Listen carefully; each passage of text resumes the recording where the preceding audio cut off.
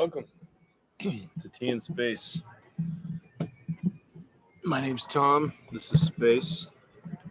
I dropped my mic yesterday. It's slightly bent. But I think it's still working. Well, you drop a lot of things, Tom. Sure.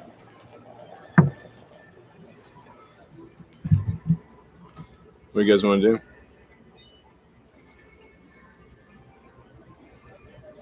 It's a good idea. Who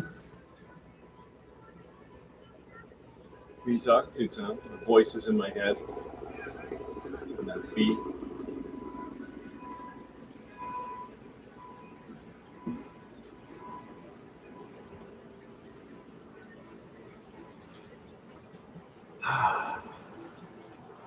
What's the date today? It's Thursday. 10:07 a.m. August 6, 2020. Come to you live from the Beaumont Motel. Room 240. The place I call home.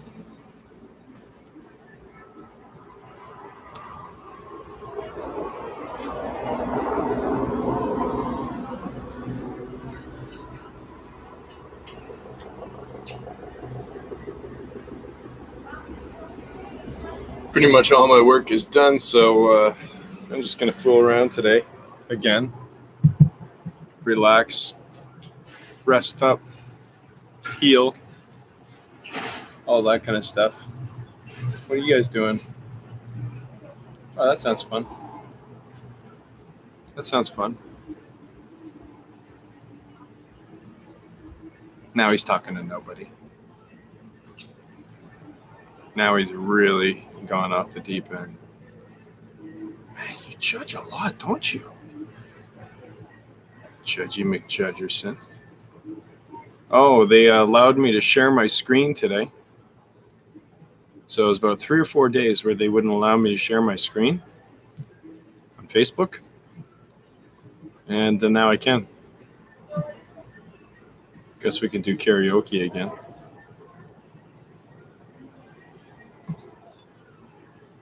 Yeah, but it's, oh gosh.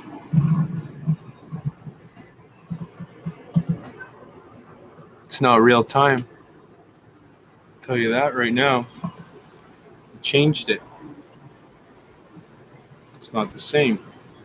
And they're not giving you the ability to go back and use the old version that was better. Oh, you suckers.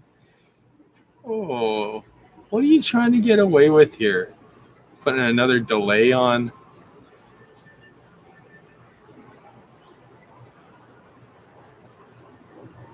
What's going on here? This is not how it should be. No, it's definitely not the same.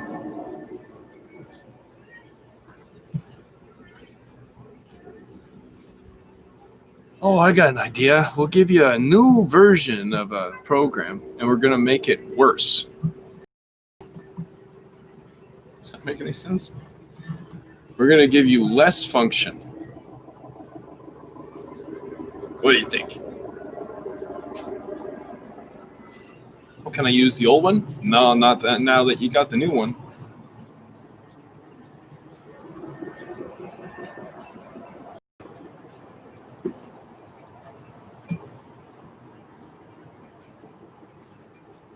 Oh, well.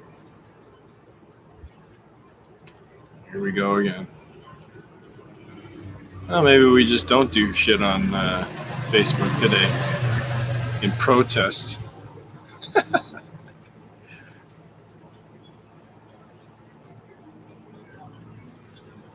I'm either protesting YouTube or Facebook.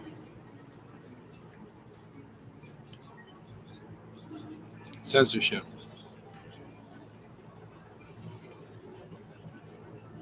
I can't even count how many times I've been censored. For no reason.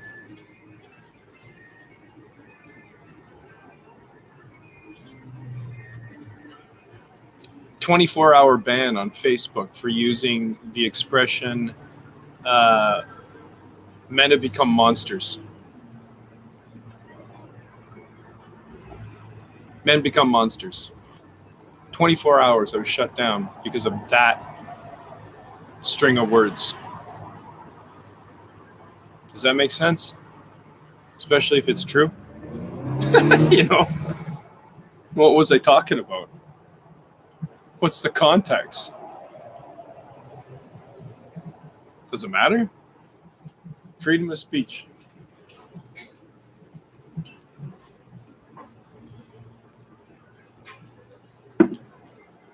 Or monsters become men.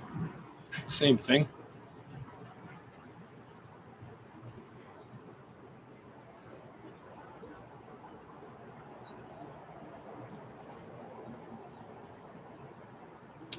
They're going to answer my messages.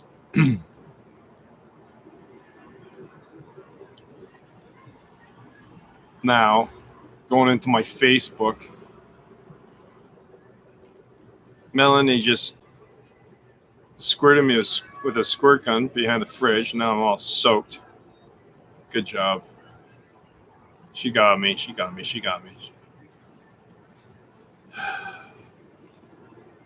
Oh, there she is. I'm not really talking about too much. I'm kind of all over the map here.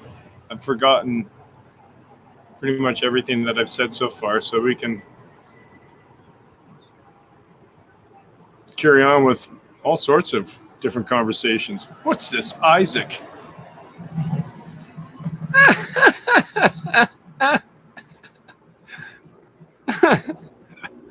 This guy doesn't stop. This fake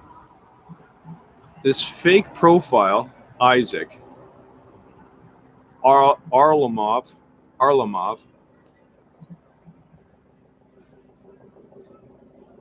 This is in response to, I said, okay, let's read it. Isaac said, "Should we defund the police? Please elaborate on this. What would happen to the crime rate if you were to eliminate the police?" And I said, there would be less crime if we dismantled the RCMP, seeing they are the ones perpetuating it. But I'm responding to someone who hides behind a fake identity. Get some skin in the game and show your face. And he's not. So, do I give him the satisfaction of me reading out what he wrote and it's a fake profile? He's hiding behind a fake profile. So how legitimate is this person, this entity right here? One more time, just for shits and giggles. I'm going to read it. He responds, "I'm not the one broke, living on handouts in a shitty motel room in the middle of nowhere because I am either too dumb or too lazy to hold a job and pay my bills. Defunding the police causes a rise in crime because criminals commit crimes, not the police, you dummy." Anyways, I'm gonna go and troll another moron on the net. Look up gang stalking. It's coming your way, pal. Oh, look up gang stalkings. So threats. I'm getting threats by fake profiles. Gang stalking, eh? Look up gang stalking. No, thanks. You're just being a little shithead, a disturber. And you're hiding behind a fake profile. So, Isaac, thanks for the comment. Oh, if that's your real name. Oh, my God. I find that interesting, Melanie, that the only people that engage me in conversations other than yourself and a few other people that do, but the ones that come out of the blue that don't know anything, don't know me, they're the most aggressive, forceful opinions on the fucking planet. And it comes out of ignorance. It's the weirdest thing.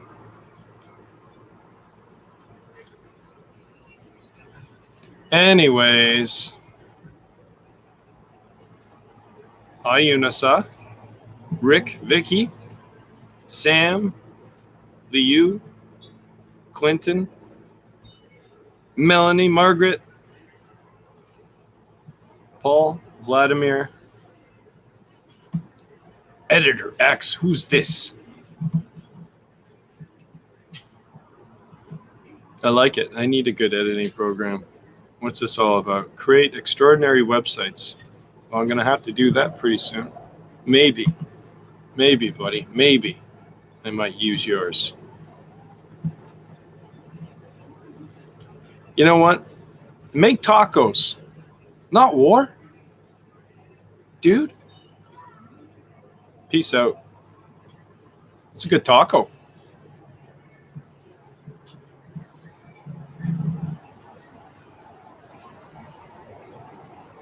I got a feeling like we need some jazz.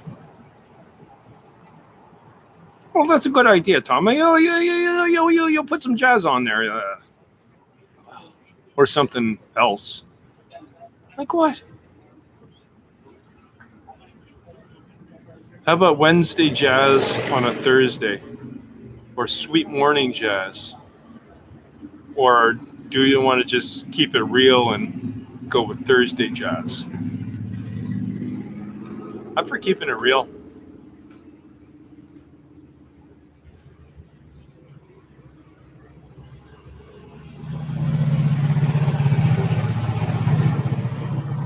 YouTube Premium. Get it now? I wish I could.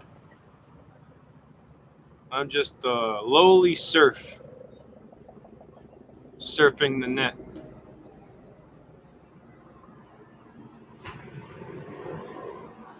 All right. Stand by.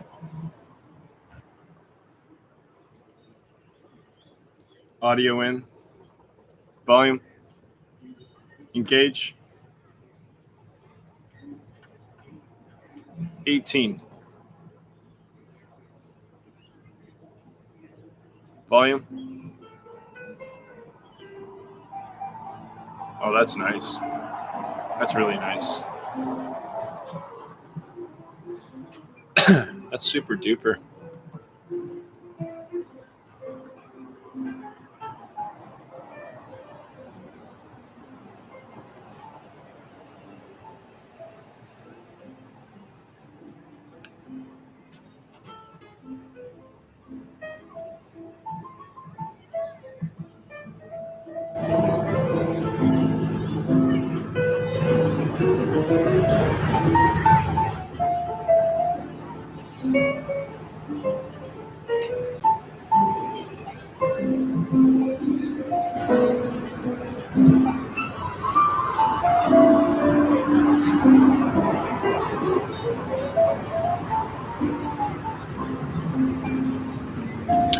Man, this summer has been completely different. Unlike any other summer that I've ever seen here.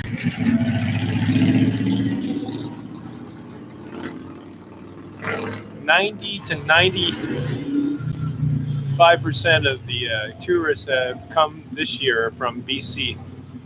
Just BC. Very few people from Alberta. Which is weird because usually it's like half tourists, I would think. COVID-19. That storyline has shaped how we do things so quickly.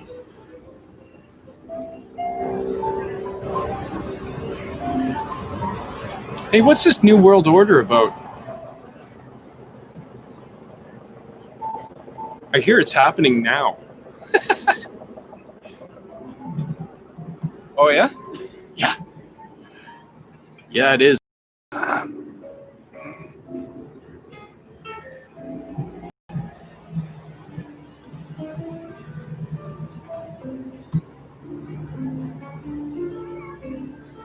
Presidents and prime ministers become puppets.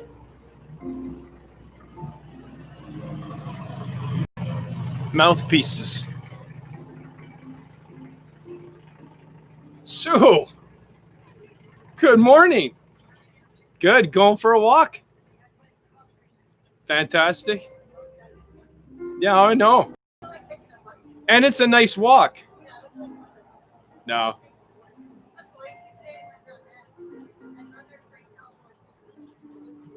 This is it. Yeah. Blood moving. Fresh air. And then back in when it gets really hot because you're lucky actually. You get more cool than I, but I got this breeze, so that saves me a bit. But some of these people, ooh, it's so hot. Yeah. Oh, that's nice. When the north wind comes, yeah.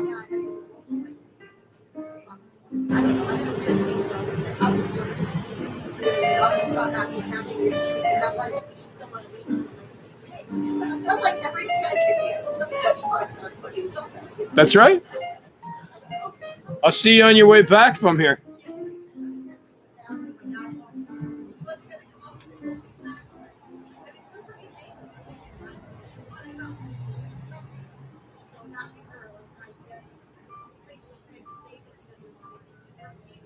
Right.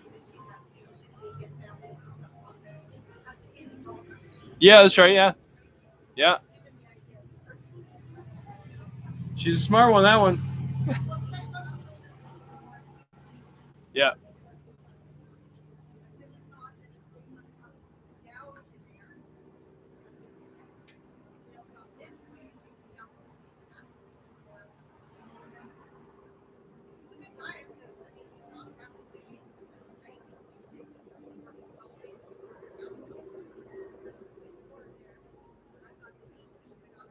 Perfect.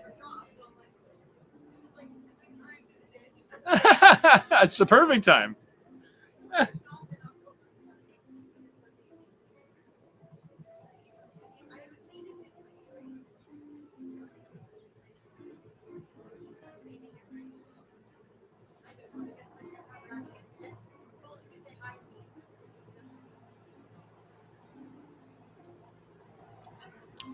It'll all fall where it falls.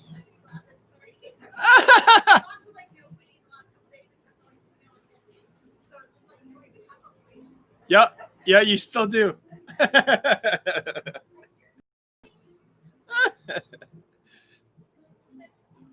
See ya.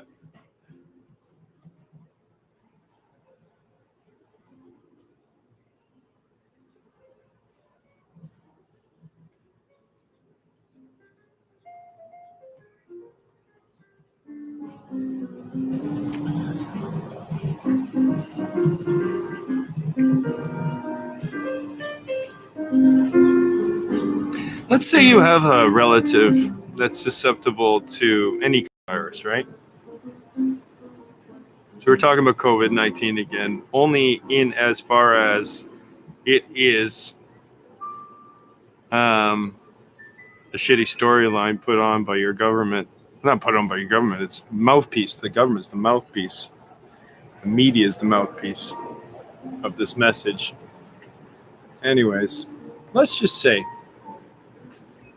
you have someone in your family who's susceptible to any kind of virus because they have complications like asthma or COPD or whatever it is.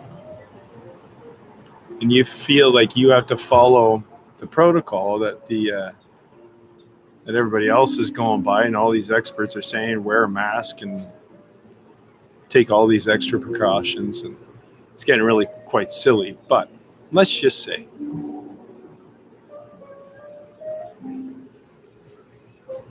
well, there's always going to be somebody with COPD. There's always going to be somebody with asthma. You know, you never want to go in sick to any of these people, right? To visit them. But does that mean you have to wear a mask all day to prevent this from happening, just so that it's a very complicated situation? Like, we made it very, very complicated. It never ends. This is the point I'm trying to make.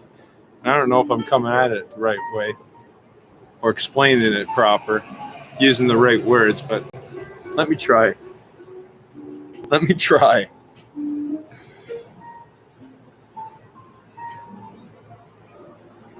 In my mind, there will never be a time where you don't wear a mask if you follow this line of reasoning. In my mind, there will never be a time where large groups of people will be quarantined. Large groups of people will be quarantined away from everybody else. And because the nature of the quarantine, nobody knows what goes on during those times, right? It's only a few people. Anyways, when does that stop? When do the quarantines stop? These mass quarantines. I'll tell you what. Quarantine's not a good thing. Unless you're quarantining an individual or a small, select group of shitty people.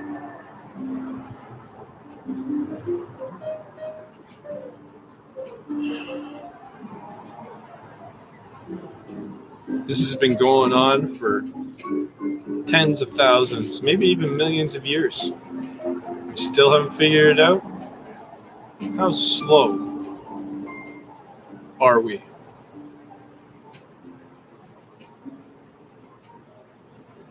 My family, my grandmother, my grandfather, and 3 kids moved from Europe to Canada because of the quarantine issues, the authority that the government had to enlist you in an unjust cause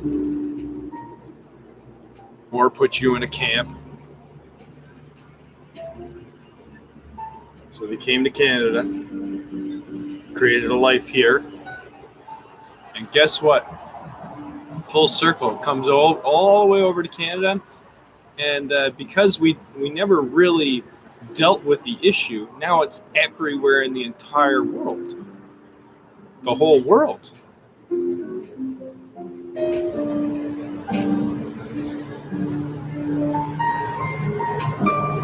And the evidence of this is the ability that the entire world population has gone crazy, insane over a manufactured storyline that will never end, that will keep on repeating itself. The next pandemic, as you named it, is going to be even worse. So, make people live in fear. Then you got them. Now I'm here to say there's nothing to fear. Absolutely nothing to fear. When you realize there's nothing to fear, and fear is only an apparition that is created in your mind, a thought, a reinforced thought through time.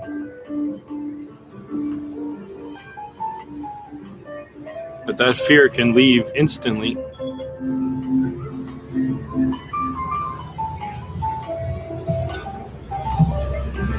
Spend some time with yourself, figure it out.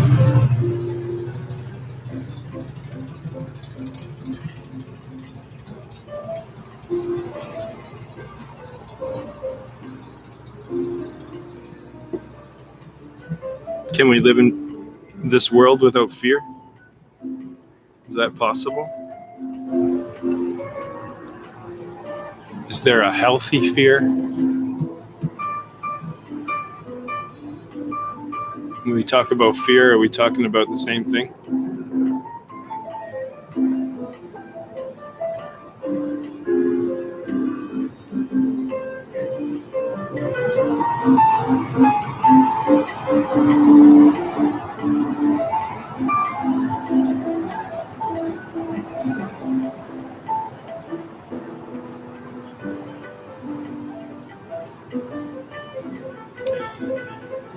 I'll tell you a story. Seeing that I got you here, I'll tell you a story. I was just thinking about my dad. So my dad's dead now. He's been gone for about 6, 7 years. Anyways, never very close, but I did work with him quite a bit from an early age. He was a bread man. He had the largest bread route in all of Ontario, a franchise with Dempster's Bread. Now, my father, in his business, he was actually the best in his business. He built up his route to a point where he had all the big stores, no small stores, treated his customers like gold. Anything they wanted, they got. On his days off, he would come in, rotate the product, come in and bring more product if they ran out. Anything to make the customer happy, right?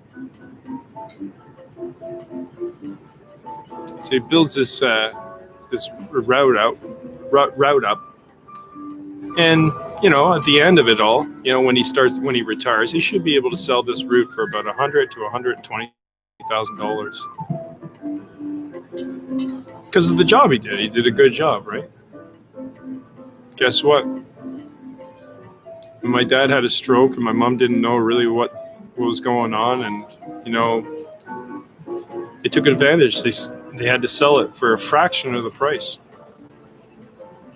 A fraction of the price because they saw blood in the water.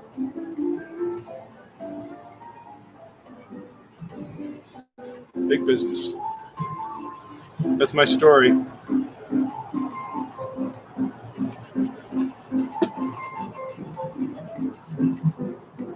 It's worse today.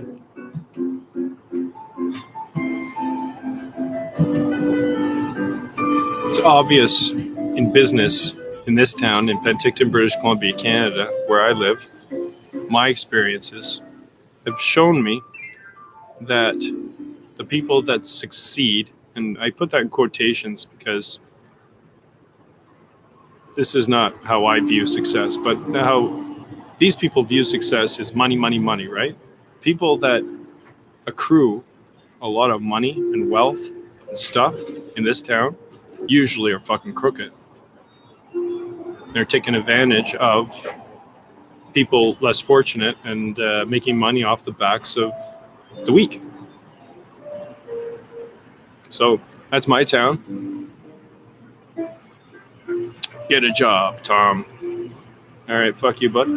Thank you. Thanks for your comment. But again, you don't know the situation, do you? Let me tell you another story. It's an old one. Happened 2.5 months ago. There's this person. I don't know if it's a woman or a man, because that person had a bag over his head when I saw them. 2.5 months ago, 6 RCMP officers beat this person.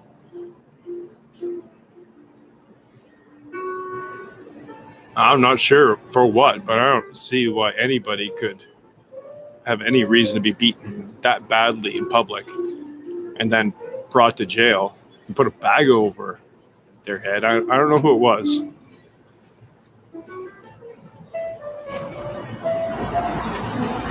The RCMP have been doing a lot of damage in this town.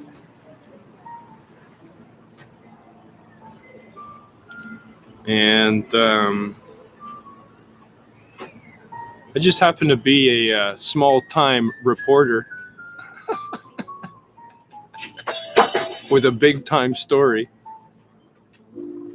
Newbie, Oh, newbie's got a story. Eh? He thinks he's a reporter now. Oh, call me something else then. I got a story. Maybe I'm a storyteller, like true stories. That was a true story.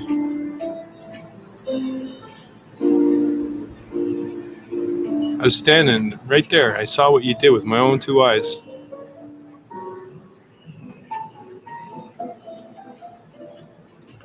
So, governments around the world are using police to create all sorts of havoc, and the police are the ones that are protecting government officials themselves, banks, and specific businesses. I should give one pause, but I digress. Weather? The weather's nice. Slight breeze from the north. Probably going to be another hot one, but we got a nice cool start here. Cool night. Great for sleeping. Scattered clouds. Possible showers. But most likely not.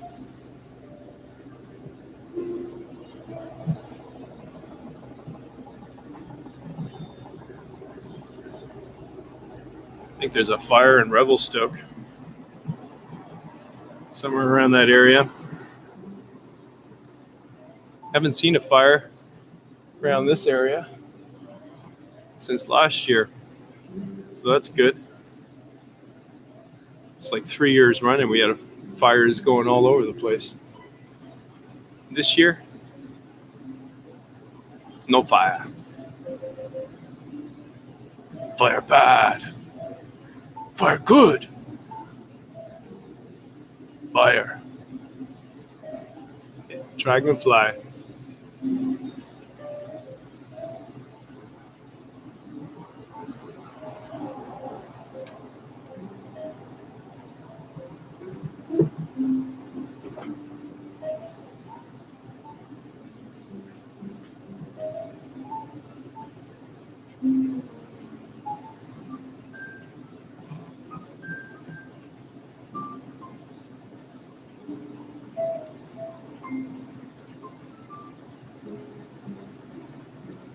All these blackbirds coming in for a landing.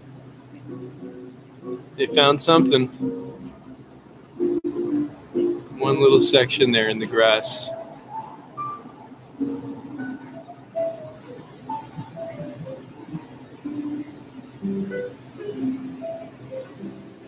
There's always food.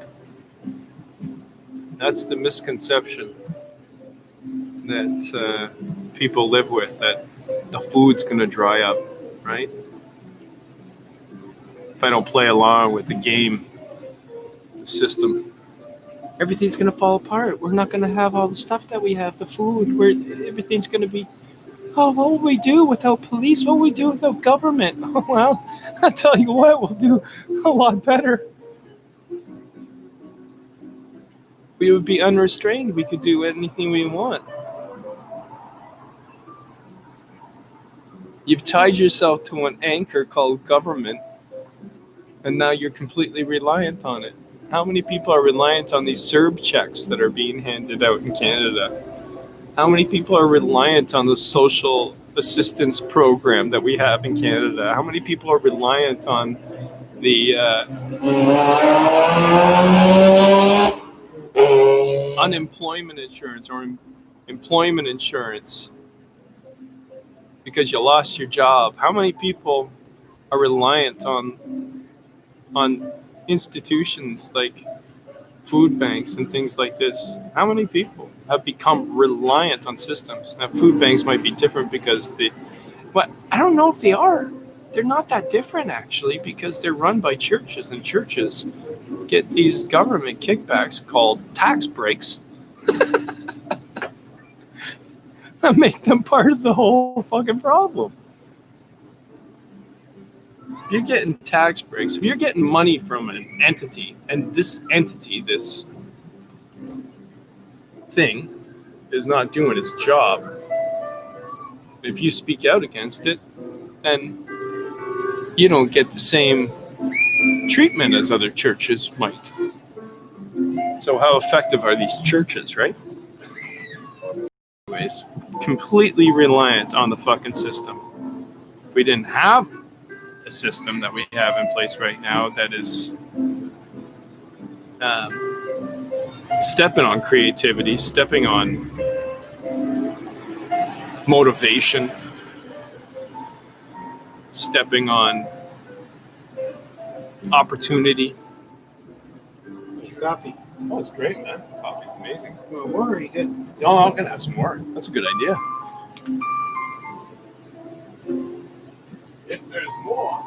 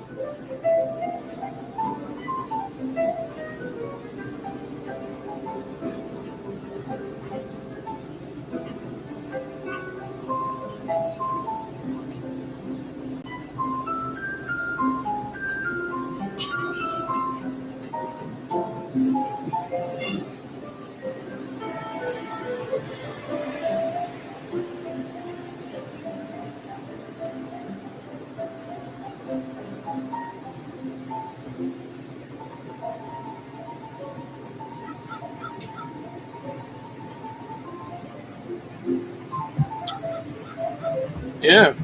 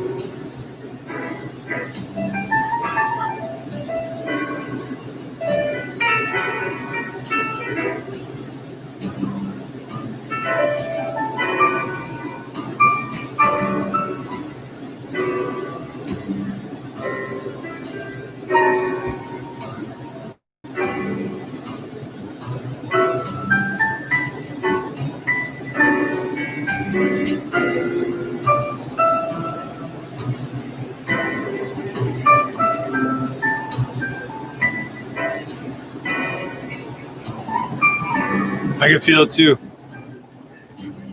I visualize it. It's this huge taco. It's like coming over the sides. It's full of everything, jam-packed full of taco stuff.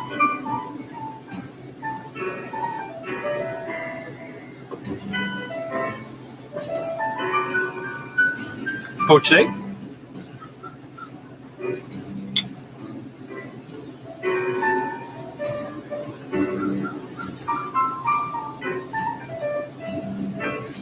bacon poached egg. Anybody?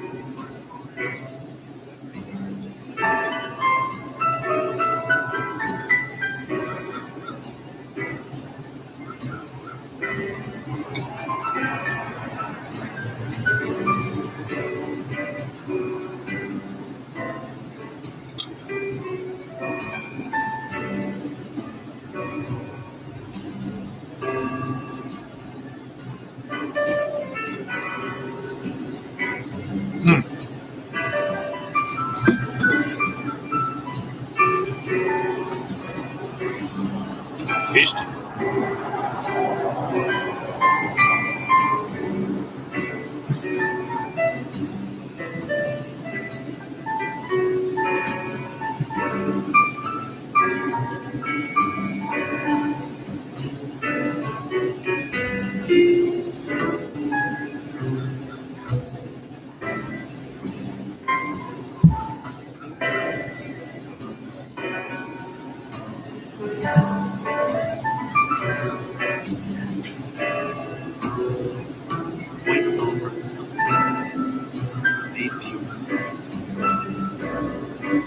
Listen to your mom, your dad, the past, and the future.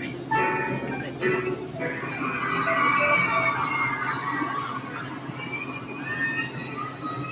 Ed Sheeran live from Penticton, British Columbia, Canada. Caught him between tour. He's playing room 240 today.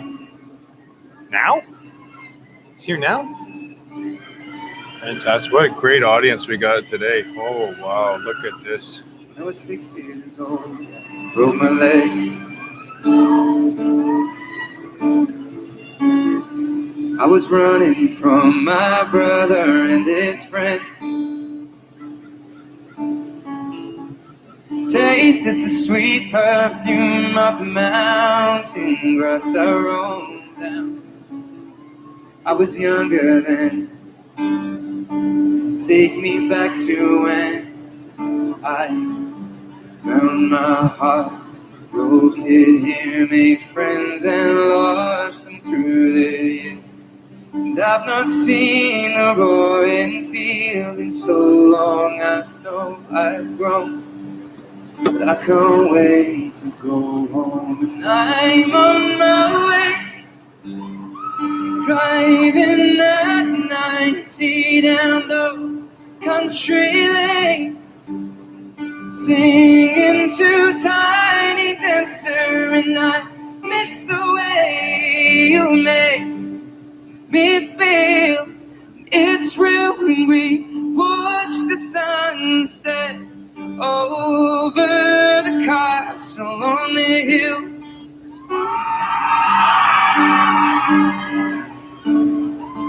There he is. 15 years old, smoking and rolled cigarettes. No, Running from the law through the backfields it's and not him. getting drunk with my friends.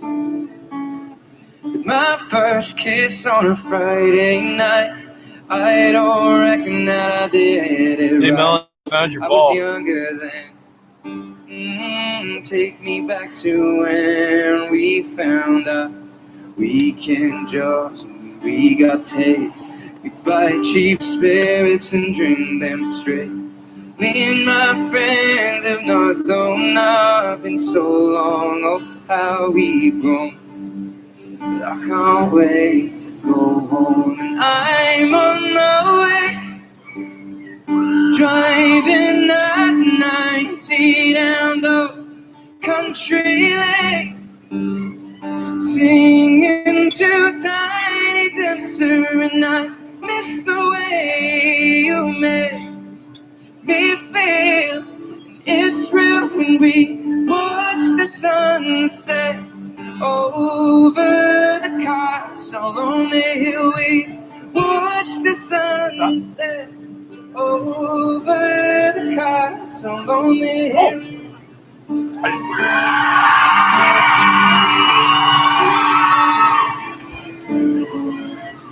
One friend left so close, One works down by the coast. One had 2 kids but lives alone.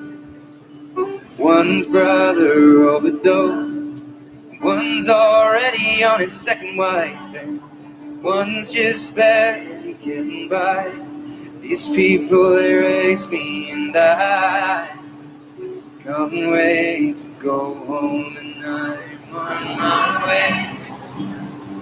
I still remember these old country lanes when we did not know the answers, and I miss the way you make me feel it's real when we watch the sunset over the castle on the hill. We watch the sunset over the castle on the hill. We watch the sunset over the castle on the hill. Very much. Hey everyone, how you doing? Thank you so much for coming out to this, and thank you for, I've never played this venue, so I'm so happy to be playing this venue. This is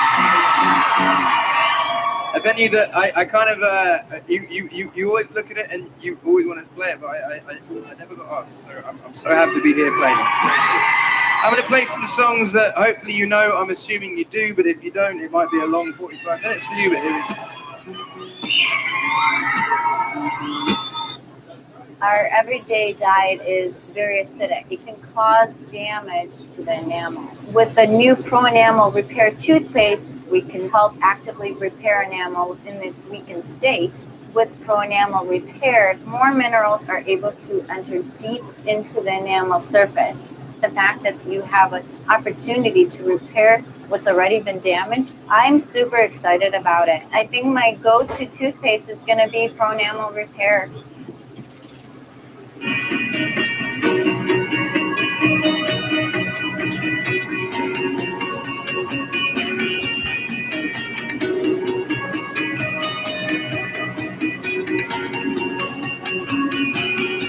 Commercials?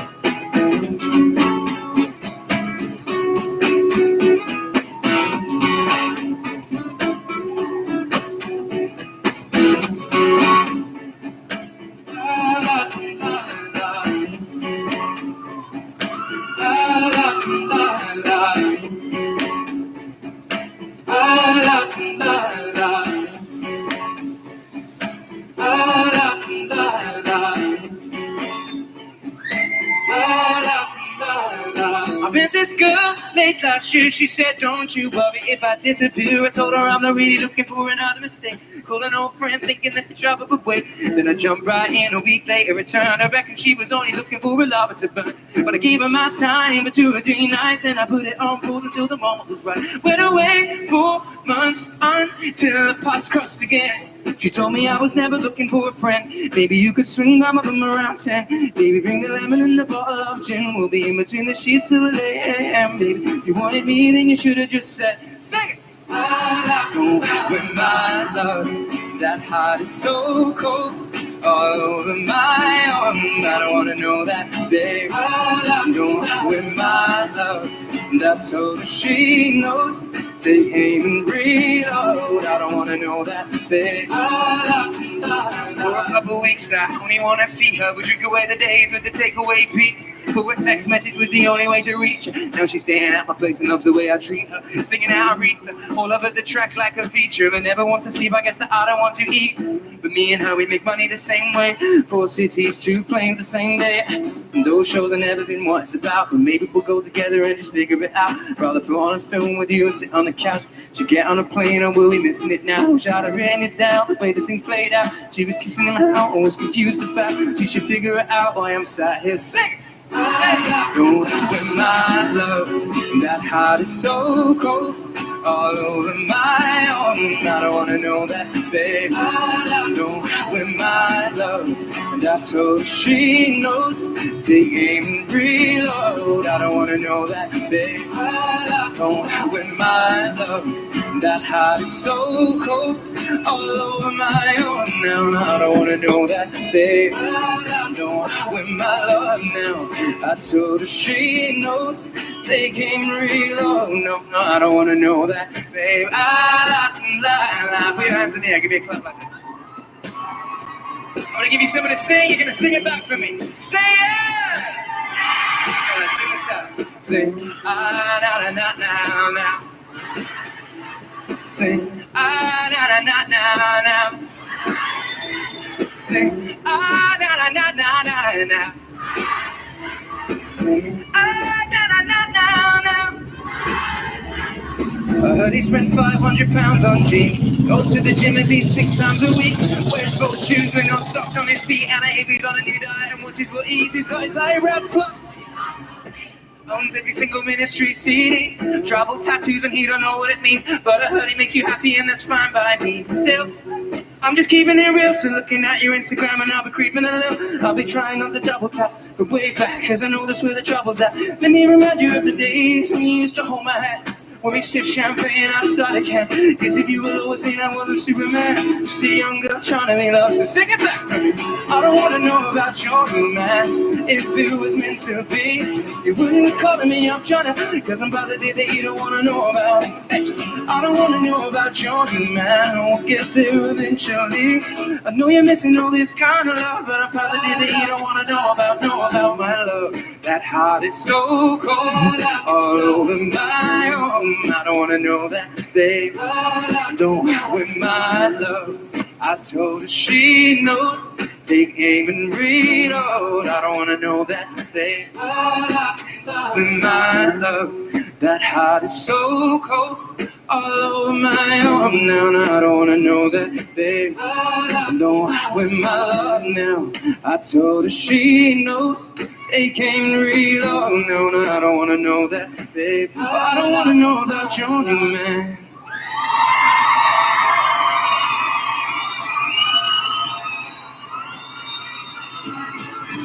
This is a song that I wrote when I was 18 years old, and I've played this in every single venue that I've played, so it's an honor to play this in here tonight. And it goes like this. White lips, pale face, breathing in snowflakes, burnt lungs, sour taste. Lights gone, days end, struggling to pay rent, long nights, strange men.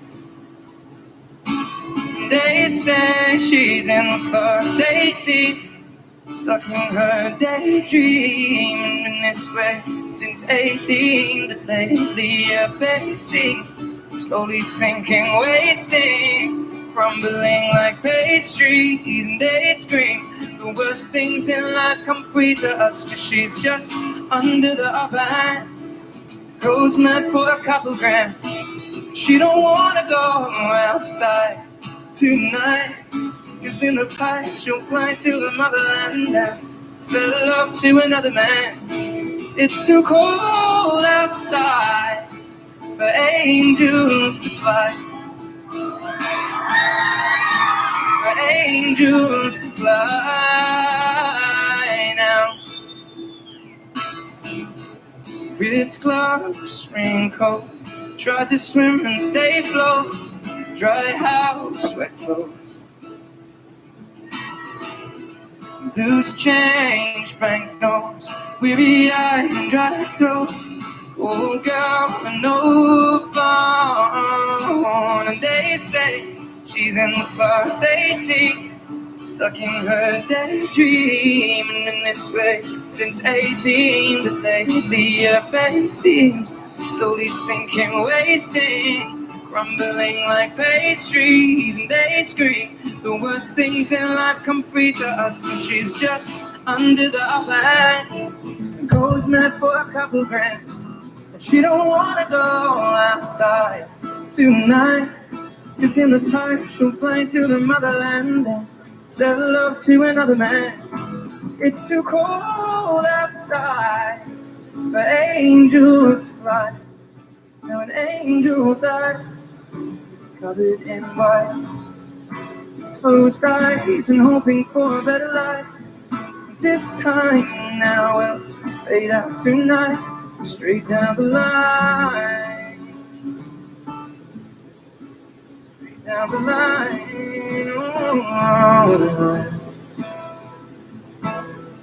I wanna be drunk when I wake up on the right side of the wrong bed, and never an excuse I made.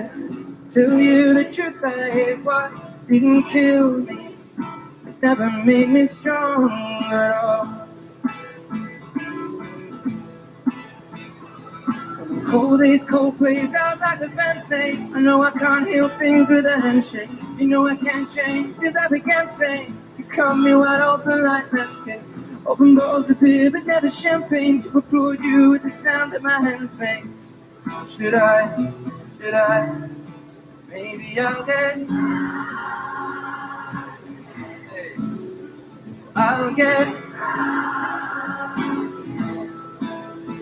I'll be drunk again, feel a little love.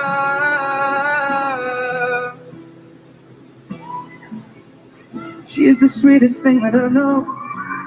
See the way she holds me when the lights go low. Shakes my soul like a pothole every time. Took my heart upon a one-way trip. Yes, she went wandering off with it. Unlike most women I know, this one will bring it back all days. Daisies perched upon your forehead, oh my baby. Lately I know that every night I kiss you, you say in my ear, oh, we're in love, aren't we? Hands in your hair, fingers and thumbs, baby. I feel safe when you're holding me near. Mandatory vaccination bill ready for final legislature vote. Mandatory vaccination bill ready for final legislature vote. CBC News. Mandatory.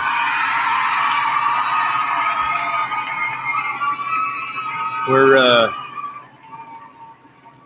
getting into some very dangerous territory here.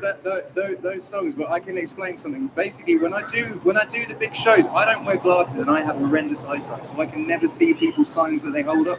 And there were two people front row saying, "Please sing drunk and please sing Hearts Don't Break Around Here." Councils can demolish contaminated buildings under new powers to stop second coronavirus wave. So Now we'll carry on. Here we go. they're giving these people who own land and buildings the permission to tear down people's homes so they can make money. And they're using coronavirus as a reason.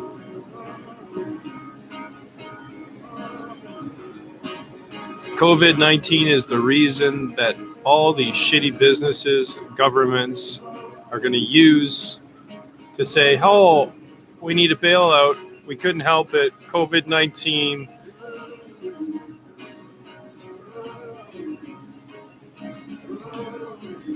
Ruined the economy. No, friend.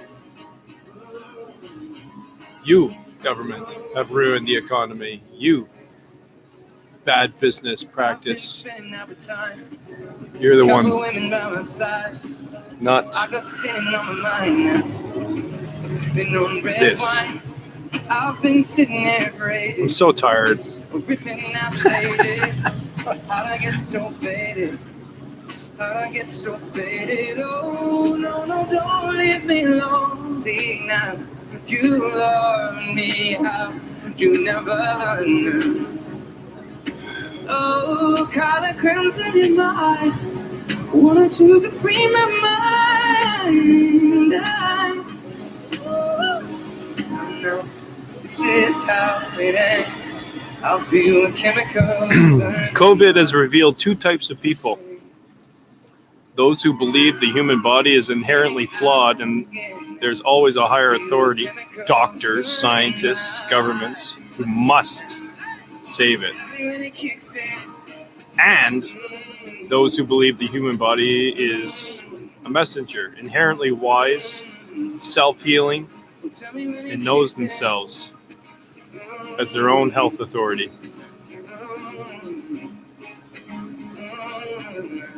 Thank you, Michael, for that post. I've been looking for love. Thought I'd find her in a bottle. God, make me another. I'm alive. I'll be feeling this tomorrow. And Lord, forgive me for the things Couldn't kill me. I was never meant to hurt no one, and I saw scars upon a broken hearted love. RCMP tried to kill me. Oh, no, don't leave me lonely This now. just in. You love me how What'd you think of that Mandolin Orange group? I like them. oh, color crimson in my eyes. Billy Strings. Oh, yeah. America. Christopher Cross. Sailing. Sailing. Cat Stevens. Fading out again. I feel the chemicals burn in my eyes. Trust you now. Tell me when it kicks in.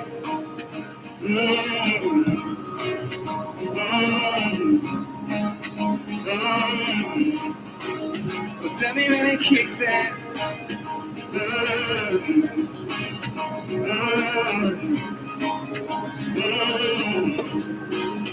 Tell me when it kicks in. No, no, no, no, no, no, no. No, no, no, no, no, no, no. No, no, no, no, no.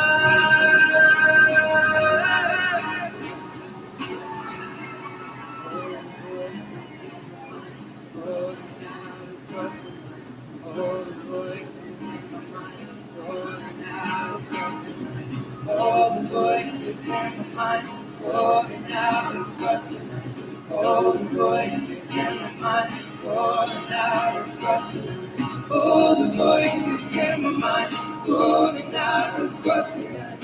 All the voices in my mind, rolling out across the night. All the voices in my mind, rolling out across the line. All the voices in my mind, rolling out across the line.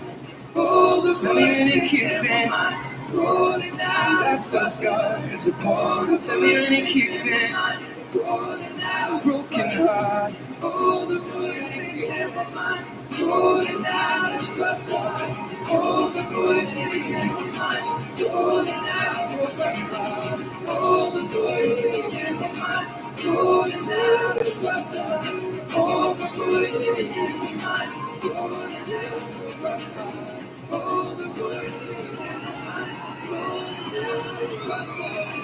All the voices in my mind, rolling out across the line.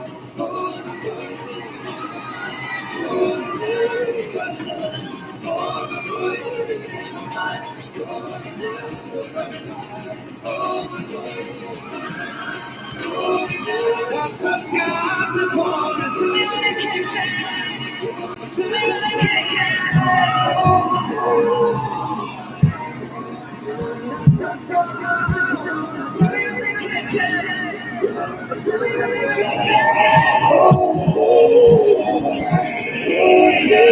the scars upon it. Tell me when it kicks in. Tell me when it kicks in. That's so scars upon it. Tell me when it kicks in. Broken hearted now. Tell me when it kicks in. I saw scars upon it. Tell me when it kicks in. Broken hearted now.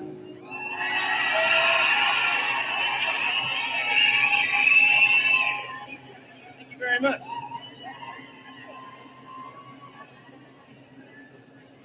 Lots of people here have travelled quite far and wide to be here, right? You've been travelling so far.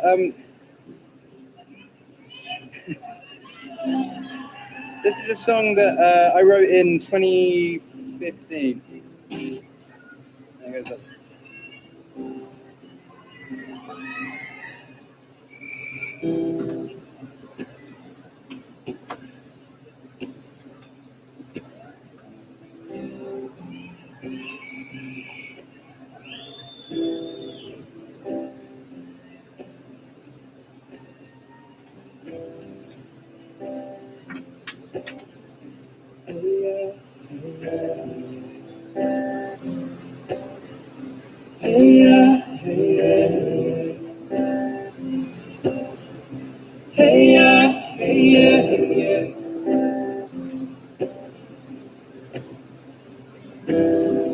Walking down 29th and Park, I saw you in another's arm. Only 1 month we've been apart. You look happier.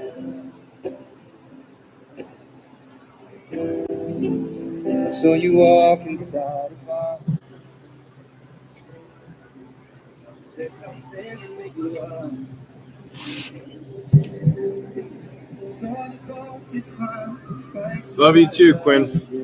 You look happier. Ain't nobody hurt you like I hurt you. Ain't nobody love you like I do. I promise that I will not take it personal, baby. If you're moving on with someone else, maybe you look happier, you do. Just told me one day I'll be it too. And until then I'll smile at you. I know I was happier with you.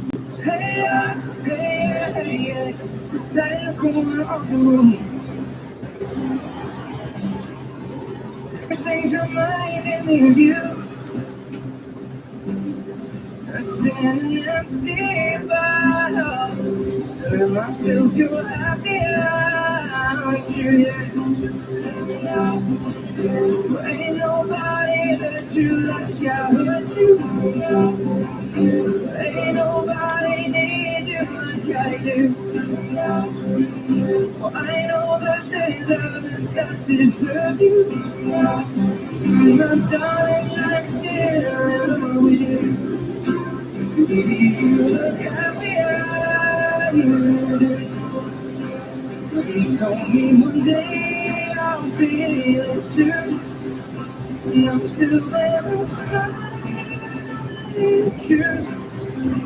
I know I was happier with you. Say, hey, hey, hey, hey,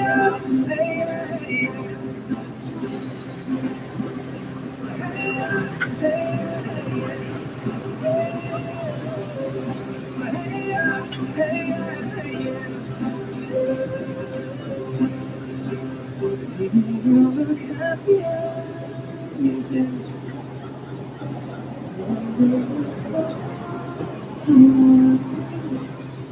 And if he breaks your heart, that I'll be waiting for you.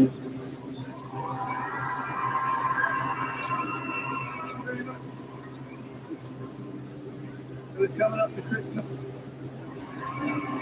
I know it's prematurely saying that it's not in December, but you know, I feel like if the John Lewis Christmas advert has started, then I can start talking about Christmas. Okay? Now I don't have a Christmas song, but I did have a song that went Christmas #1, which was a big dream of mine.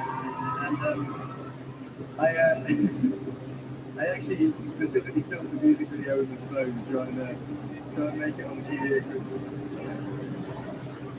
But yeah. I found love for me. Darling, just dive right in. Follow my lead. Well, I found a girl, beautiful and sweet. I never knew you were someone waiting for me. 'Cause we were just kids when we fell in love, not knowing what it was. I will not give you up this time. Love, just kiss me slow. Your heart is all I own, and in your eyes, you're holding mine.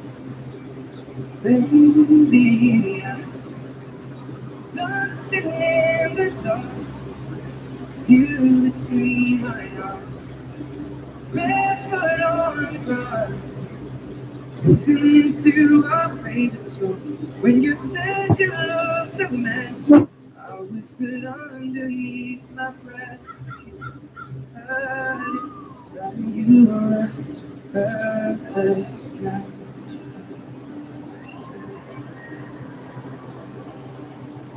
I found the one stronger than anyone I know.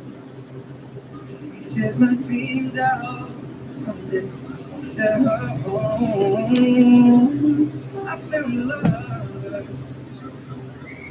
Carry more than just my skin. Carry love.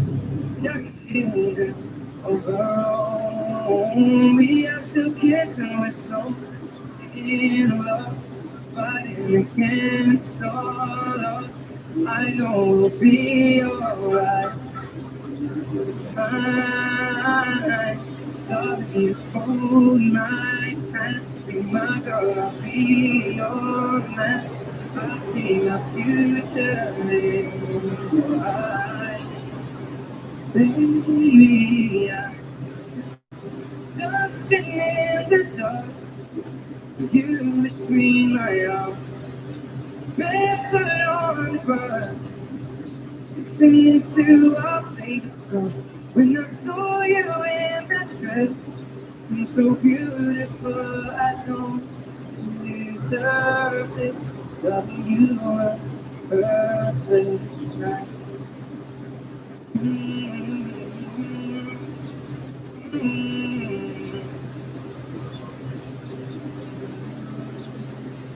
Baby, I'm dancing in the dark, you between my arms, barefoot on the ground, listening to our favorite song. I have faith in what I see. I know I have met an angel in person. She looks perfect. I don't deserve it. You are perfect now.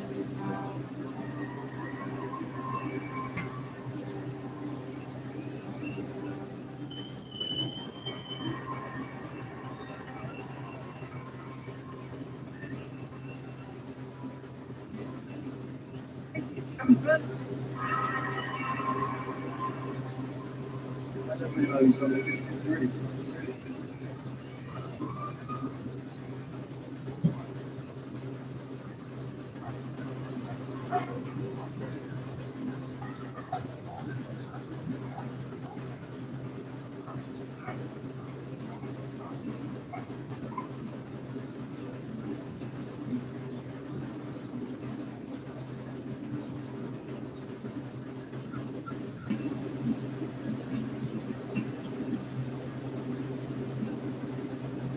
Nobody can hurt.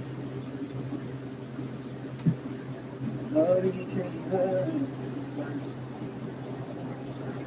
But it's the way that I know. It gets hard. Broken hearts. It's the only thing that makes us feel alive.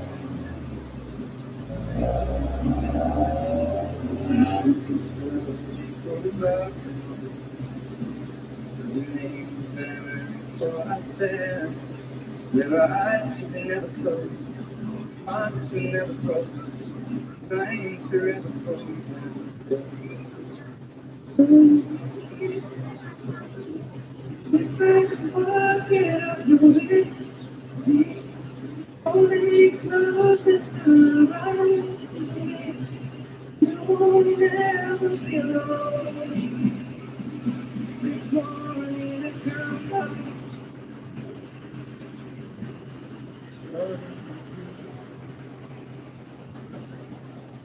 Nothing can make you so. It's the only thing that I know. Swear it'll get easier. Remember that with every piece of you. That's the only thing with us when we die.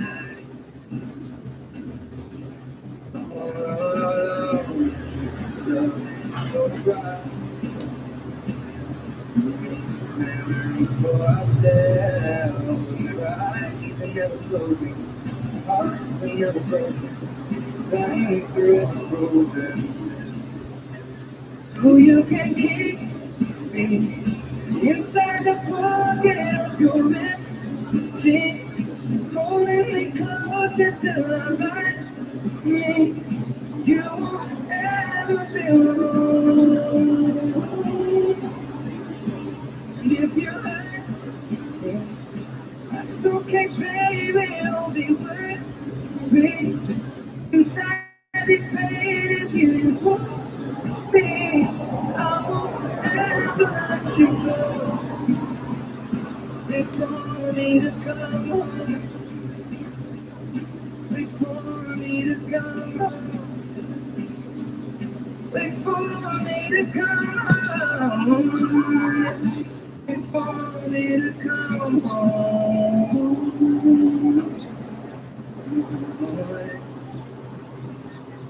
I'll remember how you kissed. Wonder like what's that you say. Hear you whisper before you come.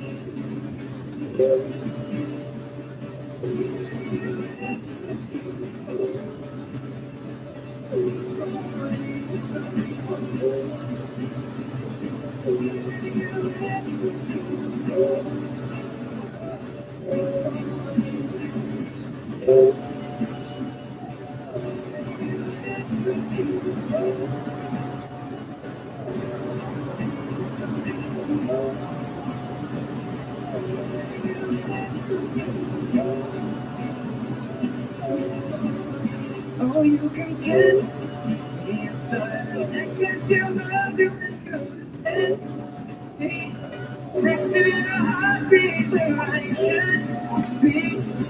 Even deep within your soul. And if you love me, that's okay, baby. Only words me inside these pages you deserve me.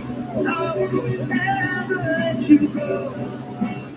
You know when I'm away.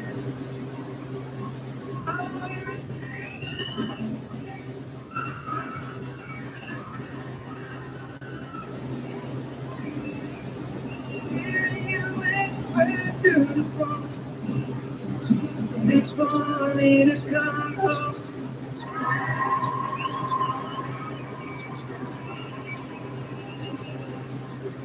Now, Islington, I just want to say before I go, thank you so much to the Bauer Network. They play me on all their radio stations, and they're really supporting.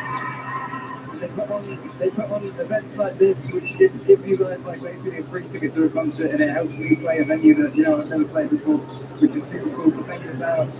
All of my team, we've just been touring for the whole year. We've just got home, and I just want to say thank you to them for giving up their time to us as well. Thank you all so much for making the effort for coming out here and being so wonderful. You guys are awesome. Thank you.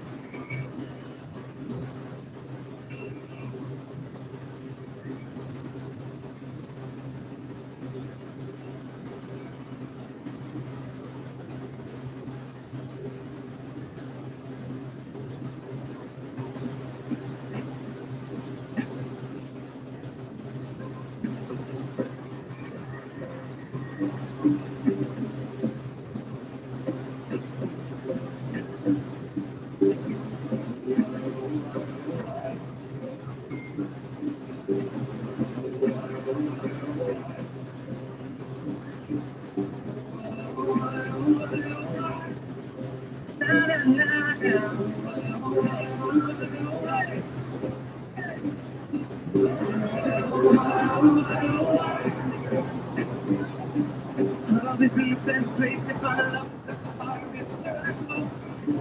Me and my friends sat at the table doing shots, drinking fast, and then we talk slow. You come over, start up a conversation with just me, and trust me, I'll give it a chance. Now take my hand, stop, and the man on the jukebox, and then we start to dance. And I'm singing like, girl, you know I want your love. Your love was innate for somebody like me. Come on now, follow my lead. I may be crazy, don't mind me. Say what? Let's not talk too much. Grab on that waist and put that body on me. Come on now, follow my lead. Come on now, follow my lead. Well, I'm in love with the shape of you. You push and pull like a magnet. Although my heart's falling too. I'm in love with your body. And last night you were in my room. And now my bedsheets smell like you. Maybe discovering something brand new. I'm in love with your body. I'm in love with your body. I'm in love with your body.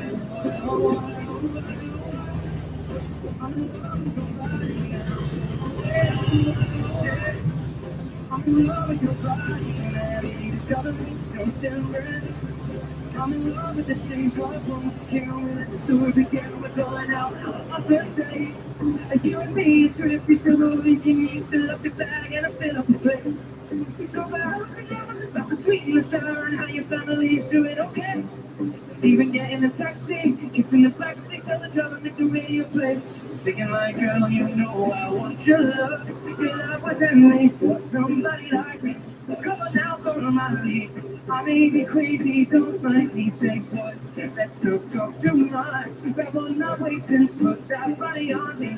Come on now, follow my lead. Come on now, follow my lead. Well, I'm in love with the shape of you. You push and pull like a magnet. How's it going, man? I'm in love with your body. Small move in Last night you were in my room. What's that? Just did a small move in Caramelos. Hometown Caramelos. Caramelos, yeah. And just did a job up there. Oh, you did? Oh, you did a small move. So I heard, because I have other things in my ear, I heard there's a movie going on in Caramuas. You want a little session or what? Sure. We're right there. All right.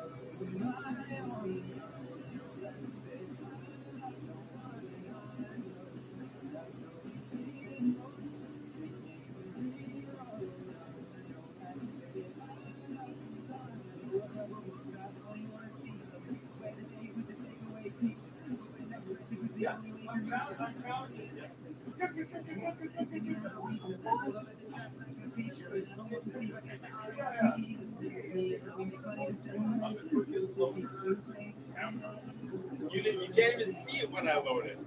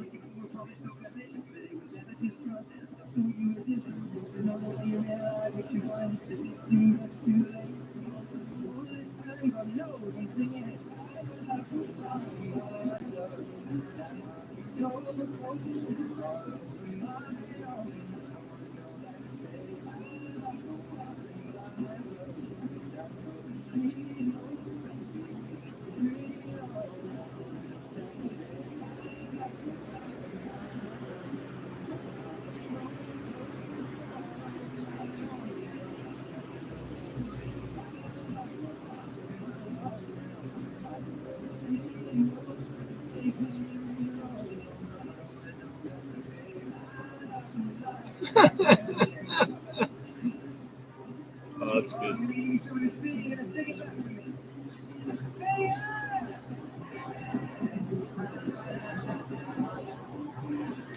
How big is 1%? Now we're talking about the flu. Okay, Spanish flu, 1918, 50 million dead. World population at the time was 950 million. 5.26 world's population died. Experts. Tragic event. 1918. Come to 2018, seasonal flu, 650,000 dead. World population, 7.5 billion. 0.009% world's population died. Typical year, experts say. Come to 2020, COVID-19, and still counting, because we love to count shit. 729,000 people dead and counting. World population in 2020 is 7.7 billion estimate. It's hard to really get an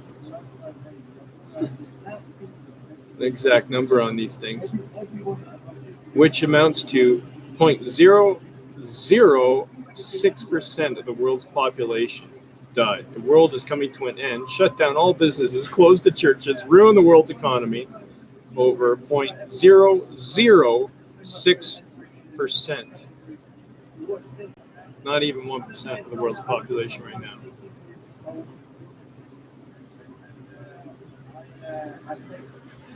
1% of the world's population right now would be 77 million dead. Now, if 5.26% is tragic and 0.009 is no big deal, what the hell are we doing?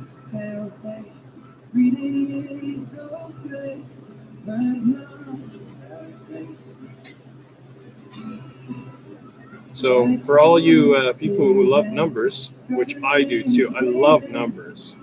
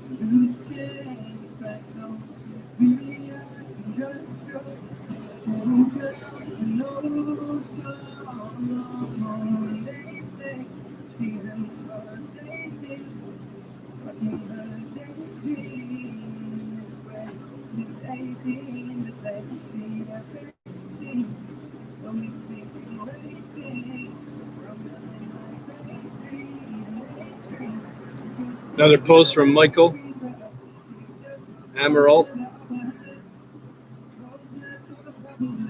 Are you a special kind of stupid? Let's check.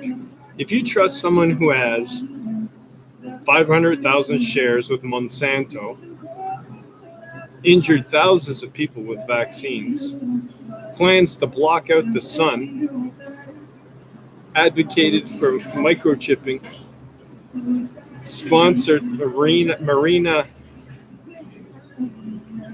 Abram? I don't know who this is. Abramovic? Marina Abramovic? I don't know who she is. You're a special kind of stupid.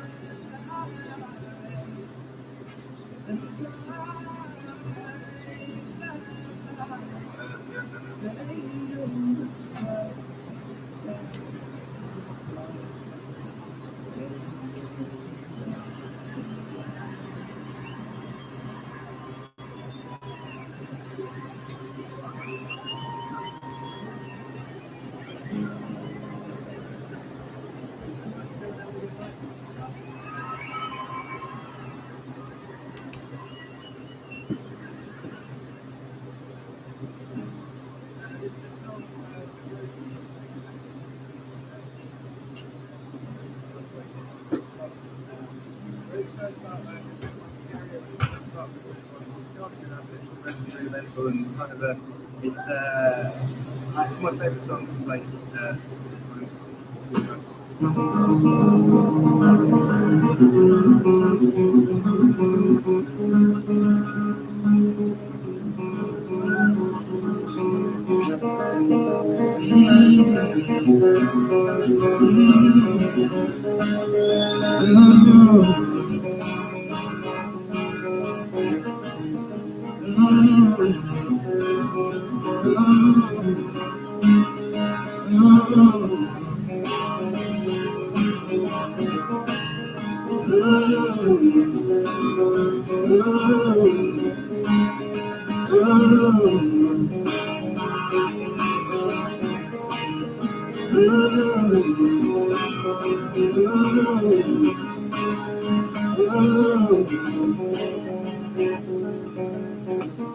I've been spending all the time, couple women by my side. I got singing on my mind now, sipping on red wine. I've been sitting here for ages, ripping out the pages. How I get so faded, how I get so faded. Oh no, no, don't leave me lonely now. You love me out, you never knew. Oh, color crimson in my eyes, want you to free my mind. This is how it ends. I feel the chemicals burn in my bloodstream, fading out again. I feel the chemicals burn in my bloodstream. When it kicks in, tell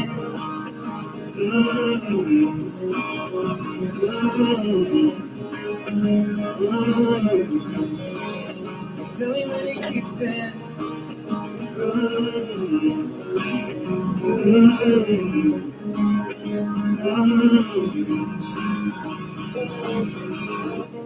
I've been looking for a lover, thought I'd find her in a bottle.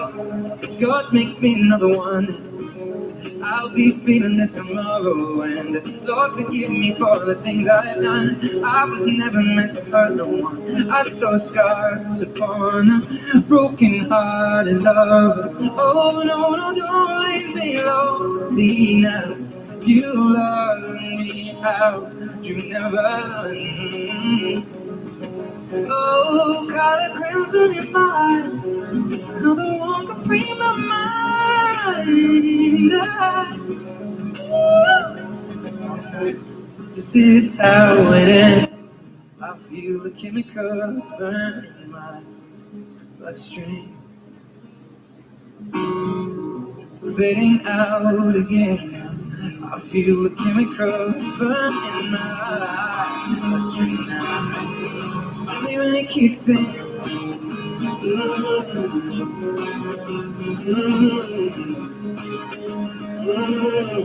Tell me when it kicks in.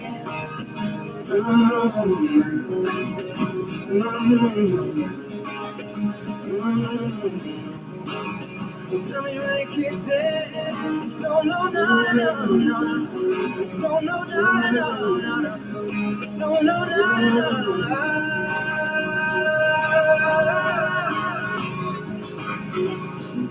All the voices in my mind calling out across the line. All the voices in my mind calling out across the line. All the voices in my mind calling out across the line. All the voices in my mind calling out across the line. All the voices in my mind calling out across the line. All the voices in my mind calling out across the line. All the voices in my mind calling out across the line. All the voices in Coming in. calling out across the line. It's coming in. Tell me when it kicks in. That's so sorry. Tell me when it kicks in.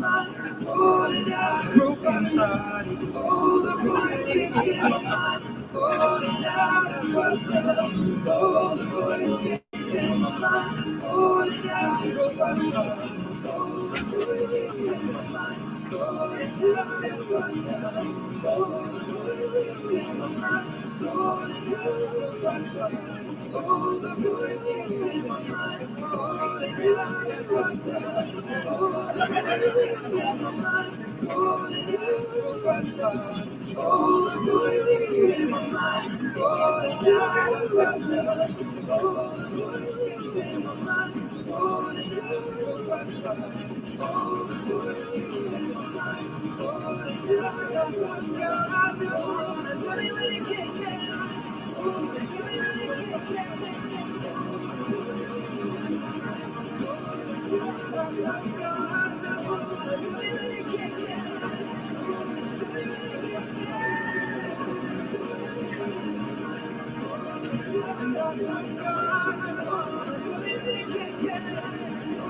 Tell me when it kicks in. I'm so sorry. Tell me when it kicks in. Broken hearted. Tell me when it kicks in. I saw scars upon it. Tell me when it kicks in. Broken hearted.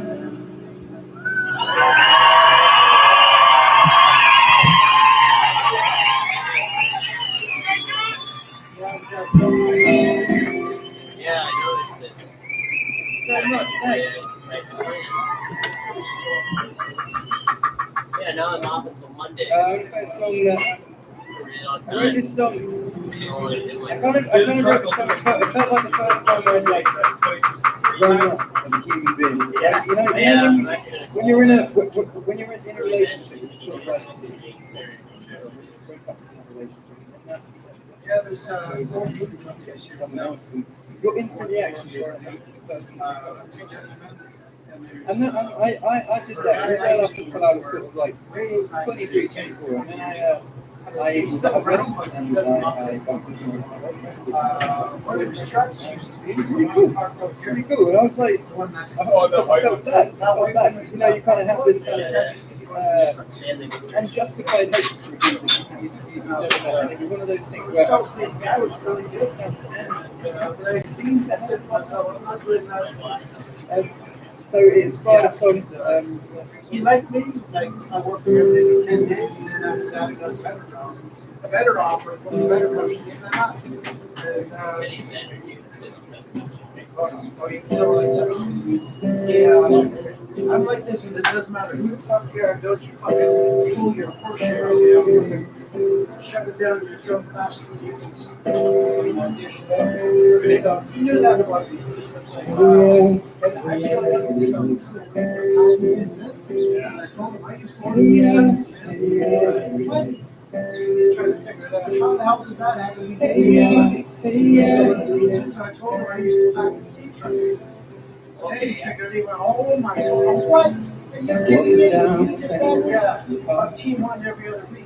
I saw you in Oh. So you know, think that you want to pack things and we were my creep in the car. so he took me on and You look happier. we had to win this 400-pound arm lock. So you walk inside the car. I was like, it was huge back You then. said something make you laugh. I said, well, you guys down here. Saw the book, your smiles were twice as wide as ours. You look happier. They're perfect for big pianos. Well, ain't nobody hurt you like I hurt you. Well, ain't nobody love you like I do. I promise that I will not take it personal, baby. If you're going on with someone new, baby, you look happier. You do. Maybe one day I'll be it too. And until then, it's fine. I'm true. I know I was happier with you. Well, hey, yeah, hey, yeah, hey, yeah. Sat in the corner of the room. Everything's reminding me of you. Let's see the next scene, but tell myself you're happier, aren't you? Well, ain't nobody hurt you like I hurt you. Well, ain't nobody need you like I do. Well, I know that there's others that deserve you.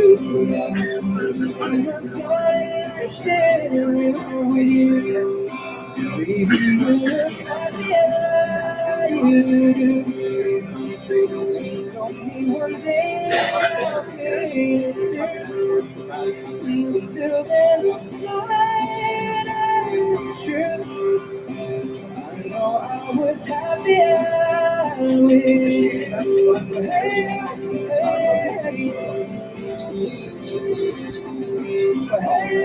hey,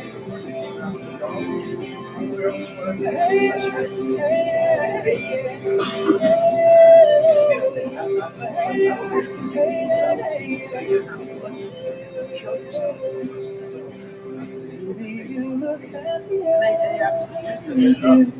Yeah, just get it off the ground. You are there, you find someone. Shove it off. But if he breaks your But they don't have heart, that in Canada. I don't know the inventor. I wish they know that I'll be waiting here for you.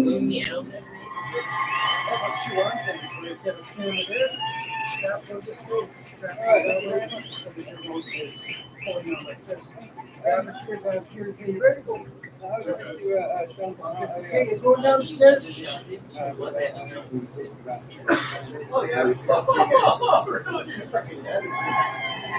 Last year when we spoke, so this song actually has zero to do with Christmas, but it's always been one of my dreams about Christmas. I don't really feel like I want to do like Christmas. But I saw every single year on the music channel, right? He's 17 every single year.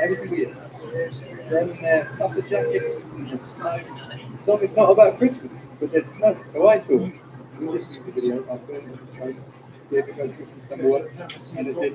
But this is a song that has nothing to do with Christmas that you will see on your Christmas TV channels this year because it has snow. I found a love for me. But darling, just dive right in and follow my lead. Well, I found a girl, beautiful and sweet. I never knew you were the someone waiting for me. 'Cause we were just kids when we fell in love, not knowing what it was. I will not give you up this time. Darling, just kiss me slow. Your heart is all I own, and in your eyes, you're all mine. Baby, I'm dancing in the dark with you between my arms. Barefoot on the ground, listening to our favorite song. When you said you loved to me, I whispered underneath my breath, telling you look perfect tonight.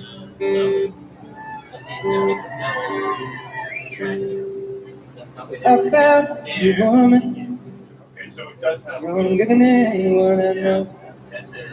She shares my dreams. I hope that someday I'll share her home.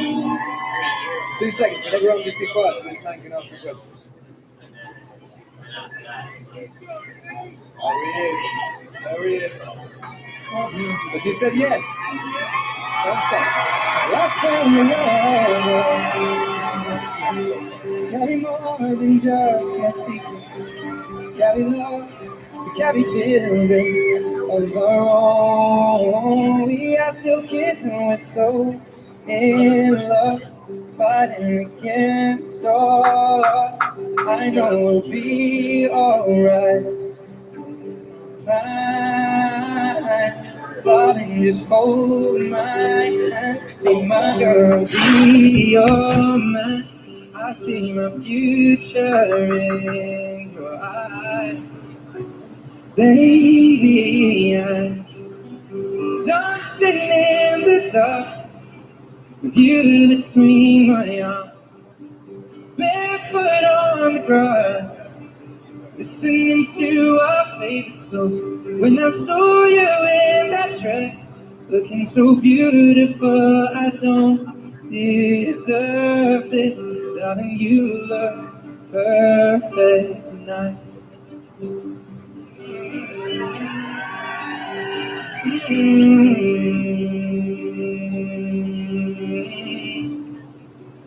Baby, I'm dancing in the dark with you between my arms.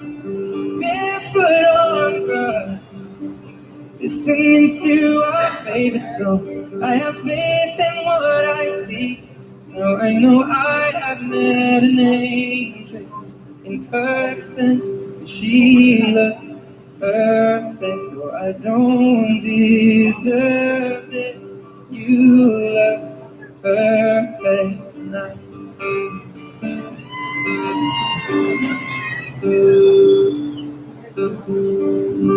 Very much.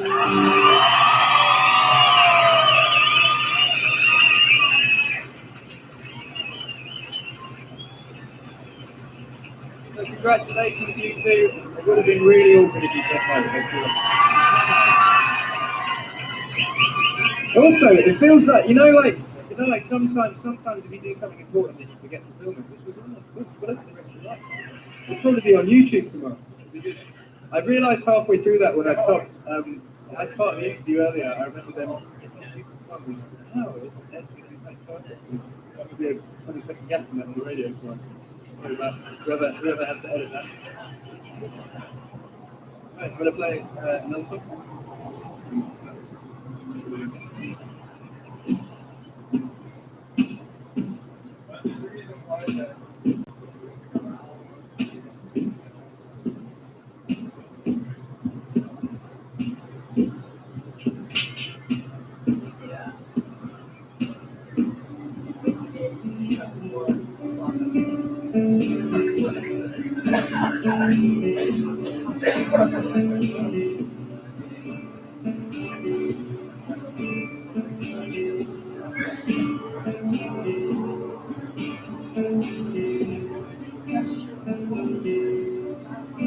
Loving can hurt. Loving can hurt sometimes, but it's the only thing that I know. When it gets hard, you know it can get hard sometimes. It's the only thing that makes us feel alive. We keep this love in this photograph. We make these memories for ourselves. Where our eyes are never closing, hearts are never broken, time's forever frozen still. So you can keep me inside the pocket of your dreams, holding me closer till our eyes meet. You won't ever be alone. Wait for me to come home. Loving you, loving can mend your soul, and it's the only thing that I know. I swear it will get easier. Remember that with every piece of you. It's the only thing with us when we die. Oh, love, we keep this love in this photograph. We make these memories for ourselves. And where our eyes are never closing, our hearts were never broken, time's forever frozen still. So you can keep me inside the pocket of your dreams, holding me closer till our eyes meet. You won't ever be alone. If you hurt me, it's okay, baby. Only words think inside these pages you just hold me. I won't ever let you go. Wait for me to come home. Wait for me to come home. Wait for me to come home. Wait for me to come home. When I'm away, I will remember how you kissed under the lamppost back from St. Street. Hearing you whisper through the phone, wait for me to come home. Hearing you whisper through the phone, wait for me to come home. Hearing you whisper through the phone, wait for me to come home. Hearing you whisper through the phone, wait for me to come home. Hearing you whisper through the phone, wait for me to come home. Hearing you whisper through the phone, wait for me to come home. Hearing you whisper through the phone, wait for me to come home. Hearing you whisper through the phone, wait for me to come home. Hearing you whisper through the phone, wait for me to come home. Hearing you whisper through the phone, wait for me to come home. Hearing you whisper through the phone, wait for me to come home.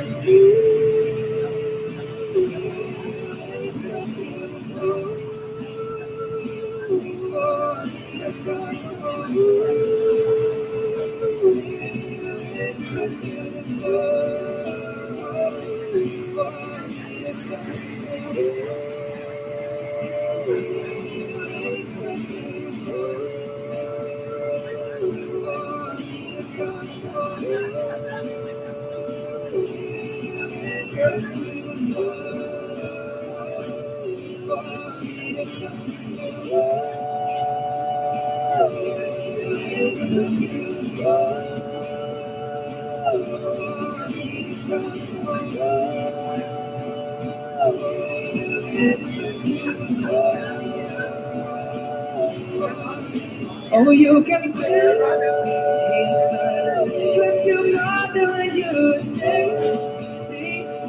Next to your heartbeat where I should be.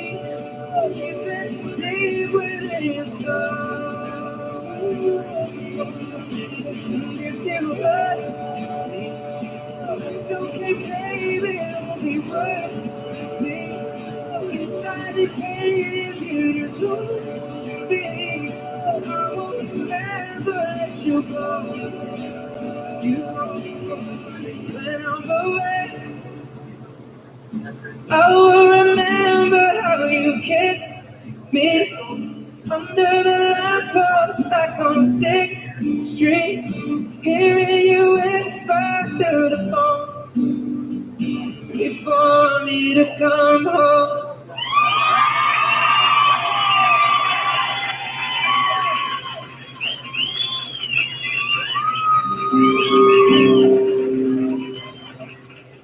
So much.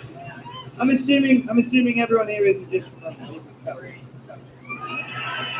Thank you so much for travelling. I hope you're enjoying London.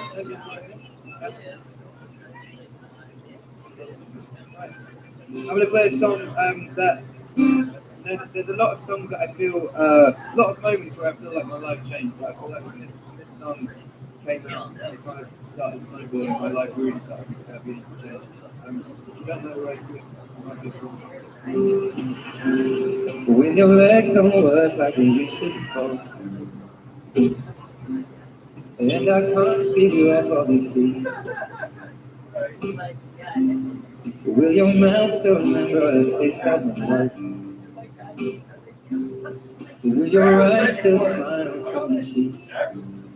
Darling, I will be loving you till we're 17. Baby, my heart still my left heart 23. Well, I'm thinking about how people fall in love in mysterious ways. Maybe just a touch of a hand. Be I fall in love with you every single day. I just wanna tell you I am, honey, now. Take me into your loving arms. Kiss me under the light of 1,000 stars. Place your head on my feet and heart now.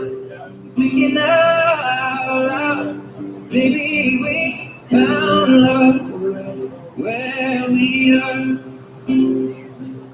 When my head's overdrawn, I'm everything. And this crowd won't remember the name. When my hands don't play the strings the same way. Now I know you will still love me the same. 'Cause honey, you're so never grow, it's evergreen. Baby, you're smile forever in my mind, memory. I'm thinking about how we both fall in love in mysterious ways. Maybe it's all part of the plan. Well, I'll just keep on making the same mistake, hoping that you'll understand. Baby, now, take me into your loving arms. Kiss me under the light of 1,000 stars. Place your hand on my feet and heart now. Thinking out, maybe we found love right where we are. Sing this back. Sing, oh, oh. Oh, oh. Sing, sha-la-la-la-la-la-la. Sing, sha-la-la-la-la-la.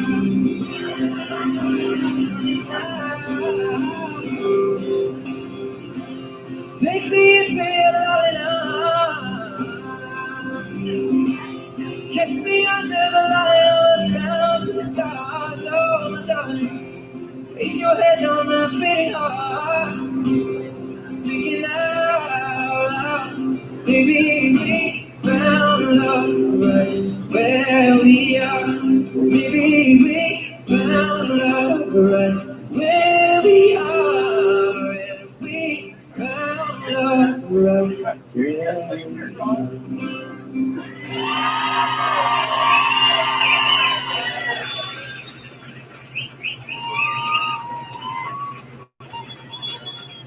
Thank you very much.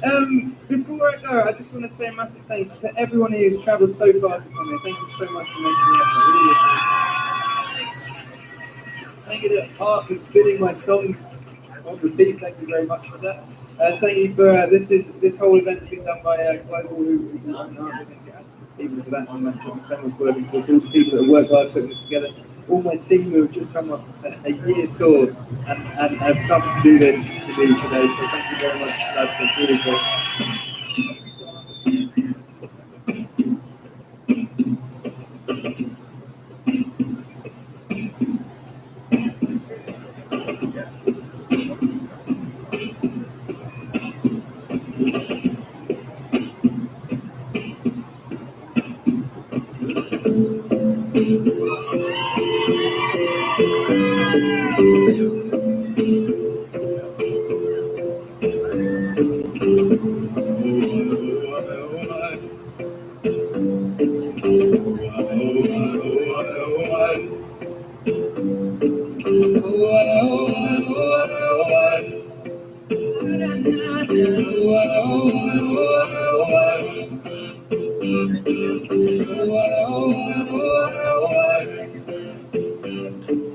Love isn't the best place to find lovers, at the bar is where I go.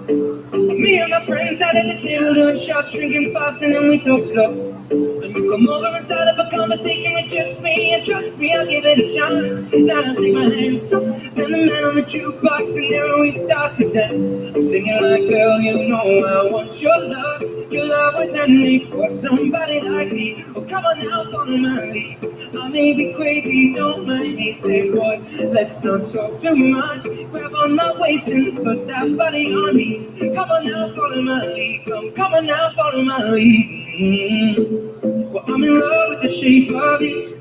We push and pull like a magnet. Although my heart is falling too. I'm in love with your body. And last night you were in my room, and now my bedsheets smell like you. Every day discovering something brand new. Well, I'm in love with your body. Oh, oh, oh, oh. I'm in love with your body. Oh, oh, oh, oh. I'm in love with your body. Oh, oh, oh, oh. I'm in love with your body. And every day discovering something brand new. Well, I'm in love with the shape of when we came there. The story began. We're going out on our first date. You and me and drifty slow. We can eat, fill up your bag, and I fill up your plate. We talk about hours and hours about the sweet and the sour, and how your family's doing okay. I'm even getting a taxi, kiss in the backseat, tell the driver make the radio play. I'm singing like, girl, you know I want your love. Your love was handmade for somebody like me. Come on now, follow my lead. I may be crazy, don't mind me. Say, boy, let's not talk too much. Grab on my waist and put that body on me. Come on now, follow my lead. Come on now, follow my lead.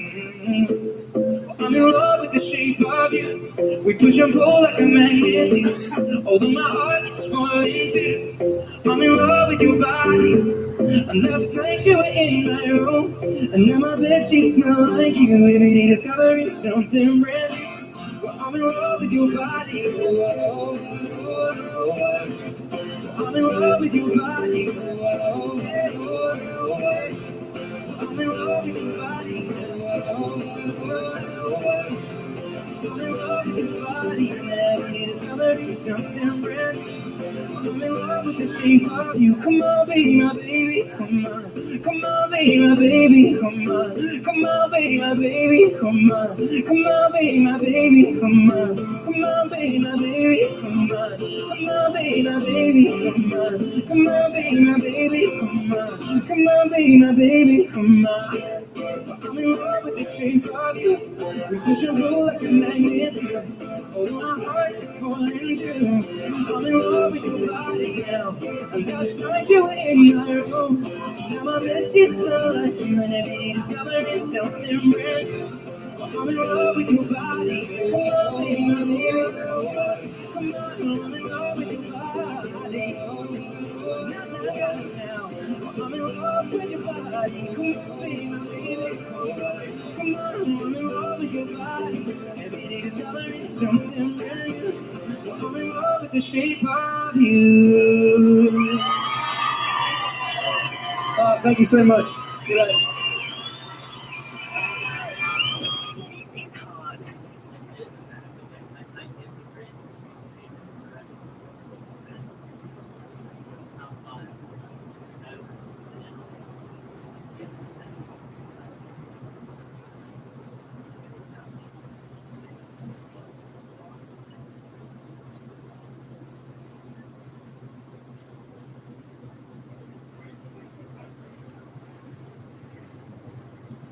Yeah. This is just the creative side of town.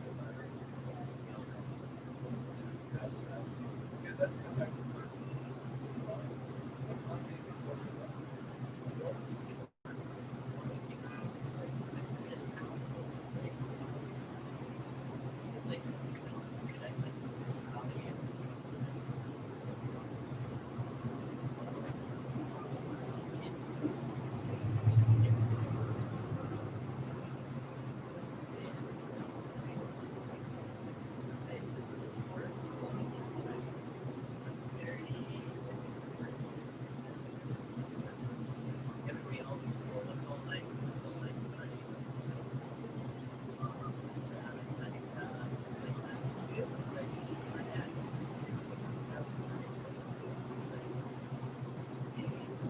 Just staring at me, right? These people you're conversating just stop, right?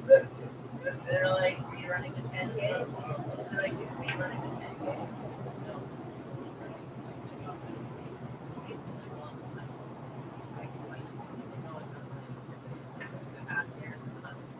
They don't already like assuming, right?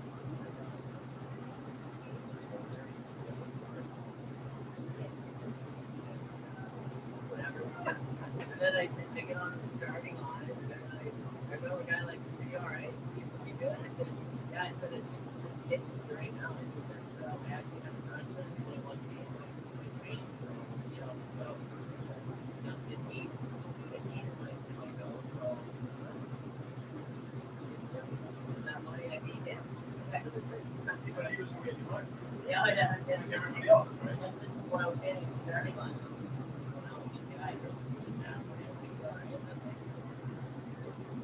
I was having a moment like, wow, I feel like this is really going to do this. I have these now this is really wonderful. What do I got? What do I have? What do I really got? Yeah, for sure. You know, the guy's like, oh wow, he's like, this is your first half marathon. I said, yeah, it is. I said, I had a bucket list in my mouth. I didn't do it. Here I am. It's like, all right, well, I'll see you.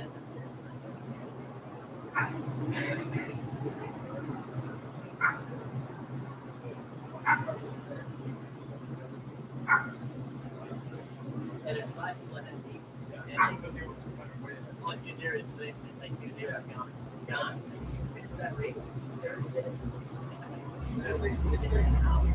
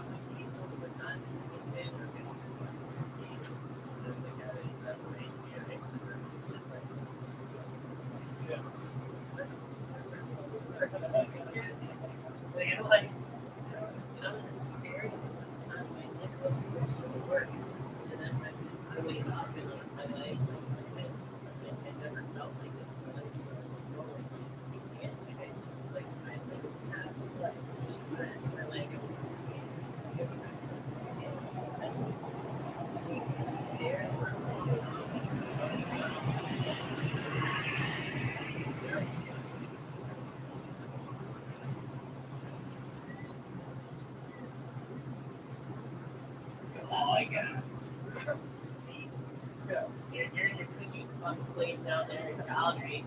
We're up here sliding and yelling at some of it. Oh, well. Sorry, I had a night of make fun for myself.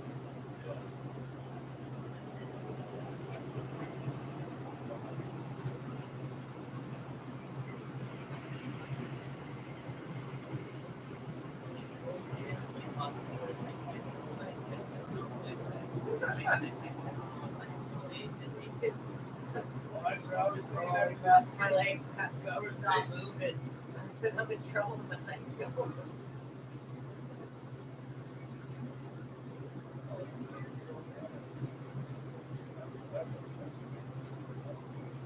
Oh yeah, when you get that's a whole different Well, it was a 12 hours.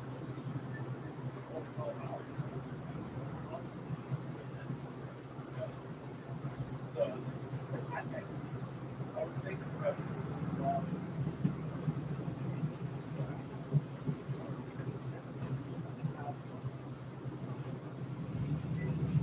I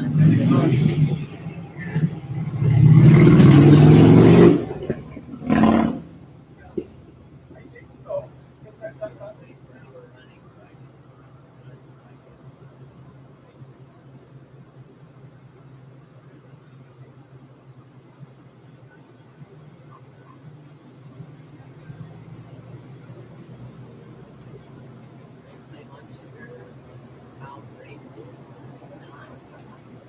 Oh, you're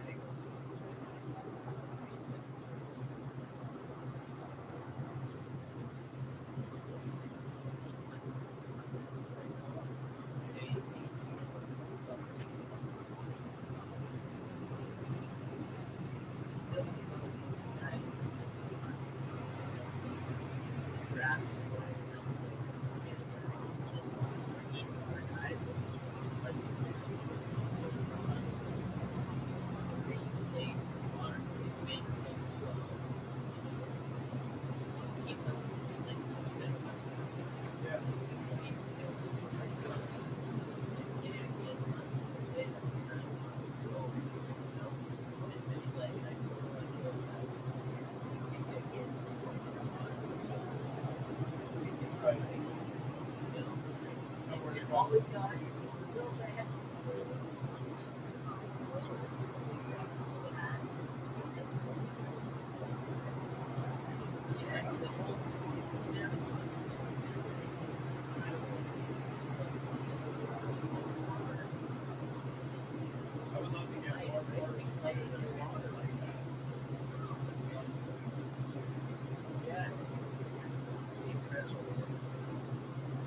It's not too long.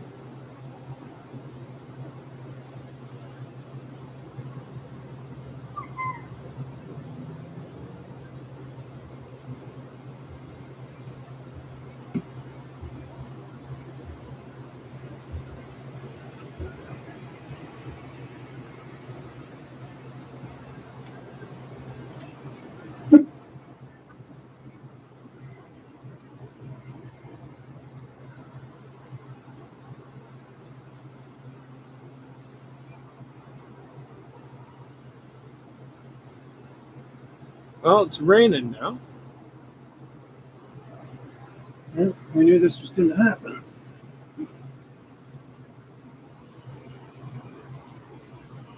Oh, here's the truck.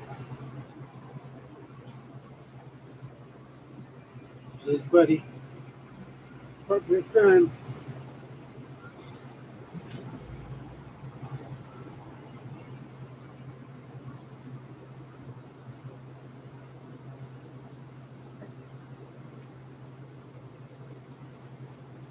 Show him here.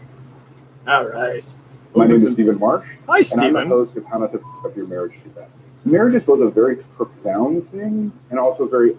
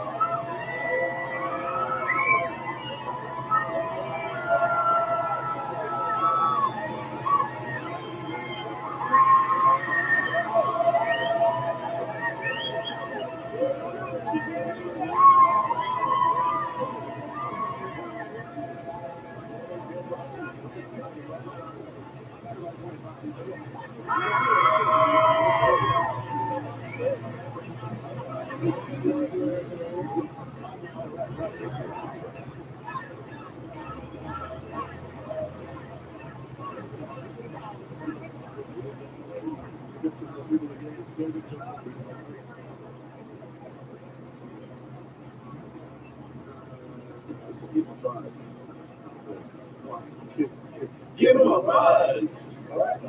Billy, I can go, right? Go, go, go. Go, go, go. Go, go, go. All right, Joe. Come on, Gary.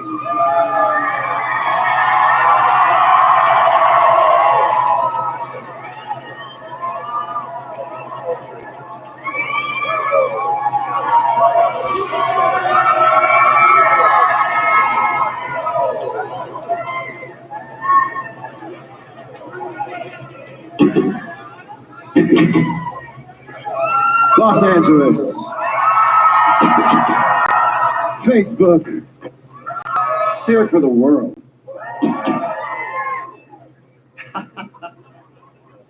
All right.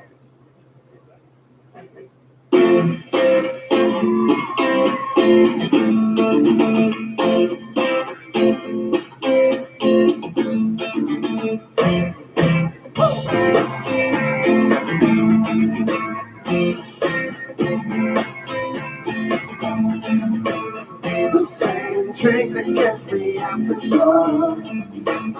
The same drink that puts me on the floor. And the one thing I wanna try some more. The same mistake I used to make before. If I'm ever tell me now, tell me now.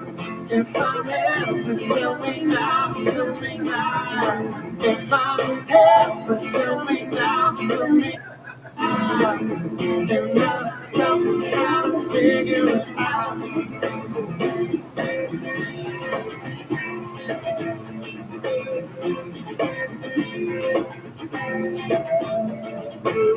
The same brain that gives me ecstasy. The same brain that gives me destiny.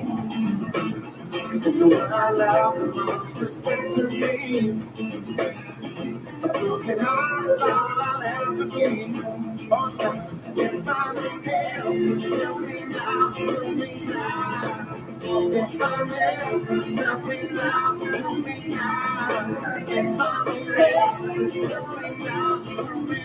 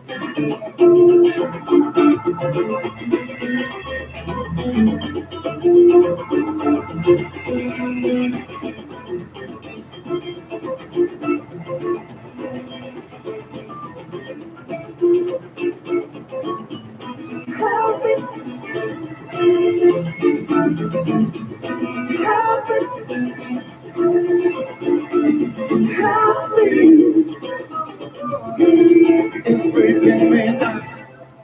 If I'm there, tell me now, tell me now. If I'm here, tell me now, tell me now. If I'm there, tell me now, tell me now. If I'm down, get you out. If I'm here, if I'm here. If I'm happy, then I'll stop trying to figure it out.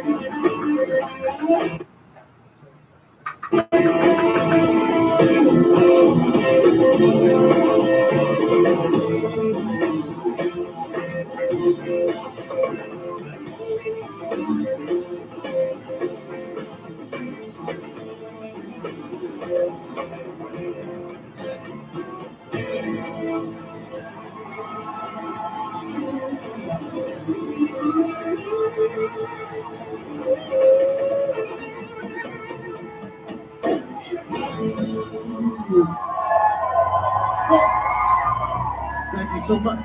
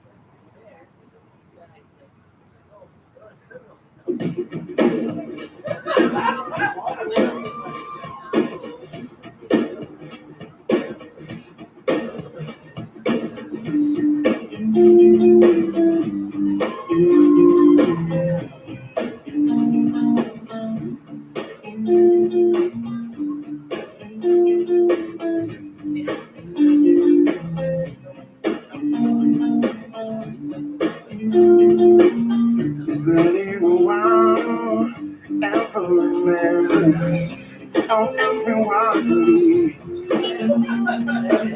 It's how to do it on everyone leaves. They're not going easily.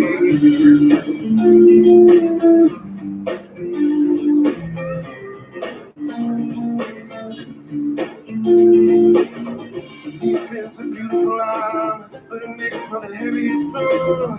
Like punching on the ride, you never get who you tried for. Some need the exhibition, some have to do what they try. It's the chemical weapon for the war that's reaching on inside.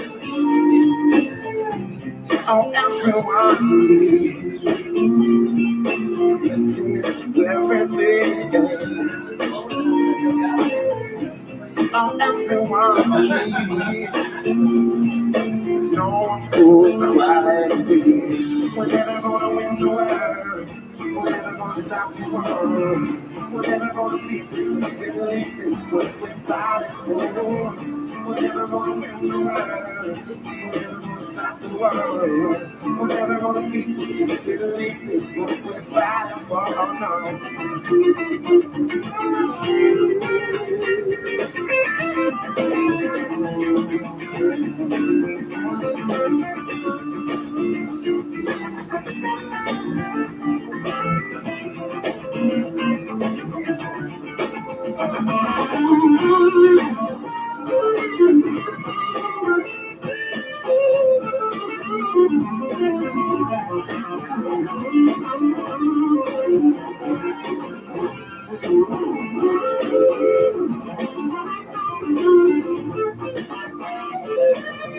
We're never gonna win the world. We're never gonna stop the world. No, we're never gonna beat this belief. It's what we're fighting for.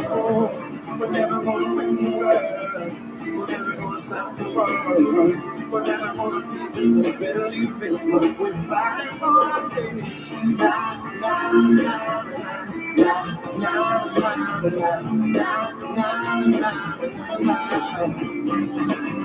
What was the children in the sun?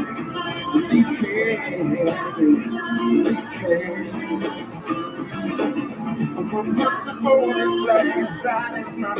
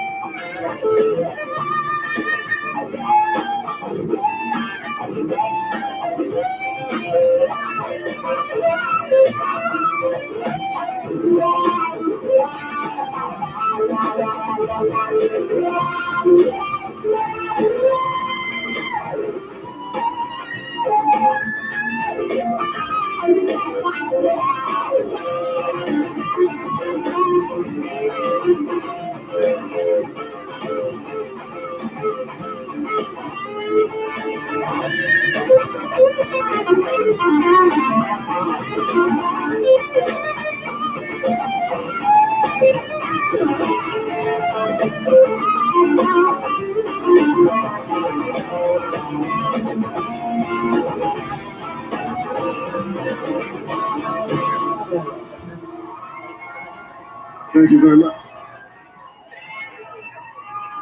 Hello, friends.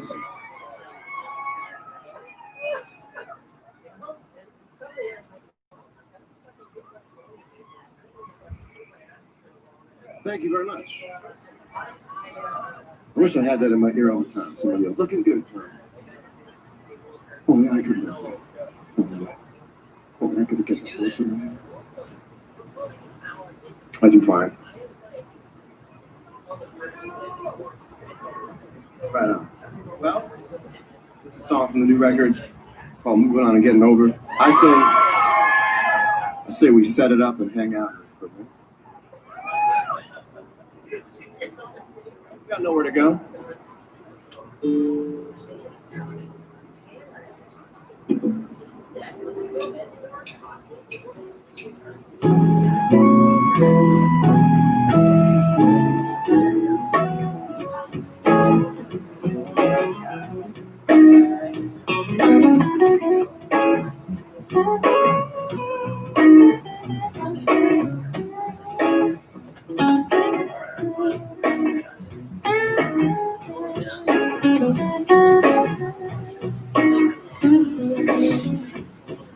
Moving on, getting over, but not the same it seems to me. 'Cause you've been gone, I'm growing older, but I still can't seem to get you out my life.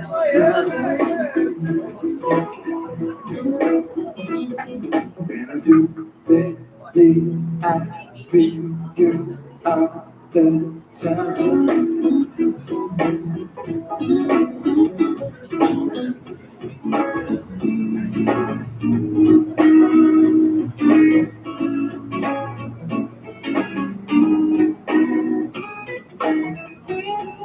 Moving on, getting on, but not the friends we used to be. It's been so long since I got to hold you, but since can't seem to get you out of that now. And I do believe I feel you all the time, all the time. Oh yeah. Tell me I can have the fact you love me to hold on to. Tell me I can keep the door cracked open to live a life. For all the running I can understand. One takes away from being black. But I know that I'm moving on, and I'm getting older. I'm getting older, so I'm getting older. I got to get over. Moving on, getting older.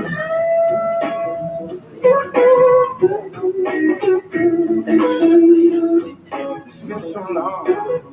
Just goes to show you that I still can't seem to get you out my mind. No,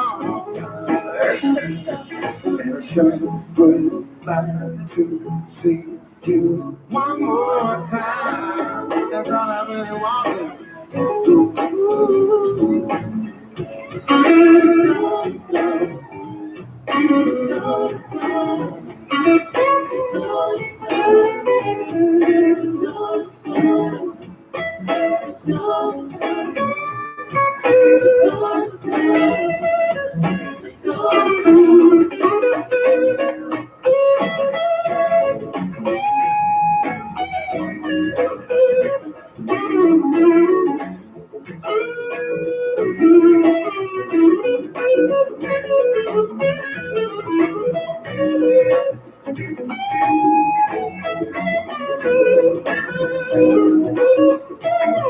It's so long, it's so long, my baby is so long, but I'm moving on.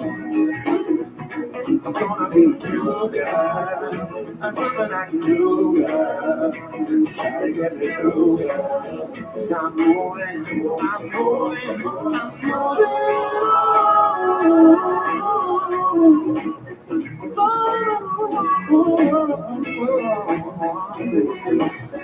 Don't you know that I'm moving on? I wanna do it again. I wanna do it again. Let's do it real slow. We're doing it again. See Jordan kick it off how you like it, but good nice.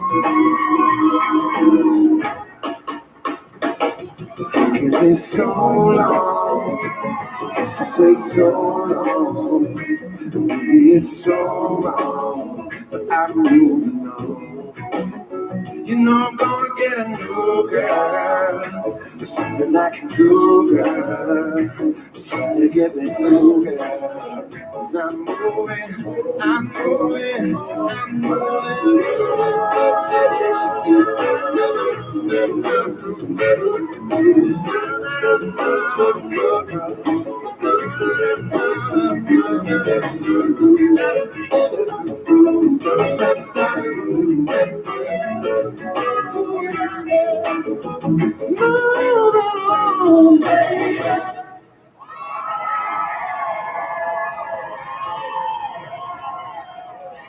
Thank you very much.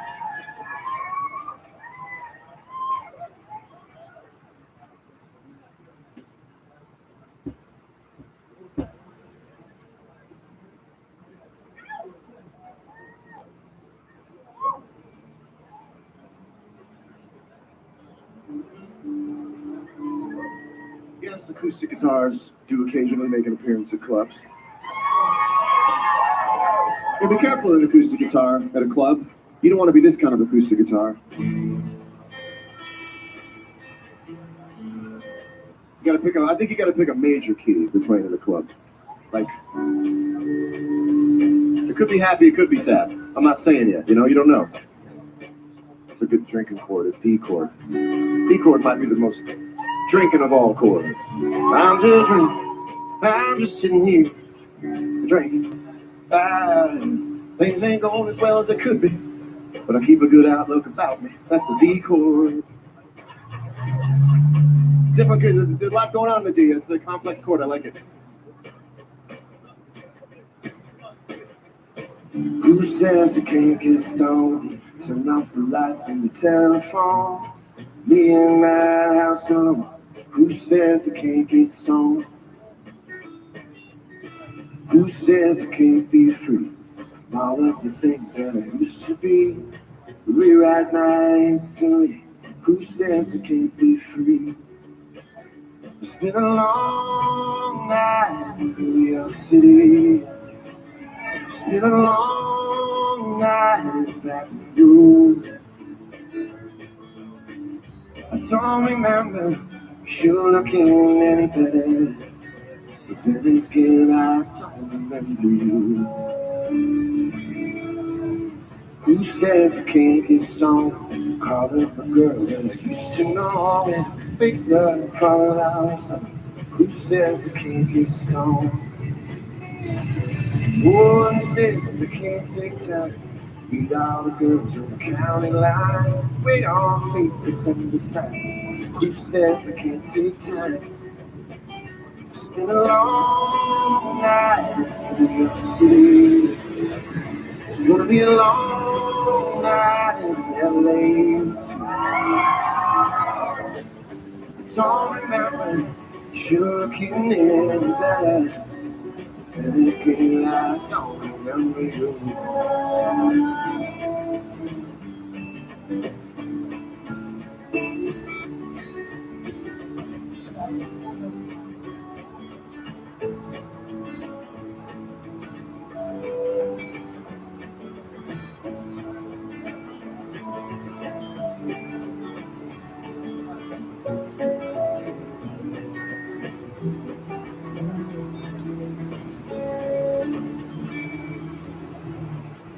Who says I can't get stoned? Plan a trip to Japan alone. Doesn't matter if I even go. Who says I can't get stoned?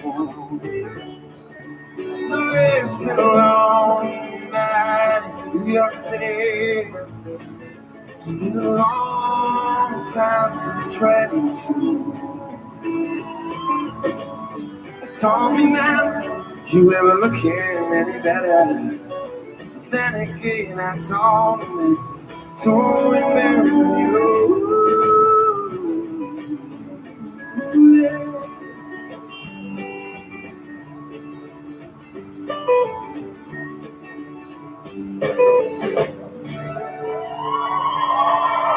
Thanks, y'all.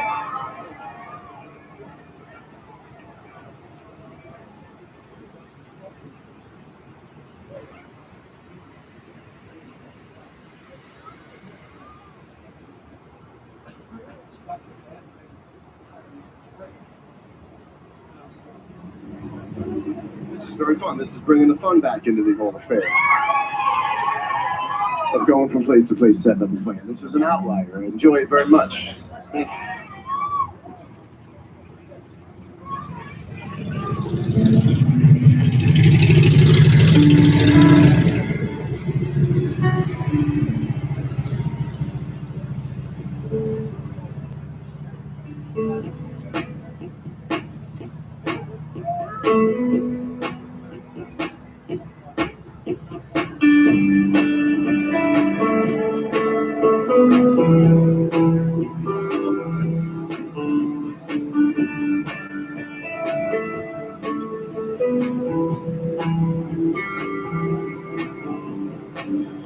It's a Friday, we finally made it. I can't believe I get to see your face. You've been working, and I've been waiting to pick you up and take you from this place. Love on the weekend, love on the weekend. like only we can, like only we can. Love on the weekend, love on the weekend. I'm coming up and I'm loving every minute of it.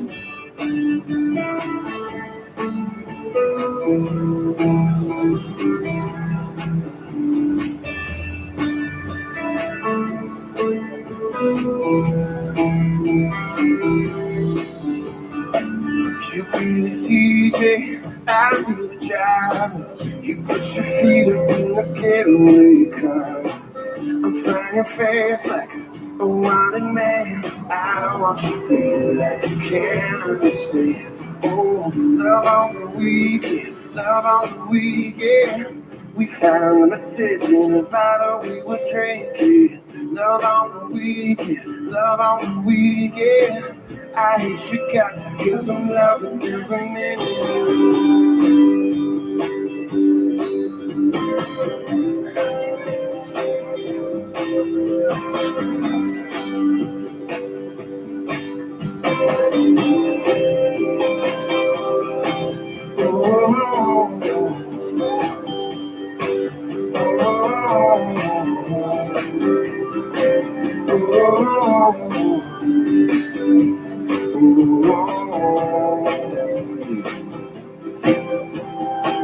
I gotta leave you, it's gonna hurt me. My clothes are dirty, my friends are getting worse. Down and below us, under the clouds, baby, take my hand and pull me down, down, down, down. And I'll be dreaming of the next time we can go into another savage zone. Love on the weekend, love on the weekend. I'm busted up, but I'm loving every minute. Love on the weekend.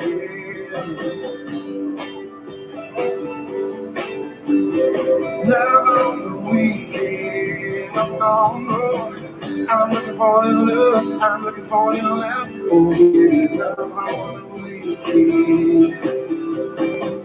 I'm looking for your love. I'm looking for your love. Oh yeah, love on the weekend.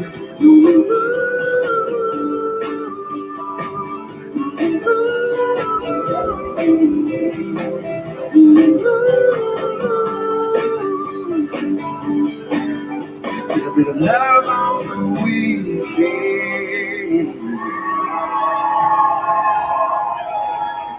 Thank you very much.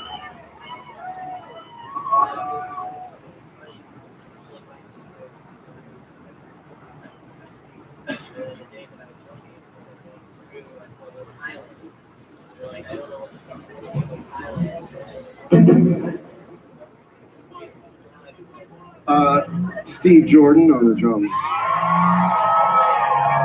Pino Palladino on the bass. And we have a little side project called John Mayer Trio. And we'd be remiss if we didn't launch into at least one song here in this club environment. It's what this band was invented to do. We'd all be doing ourselves a disservice. So loud and proud in the basement.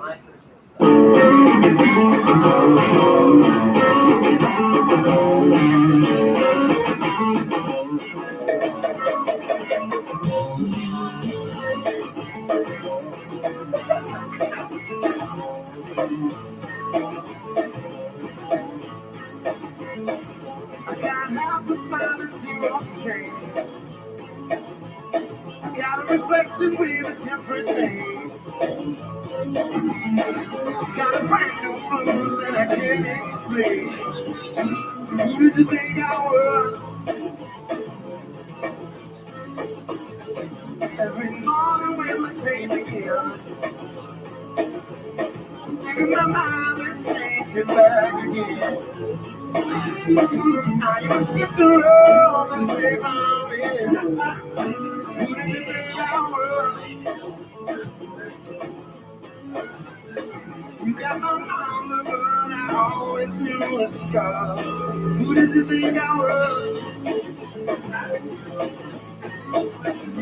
And I don't want to play the quiet song. If you were some ladies on.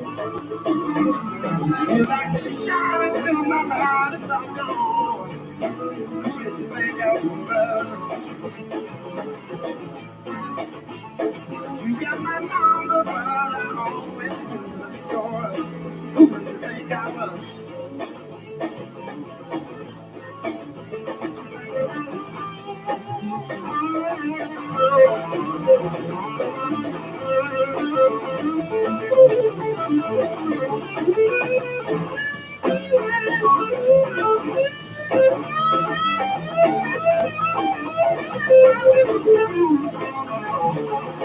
There is a lot that you won't understand. I'm half of a boy, but I'm twice a man. Carry the weight of the world in the palm of my hand. Who did you think I was? Who did you think I was?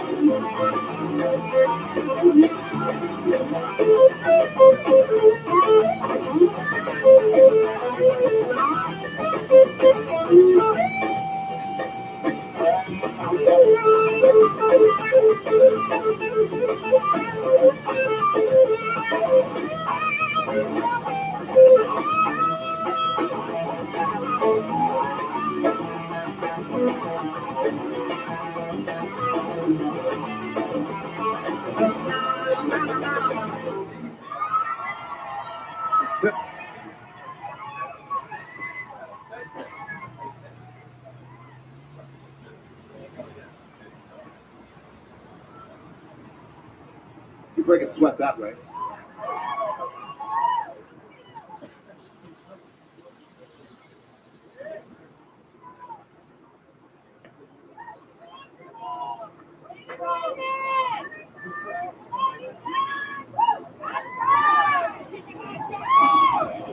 You guys having a good time so far? All right. This is a song off my record. New song off my record. Who knows what'll happen to it? Hopes are high. But you know, you never know. Feel good about this song though. Hopes are high. The thing about putting music out is you have high hopes. You send it off to school and you think it's going to be a star student. If it drops out, you go, you tried your best. Be a horrible guy. That's what we all learned. I did the best. I got another kid. I'm working on another kid. It'll be fine. It'll be fine. Yeah, we try. Yeah, record company. They were totally behind you. I love you.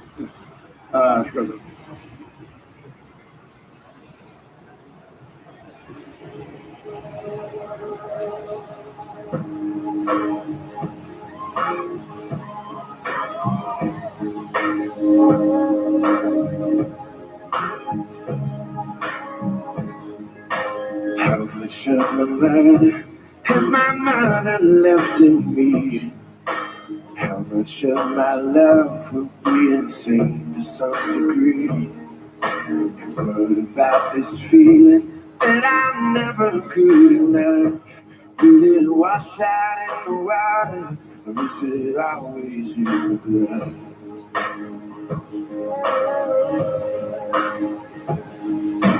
How much of a father am I destined to become? Will I take the lights inside me just to satisfy someone? Will I let this woman kill me or do away with just love? Will it wash out in the water, or is it always in the blood? I can't feel the love I want, I can't feel the love I need, but it's never gonna come the way I am. Could I change it if I wanted? Can I rise above the flood? Will it wash out in the water, or is it always in the blood?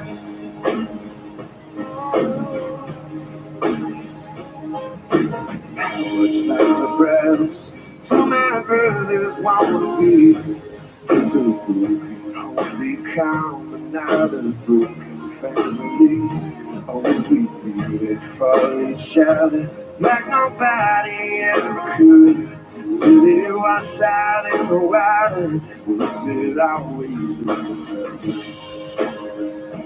I can feel the love I want, I can feel the love I need, but it's never gonna come the way I am. Could I change it if I wanted? Can I rise above the flood? Will it wash out in the water, or is it always in the blood?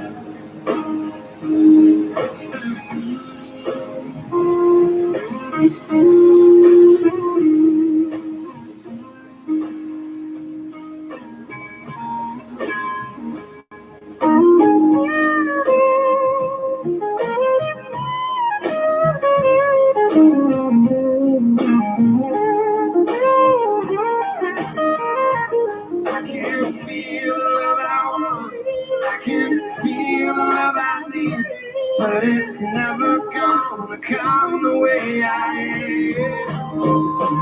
Could I change it if I wanted? Can I rise above the flood? Will it wash out in the water? Is it always in the blood?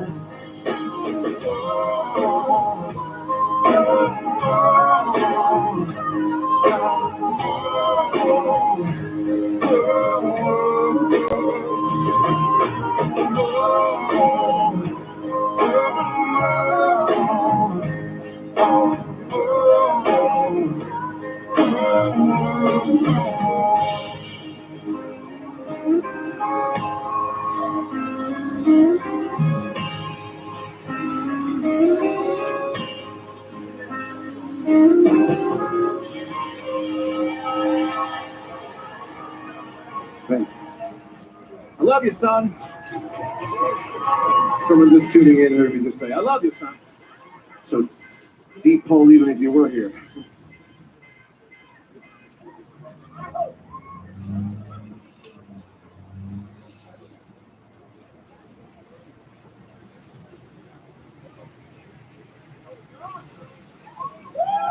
I gotta tell you, it's a Bud Light, not a hardcore. I wish all tours were this short. I'm going on tour when you come home tonight.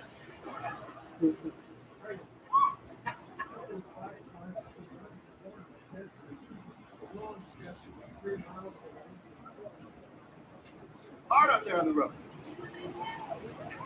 He's like, yeah, no, I have nothing else after that, but that was very encouraging. Yes. It's one of my boys. Call my songs my boys. It's one of my boys went out and did well. I really don't. I'm making a lot of bad first impressions on the internet. That's the place for bad first impressions. You know. Be wary if you met someone you think is great.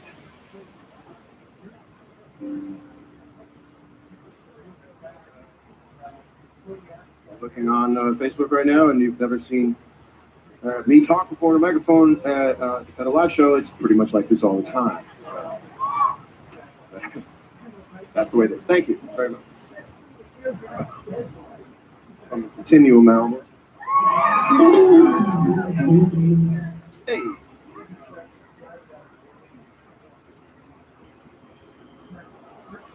All right.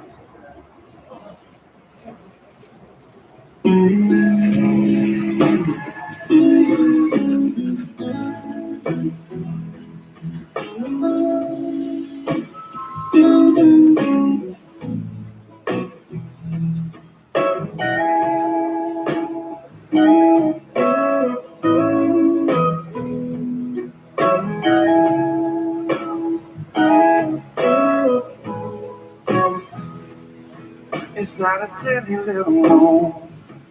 It's not the stone before the calm. This is the deep and direct. So that we go working on.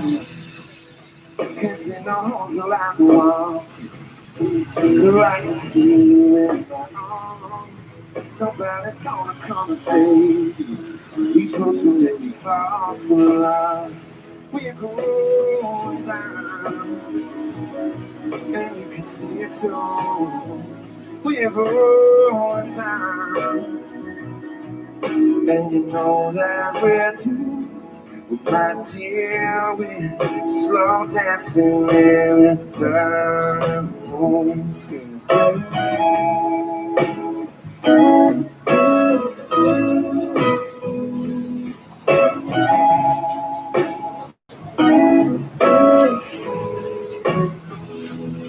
I was the one you always dreamed. You were the one that tried to charm. How dare you see it's not the truth? Baby, you're the only light I ever saw.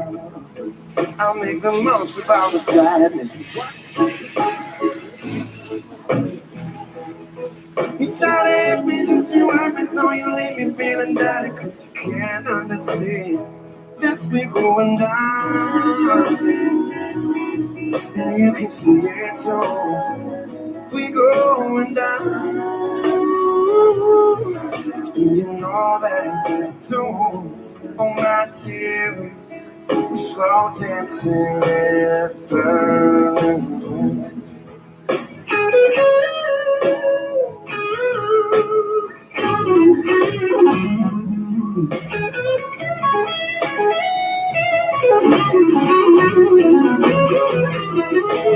Go cry about it, why don't you hear?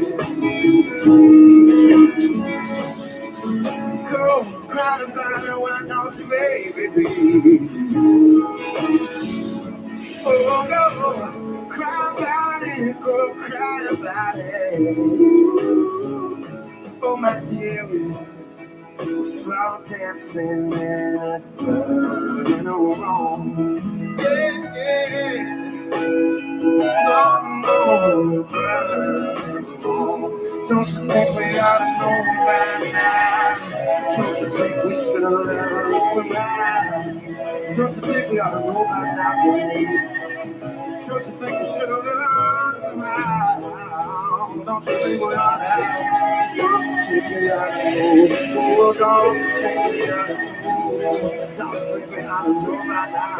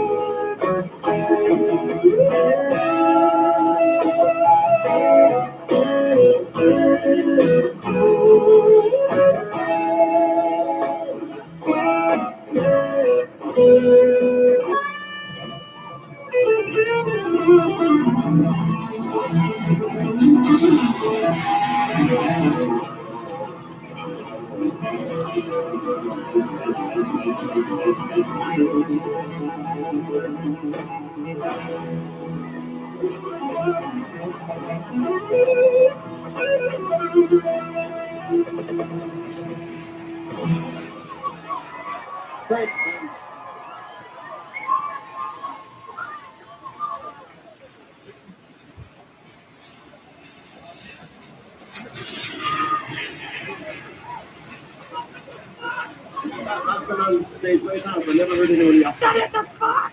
But actually, it's a nice thing to hear someone yell. That hit the spot! Yeah. Yeah.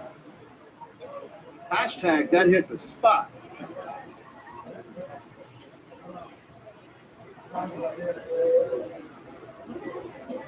Now, small club rules apply when a harmonica comes out that dictates a whole different thing. One must be careful with a harmonica in the small club.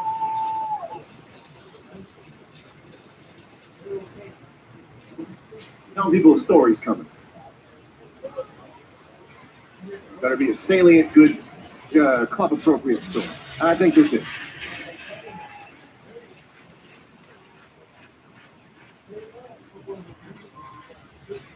I believe that 90% of all songs with a harmonica in them also have lyrics about training. That's just unsubstantiated. And this doesn't, but it's close. There's roads. There's roads. I wonder if anyone's ever written a song about a robot that plays the harmonica. Probably not. Or is it?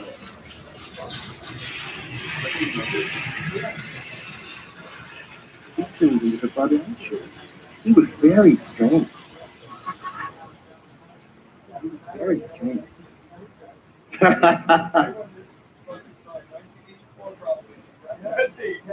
Can't be too happy in this world if you're having a breakdown. But I am very happy. It's called Dear Marie.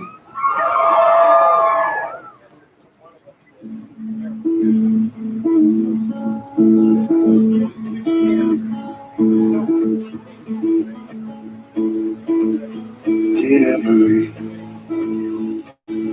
tell me where it was I used to be.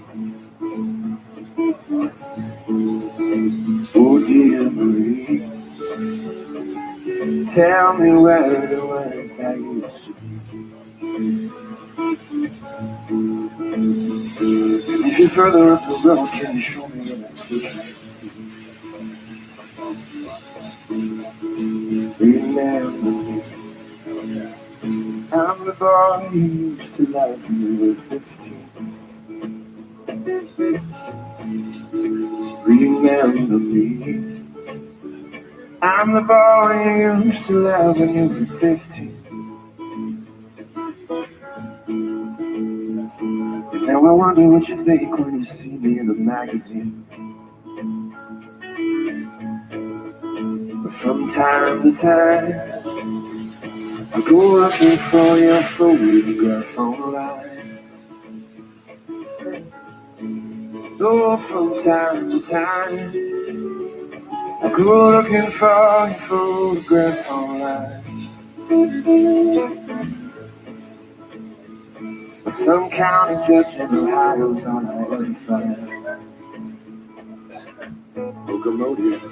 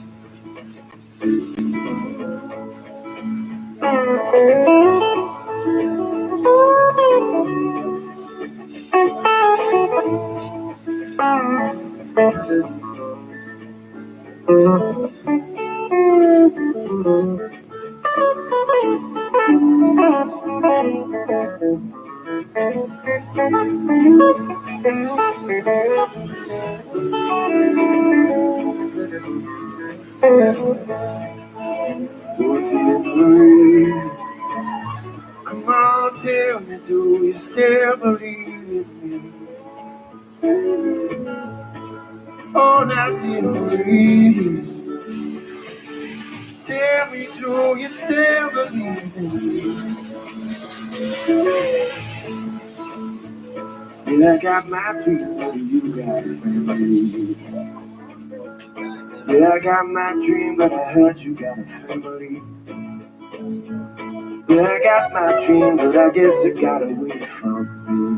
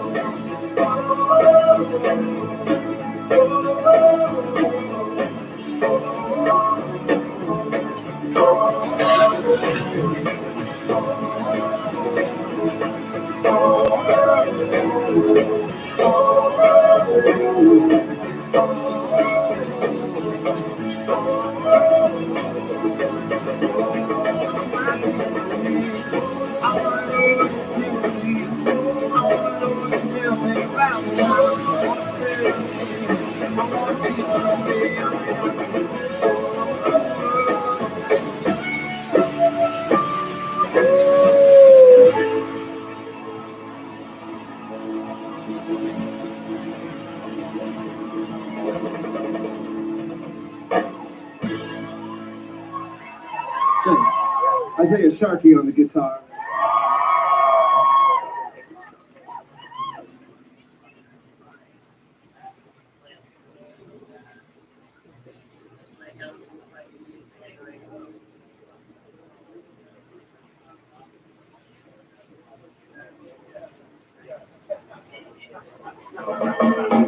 Give it up for this incredible band on stage this evening. David Ryan Harris. Tiffany Palmer, ladies and gentlemen. Carlos Ricketts to the right. Carlos Ricketts. Larry Golding's on the keys. LA's very own Larry Golding. On the bass, Pino Palladino. Go. On the guitar, Mr. Isaiah Sharkey. On the drums, the one and only Mr. Steve Jones.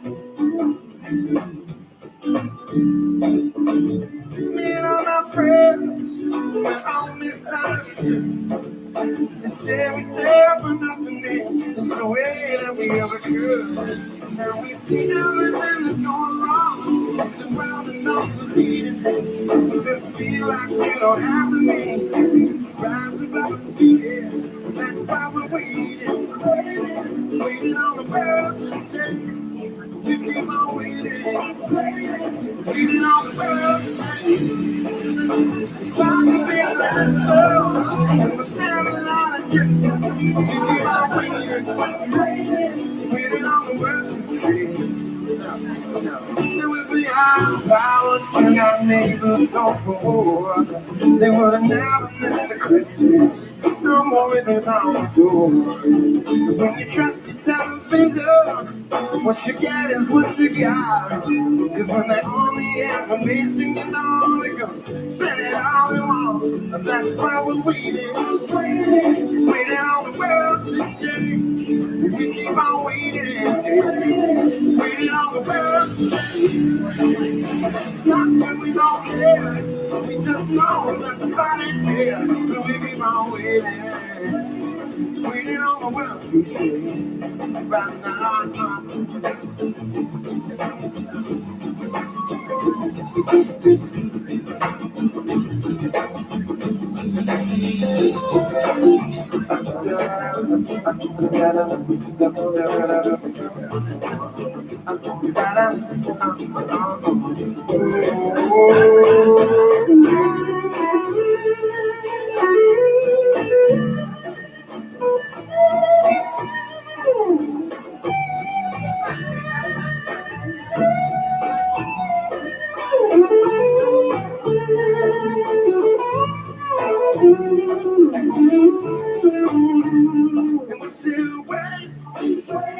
Waiting on the world to change. We keep on waiting on the world to change. One day back to the window, it's gonna go back to listen. We keep on waiting on the world to change. We keep on waiting on the world to change. We keep on waiting on the world to change. Waiting on the world to change. Waiting on the world to change. Waiting on the world to change.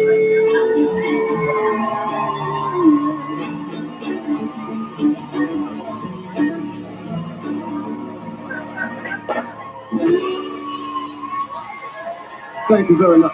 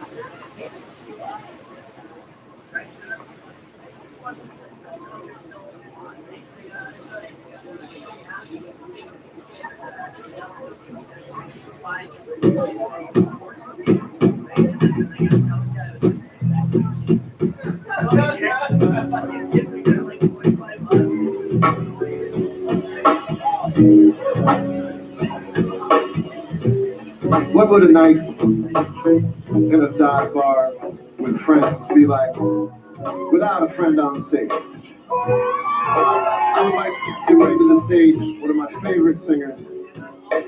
She's as good as they come. Please welcome the one and only Miss Alessia Cara.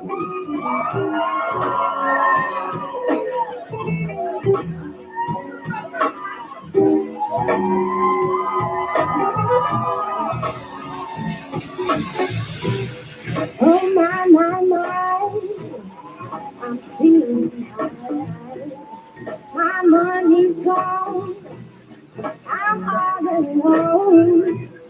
So much to see, the world keeps turning. Oh, what a day, what a day, what a day. Peace and blessings manifest with every lesson learned. If your knowledge were your weapon, it would be well earned. If we were making hits in this thing, call us by our name. Most intellects do not believe in God, but it feels just the same. Oh, on and on and on and on. Sing, oh, on and on and on and on. Oh, I go on and on and on and on. I go on and on and on. Damn it, I would sing my song. What is your song? It's a little something like this. Let's do it.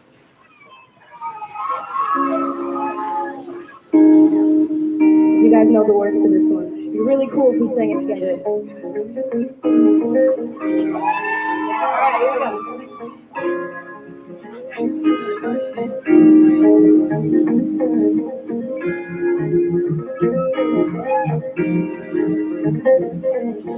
Waiting for the time to pass you by. Hoping to change your mind. I could give 1,000 reasons why, and I know you got to make it on your own, but we don't have to grow up, we can stay forever young. Living on my sofa, drinking rum and cola beneath the rising sun. I could give 1,000 reasons why, baby, I'm going. And you know that all you have to do is say, come in, just take your time. The clock is ticking, so stay. All you have to do is wait a second. Your hands are mine. The clock is ticking, so stay.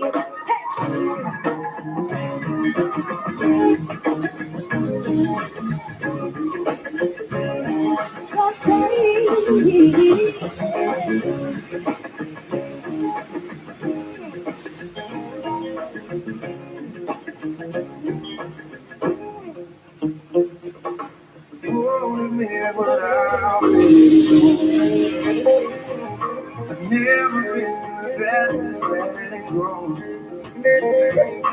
I don't want to spend tonight alone.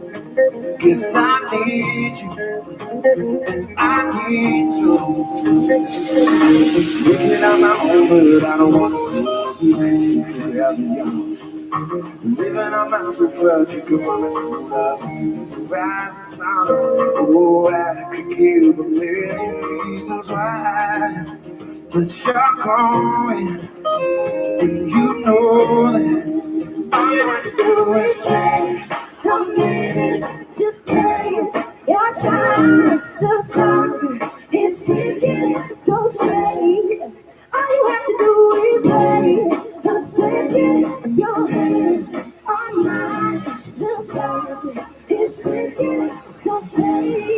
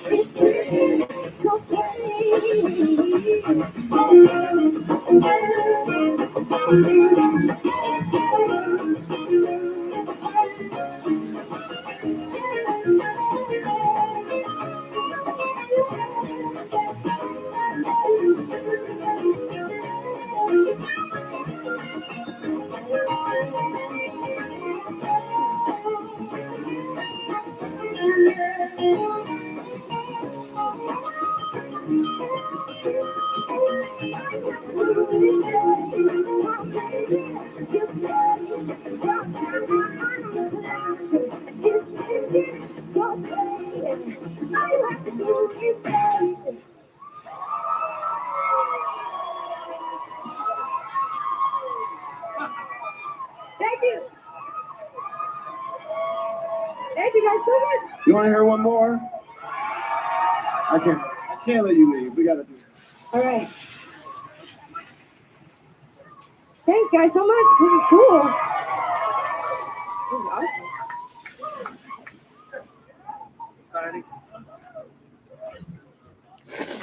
What? Who else? I think I'm just nervous. But... Okay, I need a Bud Light. Yes. I'm 21 now, so it's good. I can't. Oh, yes. Let's do this one.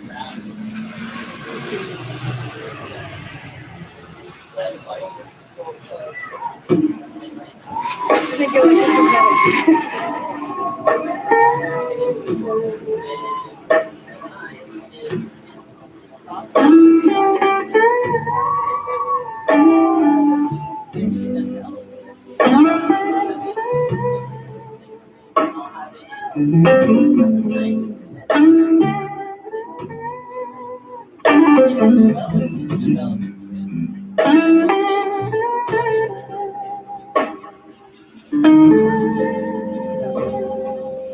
gravity is working against me.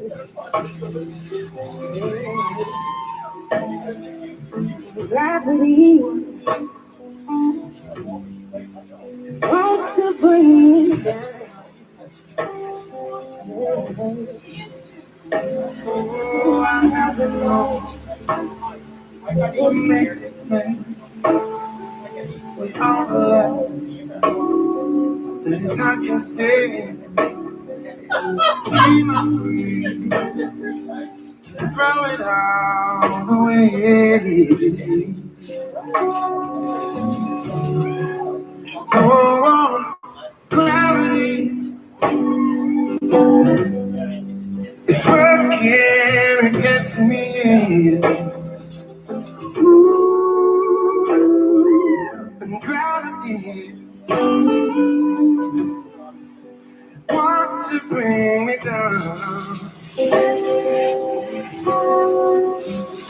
Oh, twice as nice ain't twice as good. Can't sustain like what I could. It's one more gonna set me to my knees.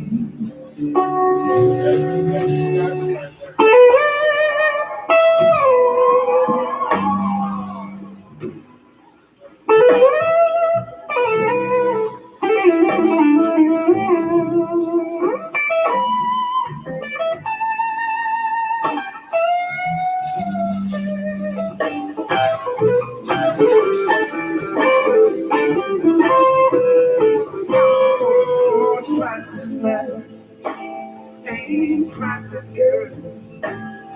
And can't sustain like one I could. It's one and more gonna send me to my knees. Take us out, take us out. Whoa, gravity, yeah. Take the hand away from me, yeah. And gravity is taking better life than me. How can that be? Just keep me real alive. Just keep me where the light is. Just keep me where the light is. Yeah. Just keep me where the light is. Just keep me where the light is. Just keep me where the light is. Just keep me where the light is. Just keep me where the light is.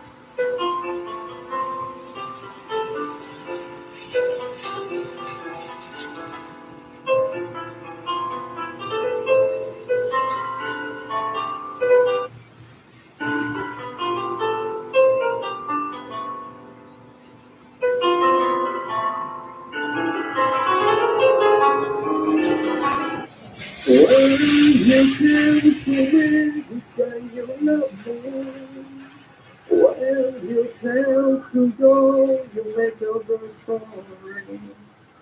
The broken heart you brought to my life, the bitter taste of a shameful life. Why you lie to me every day you can? Why did you give up? To walk with me now? Know you so.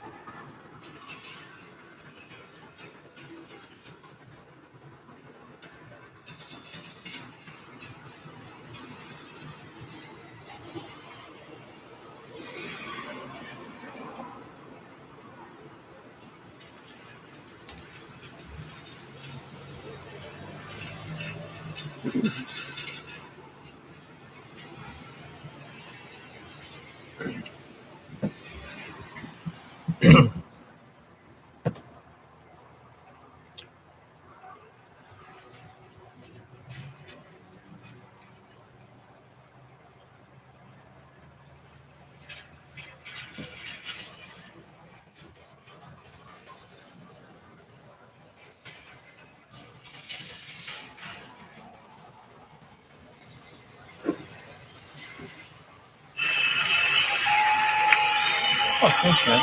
Thank you. Right on. Está coming down. Yeah. No thunder? No thunder yet, as far as I've seen. Yeah. Well, it's going to hang on until like midnight, so.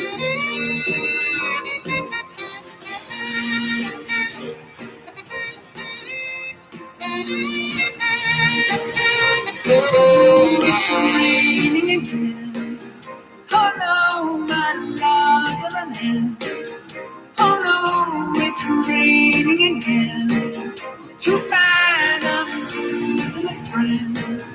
Oh no, it's raining again. Oh, will my heart ever mend? Oh no, it's raining again. Too bad I'm losing a friend. Well, you're old enough, some people say, to read the signs and walk away. It's only time that heals the pain, that makes the sun come out again. It's raining again. Oh no, my love of the land. Oh no, it's raining again. Too bad I'm losing a friend. La la la la la la.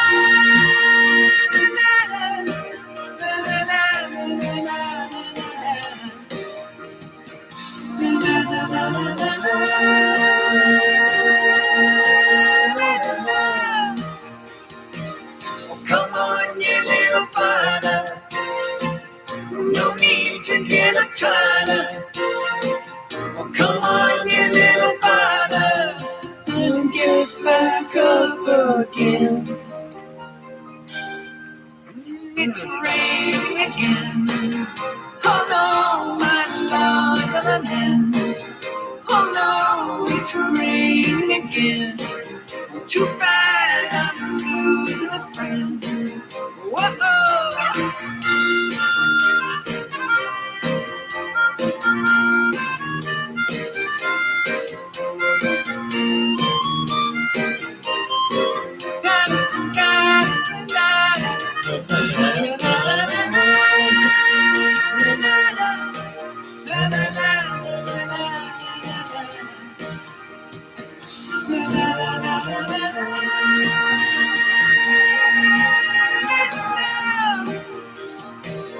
Come on, you little father. No need to get uptight. Well, come on, you little father, and get back up again. Oh, get back up again. Oh, free your heart again.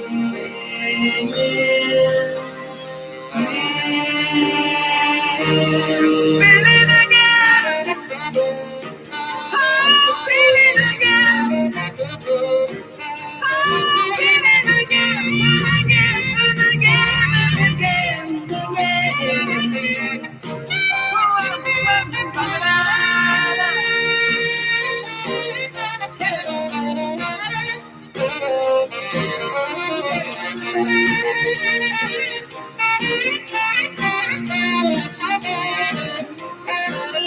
It's raining, it's pouring, the old man is snoring. He went to bed and he bumped his head and he couldn't get up in the morning. Yeah.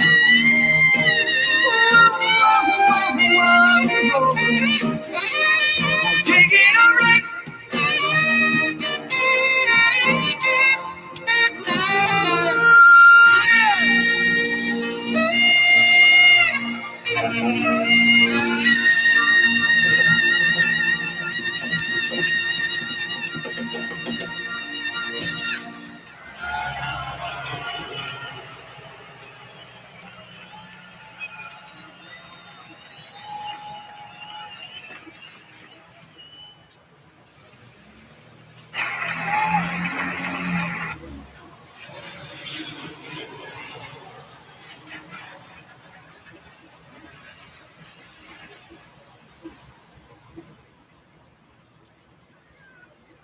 Words because the word is not the thing.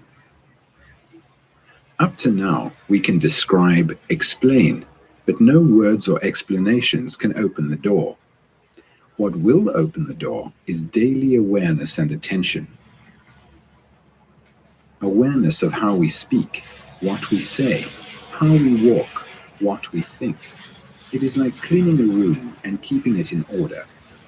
Keeping the room in order is important in one sense, but totally unimportant in another.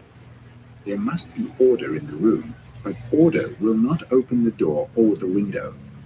What will open the door is not your volition or desire. You cannot possibly invite the other. All that you can do is to keep the room in order, which is to be virtuous for itself, not for what it will bring. Be sane, rational, orderly.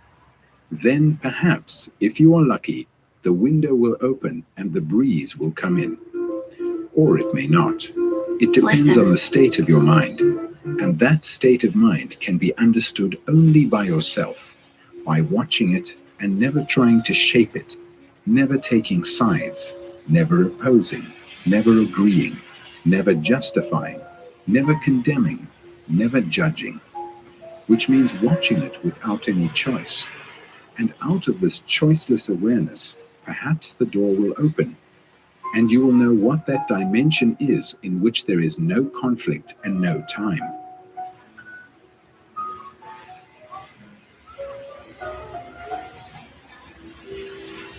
Pursuit of pleasure, desire, perversion by thought, memory, joy. We said in the last chapter that joy was something entirely different from pleasure. So let us find out what is involved in pleasure and whether it is at all possible to live in a world that does not contain pleasure, but a tremendous sense of joy, of bliss. We are all engaged in the pursuit of pleasure in some form or another, intellectual, sensuous, or cultural pleasure. The pleasure of reforming, telling others what to do, of modifying the evils of society, of doing good.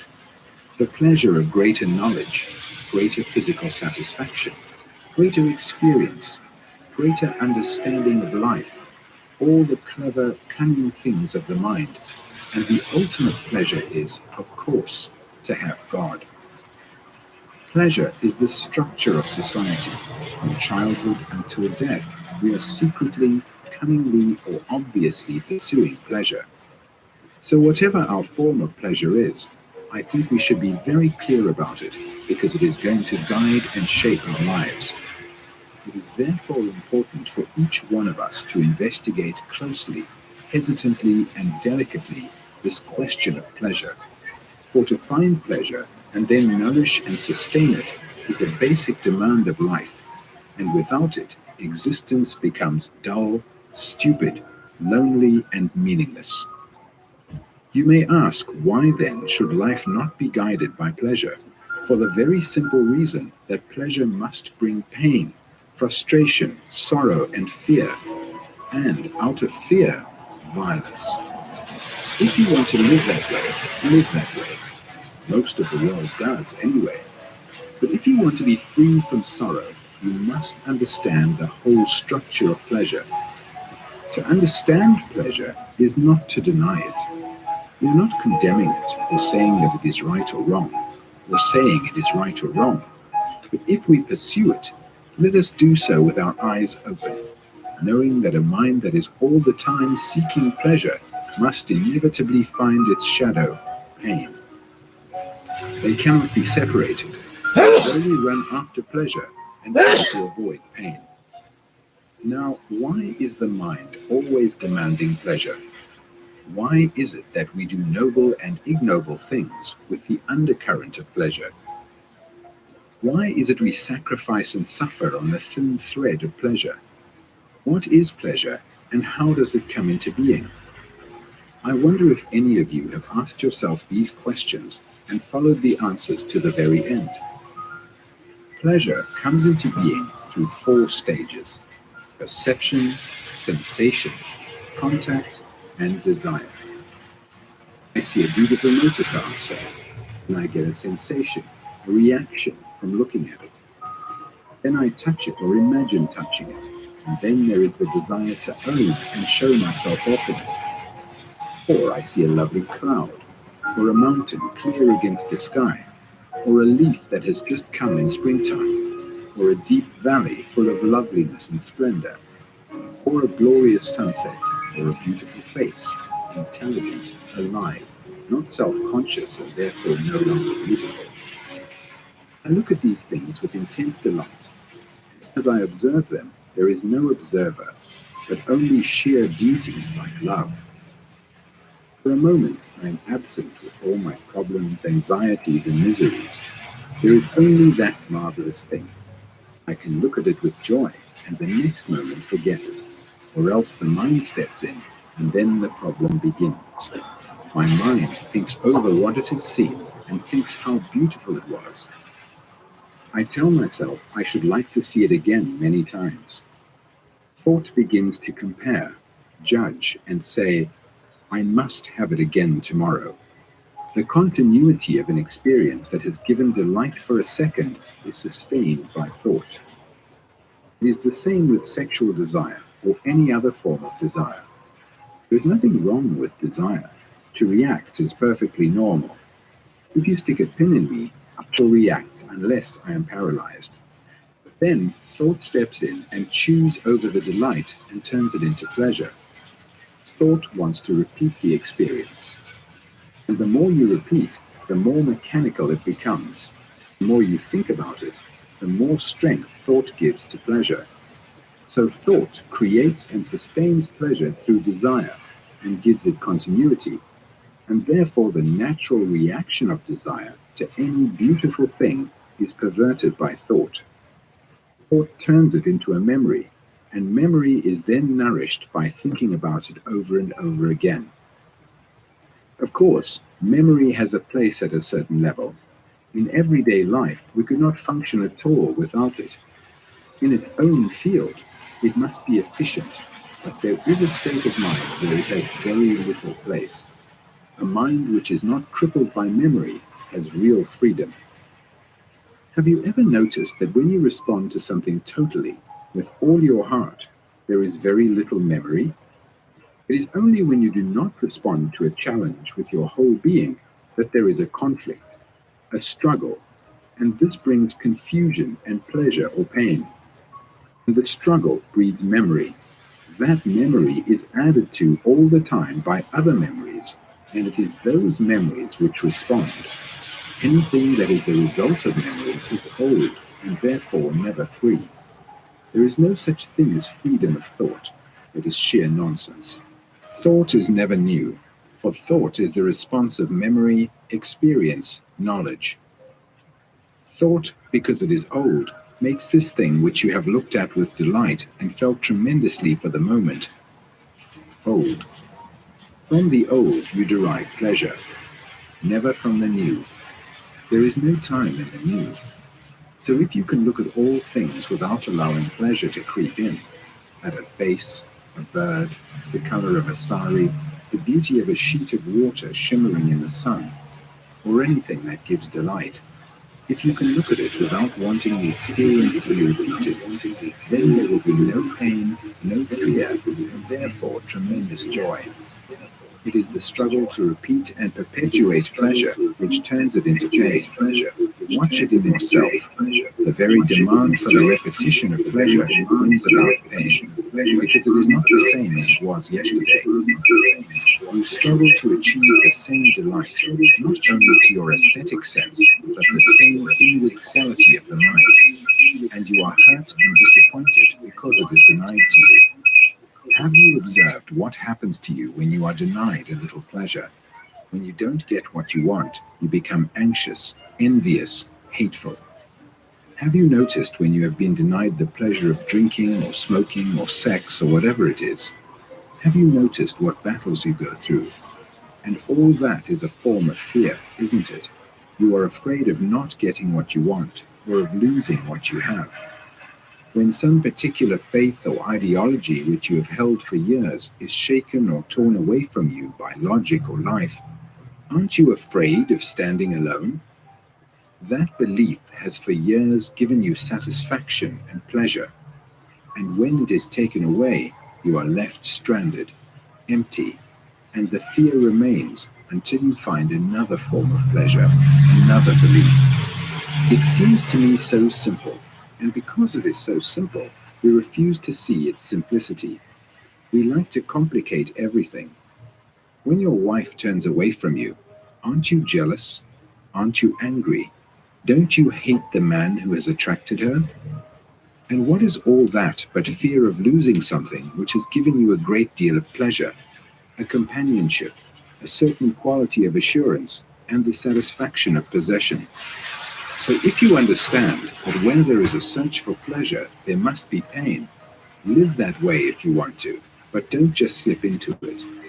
If you want to end pleasure, though, which is to end pain, you must be totally attentive to the whole structure of pleasure, not cut it out as monks and sannyasis do, never looking at a woman because they think it is a sin and thereby destroying the vitality of their understanding, but seeing the whole meaning and significance of pleasure. Then you will have tremendous joy in life. You cannot think about joy. Joy is an immediate thing, and by thinking about it, you turn it into pleasure. Living in the present is the instant perception of beauty and the great delight in it without seeking pleasure from it.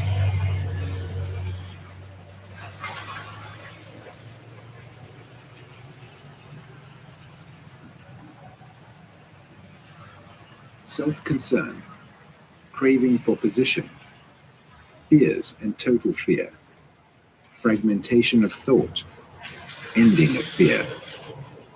Before we go any further, I would like to ask you, what is your fundamental, lasting interest in life? Putting all oblique answers aside and dealing with this question directly and honestly, what would you answer? Do you know? Isn't it yourself? Anyway, that is what most of us would say if we answered truthfully. I'm interested in my progress, my job, my family, the little corner in which I live, in getting a better position for myself, more prestige, more power, more domination over others, and so on. I think it would be logical, wouldn't it, to admit to ourselves that that is what most of us are primarily interested in. Monthly Me rentals. first. Some of us would say that it is wrong to be primarily interested in ourselves. But what is wrong about it, except that we seldom decently, honestly admit it? No vacancy. If we do, we are rather ashamed of it. So there it is. One is fundamentally interested in oneself, and for various ideological or traditional reasons, one thinks it is wrong. But what one thinks is irrelevant. Why introduce the factor of its being wrong? That is an idea, a concept. What is a fact is that one is fundamentally and lastingly interested in oneself. You may say that it is more satisfactory to help another than to think about yourself. What is the difference? It is still self-concern. If it gives you greater satisfaction to help others, you are concerned about what will give you greater satisfaction. Why bring any ideological concept into it? Why this double thinking? Why not say, what I really want is satisfaction, whether in sex or in helping others, or in becoming a great saint, scientist, or politician? It is the same process, isn't it? Satisfaction in all sorts of ways, subtle and obvious, is what we want. When we say we want freedom, we want it because we think it may be wonderfully satisfying. And the ultimate satisfaction, of course, is this peculiar idea of self-realization. What we are really seeking is a satisfaction in which there is no dissatisfaction at all.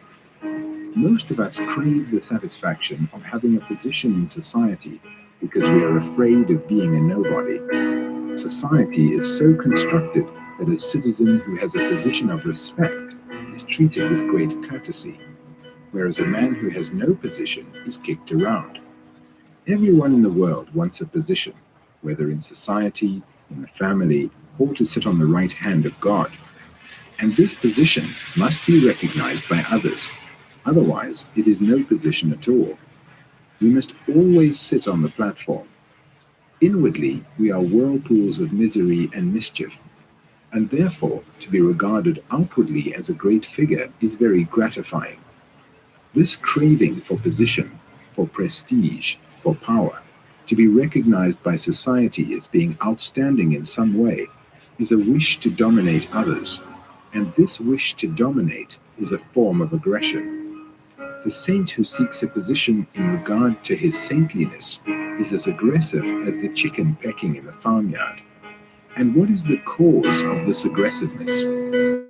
It is fear, isn't it? Fear is one of the greatest problems in life. A mind that is caught in fear lives in confusion, in conflict, and therefore must be violent, distorted, and aggressive. It dare not move away from its own patterns of thinking, and this breeds hypocrisy. Until we are free from fear, climb the highest mountain, invent every kind of God, we will always remain in darkness. Living in such a corrupt, stupid society as we do, with the competitive education we receive which engenders fear, we are all burdened with fears of some kind, and fear is a dreadful thing which warps, twists, and dulls our days. There is physical fear, but that is a response we have inherited from the animals. It is psychological fears we are concerned with here. For when we understand the deep-rooted psychological fears, we will be able to meet the animal fears. Whereas to be concerned with the animal fears first will never help us to understand the psychological fears. We are all afraid about something. There is no fear in abstraction. It is always in relation to something. Do you know your own fears? Fear of losing your job, of not having enough food or money, or what your neighbors or the public think about you, or not being a success, of losing your position in society, of being despised or ridiculed, fear of pain and disease, of domination, of never knowing what love is or of not being loved, of losing your wife or children, of death, of living in a world that is like death, of utter boredom, of not living up to the image others have built about you, of losing your faith. All these and innumerable other fears. Do you know your own particular fears? And what do you usually do about them? You run away from them, don't you? Or invent ideas and images to cover them. But to run away from fear is only to increase it. One of the major causes of fear is that we do not want to face ourselves as we are. So, as well as the fears themselves, we have to examine the network of escapes we have developed to rid ourselves of them. If the mind, in which is included the brain, tries to overcome fear, to suppress it, discipline it, control it, translate it into terms of something else, there is friction, there is conflict, and that conflict is a waste of energy.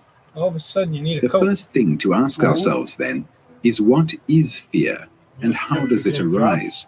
One of the hottest What days do we yesterday. mean by the word fear itself? I am asking myself, what is fear, not what I am afraid of. I lead a certain kind of life. I think in a certain pattern. I have certain beliefs and dogmas, and I don't want those patterns of existence to be disturbed because I have my roots in them. I don't want them to be disturbed because the disturbance produces a state of unknowing, and I dislike that.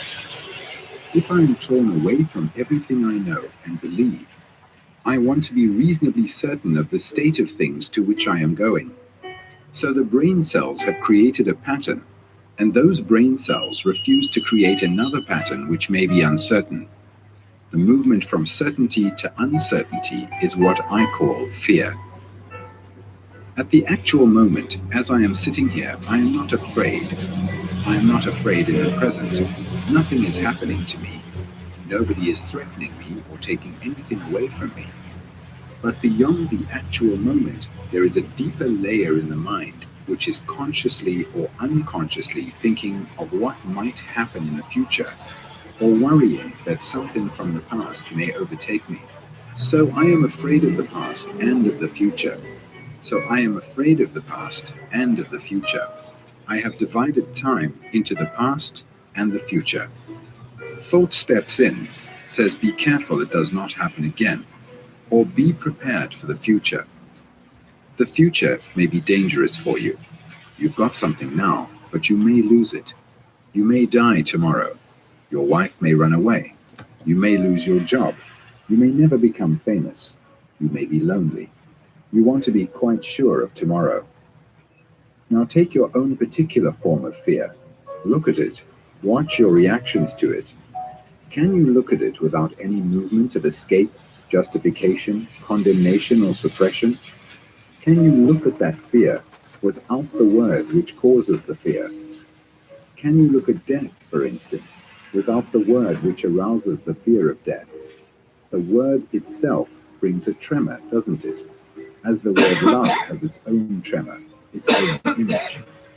Now, is the image you have in your mind about death the memory of so many deaths you have seen, and the associating of yourself with those incidents? Is it that image which is creating fear? Or are you actually afraid of coming to an end? Not of the image creating the end. Is the word death causing you fear, or the actual ending? If it is the word or the memory which is causing you fear, then it is not fear at all. You were ill 2 years ago, let us say, and the memory of that pain, that illness remains. And the memory now functioning says, be careful, don't get ill again. So the memory with its associations is creating fear. And that is not fear at all, because actually at the moment you have very good health.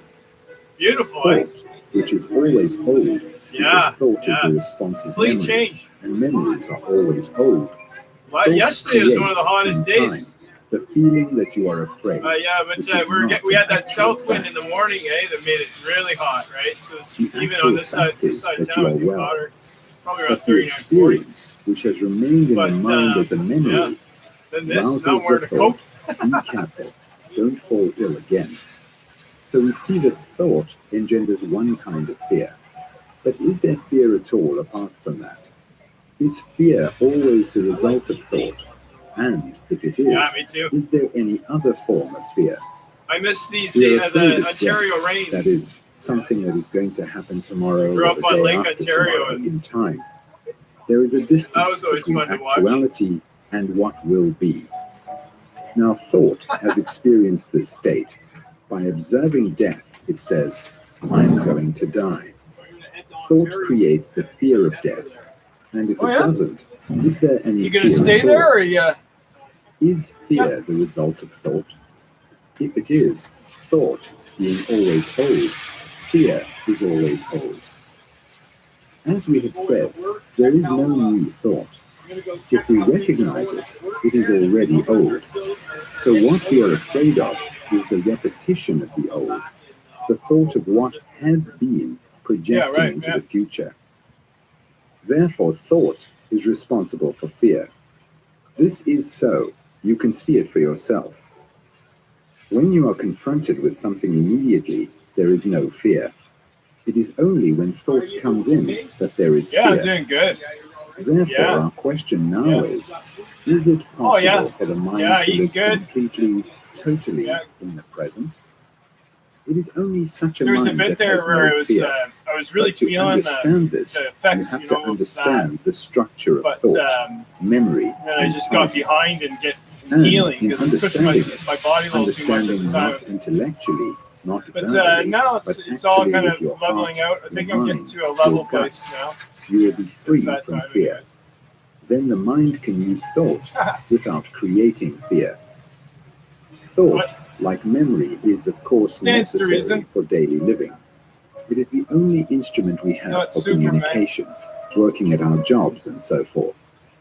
Thought is the response to memory. Memory, which has been accumulated through Yeah, experience, knowledge, You'll see her around. tradition, time. Still around. And from this background of memory, we react. And this reaction is thinking. So thought is essential at certain levels. But when thought projects itself psychologically You got, yeah. as the He future comes and over all the past, time. creating Yeah, fear good as well guy. as pleasure, Yeah. the mind Nick. is made dull, and therefore His name's Nick. inaction is inevitable. He's So very I ask interesting, myself, man. He's a great guy. Why do You I like think him. about Talk the to him, I future swear. and the past in terms of pleasure and pain, knowing that such thought creates I can't fear? hear you, man. Isn't it possible for thought psychologically to stop? For otherwise fear Oh, will never in there? end. Oh, well. One of the functions of thought is to be occupied Oh, yeah. all the time with something. Most of Hey. us want to have our minds good. continually occupied so that we are prevented Keep from busy, seeing you know? ourselves as we actually are. There's not much else you can We are do afraid to be sometimes, empty. right? We are afraid to look at our Why fears. not? Why not? Consciously, I you don't can know. be aware of This your your fears, thing, you know? but at the deeper levels of your mind, are you aware of them? And how are you going to find out the fears that are hidden, secret? Is fear to be divided into the conscious and the subconscious? This is a very important question. The Pardon me? specialist, the psychologist, the analyst have divided Yeah. fear into deep and superficial layers. But Yeah, if you yeah. follow what the psychologist says, or what I say, Yeah. you are misunderstanding Deborah? our theories, our dogmas, our knowledge. I don't know. You are not Jeez. understanding yourself. Just talk a lot of You smack understand about people. yourself That's all I according know. to Freud or Jung, Oh, yeah. or according to me. But, Other people's theories have no oh, importance she doesn't even whatever. wave at me anymore. It is of I've never yourself had words with her or But you anything. must ask the question, is fear to be divided Oh, into no, the conscious nothing. and subconscious? Or is there only fear which you translate into different forms? Yeah, hold on. There is only Yeah. one desire. There is only desire. You desire. The objects of desire change, but desire Yeah. is always the same. Yeah, So oh, perhaps in the same way there is only fear. money. You are afraid of all sorts Money. of things. But You there think is dentists only are expensive one fear. for When you humans? realize that fear cannot be divided, you will see that you have put away altogether this problem of the subconscious, and so have cheated the psychologists and the analysts. When you understand that fear is a single movement which expresses itself in different ways, when you see the movement and not the object to which the movement goes, Yeah. then you are facing an immense question. How can you look at it without the fragmentation which the mind has cultivated? There is only total fear. But how can the mind, which thinks in fragments, observe this total picture? Can it?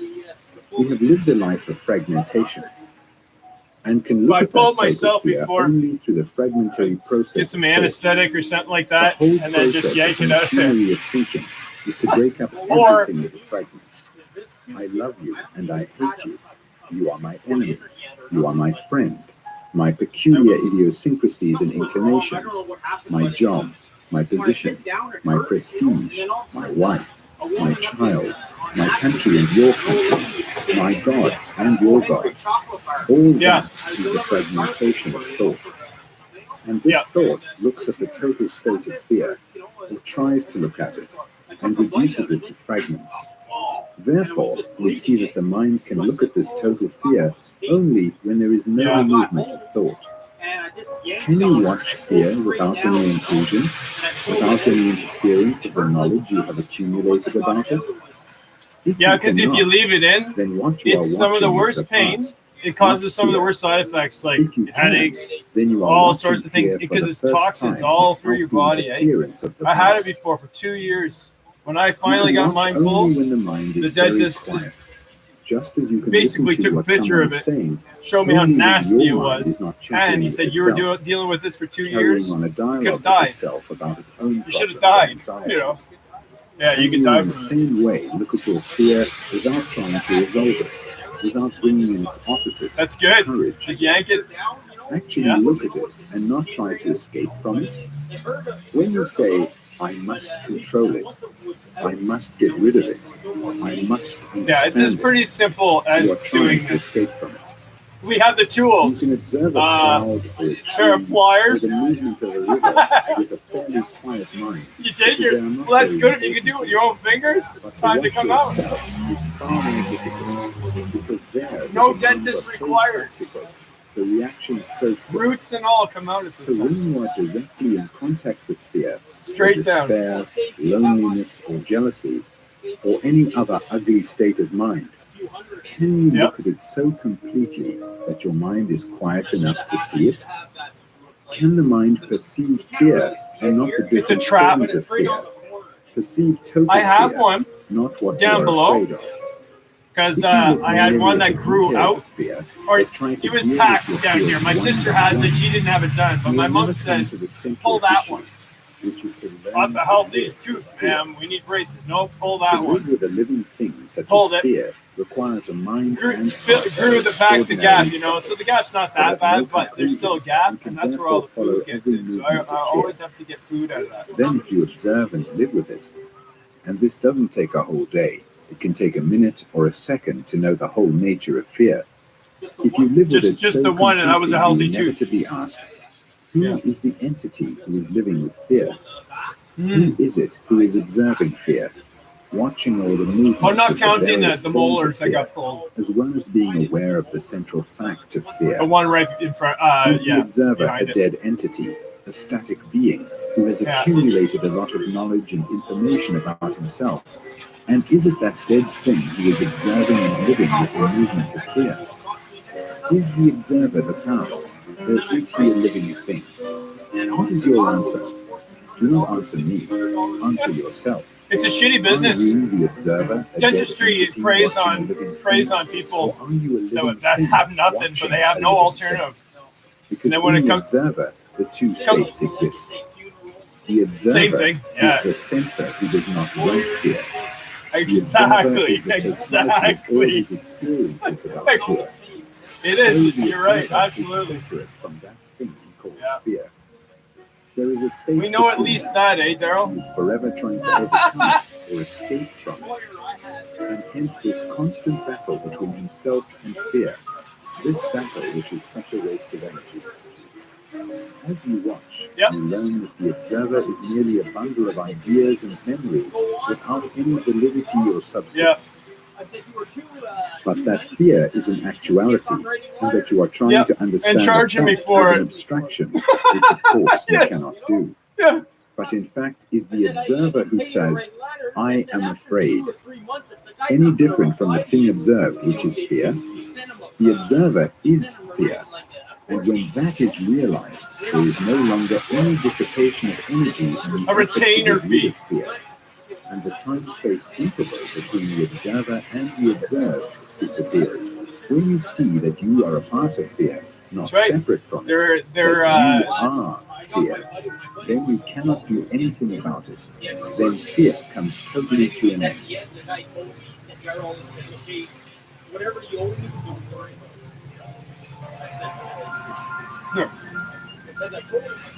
Violence, anger, Yep. justification and condemnation, the ideal and Yep. the actual, So there's Fear, so many pleasure, people now in sorrow, those professions. thought, and You got violence like it was bad are before, all it's worse interrelated. now, Most of us take and pleasure in violence. it's all in about that disliking the somebody, almighty fucking dollar, and hating so a particular lawyers drag race shit or out. group of people, Doctors see having patients for antagonistic little time feelings towards and others. charge But in maximum. a state of You mind know, in billing which all practices violence are has come to an crazy. end, there is a joy which is very different from the Yep. pleasure of COVID violence, makes it with even its easier for conflicts, these hatreds, and practices fears.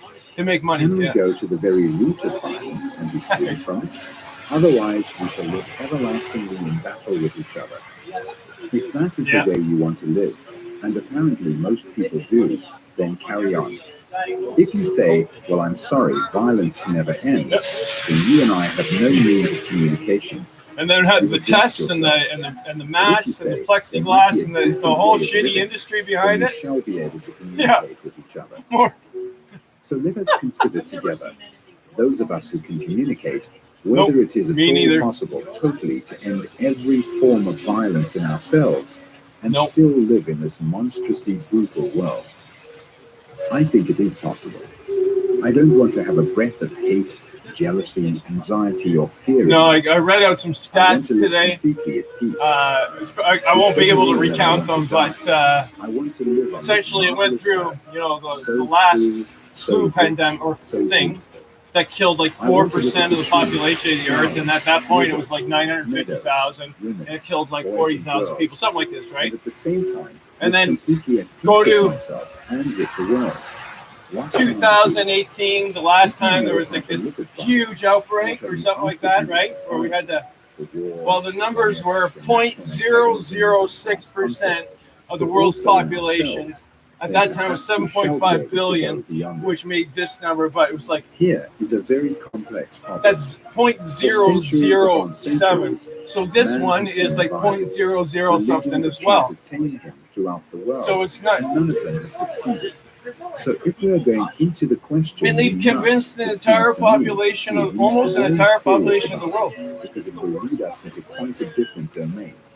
But if we want Frustrating, to frustrating as shit to watch. we shall not get very far. But at the same time, it's like I shake my head and I go, okay, well, that's kind of the play I'm watching now. That as long as so many other people in the world are not serious and are not prepared to do anything about it, what is the good of your doing anything? I don't care whether they take it seriously or not. I take it seriously. This lady in the States threw coffee at I someone. myself, as a human being, Yeah. feel very strongly about this question of violence, and I will see to it that in myself Exactly. I am not violent. But I cannot tell you or anybody else, don't be violent. Yeah. It has no meaning unless you yourself want it. Doesn't So do if you anything. yourself really want to understand this problem of violence, let us continue on our journey of exploration. Yeah, it shows you who's in control. Yeah. So who follows? Out there or here? Do you want to solve the problem in the outside world? Or are you questioning violence itself as it is in you? If you are free of Well, because violence you in know what it yourself, means. Most people the don't know what it question means that they're wearing a how am I mask. to They live actually in a think world it's full of protecting them. They violence, believe acquisitiveness, the bullshit. greed, envy, brutality? Well, Will I not be destroyed? That is the inevitable question which is invariably asked. When you ask such a question, yeah, it seems to the me numbers will tell you're you not that. actually living peacefully. If you live peacefully, you will have no problem Yep. at all.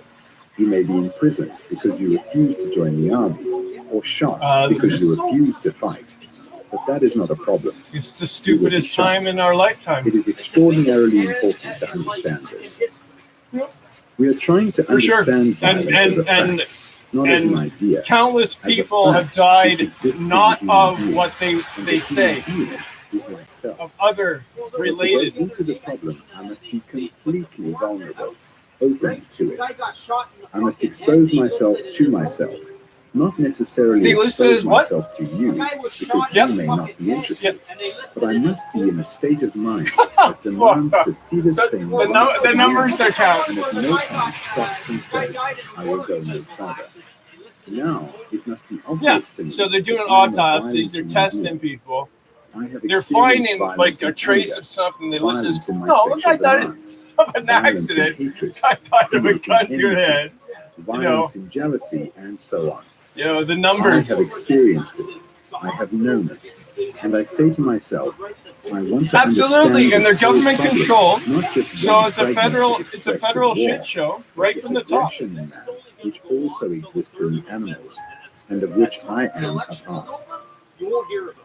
Violence is not merely killing another. Well, It maybe we is got a violence when fucking we another use a sharp problem. word, when we make a gesture to brush away a person, when we obey because there is fear. So violence isn't merely organized ritually in the name Well, of it's just God, another box, in the right? name of society or country. Violence is much more subtle. Well, all these groups are funded by outside influences that own governments. Indian, These or a groups. Muslim, or a Christian, or a European, or anything else. You are Well, being it's violent. like we can't say the black. You see The why people it in is general are Because stupid. you are separating yourself from the Well, rest that's of a form mankind. of stupidity When too, you isn't separate it? yourself by belief, That bowing down to by tradition, right. So it breeds it's violence. blacks, whites. It's So a man humanity who in is seeking to general. understand violence does not belong to any Yeah. country, to any religion, to any political party or partial system. No, I know, He man. is I know. concerned with the I know. total understanding of mankind. Doesn't make any sense. Now, there So, are two primary that's when you schools know of thought humanity's with sick. regard to violence.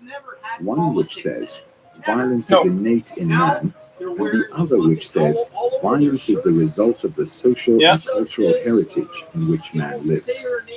We are not concerned Absolutely. with which school we belong to. It is of no importance. What is important is the fact that we are violent, not the course. reason for it. One Of course, of the most because common it doesn't. expressions of violence It's not is relevant anger. anymore. When Anything my that's on wife or sister TV is attacked, is I say, paid I am righteously to angry. control you. When my Everything country on is TV attacked, right now, my with the exception ideals, of a my couple of principles, things, my way if of you can life, find those couple of I am things, well, righteously you've done. angry. I am also angry when my habits are attacked, or my petty little Commercials are the opinions, same. when you tread on my They're toes or insult me, if it's not about or politicians if you or run away governments with or my this wife, I politician get did jealous. that. It's about That insurance. jealousy is It's called about righteous because she is you know, my like property. shitty And all this businesses anger like is this. morally justified. You know, But and to kill COVID-19. my It's about. country is It's just a also reminder. Live in So fear. when we are talking Live in about anger, which live is a in part fear, of violence, and there's then no we look end at to it, anger in terms right? of righteous and unrighteous So- anger, according to our own inclinations and environmental drive, or do we see only anger? Is there righteous anger ever, or is there only anger? Yeah, There is no good influence or bad influence. I know. Only influence. I know. But when I you are gotta laugh, influenced by man. something that It's like, doesn't are suit you crazy? I call it 2 to 3 envy. years, we're gonna wear masks. Fuck you. The moment you protect your family, your country, a bit of colored rag called a flag, Yes, a belief, you may as well. an idea, And it's making a 6, not to mention. that you demand or But that you that's hold, like, it's fucking like wearing a badge, the Nazi emblem here, the swastika on your arm, and a brown suit. If you're wearing a mask, it's exactly what you're doing. It's exactly the same thing.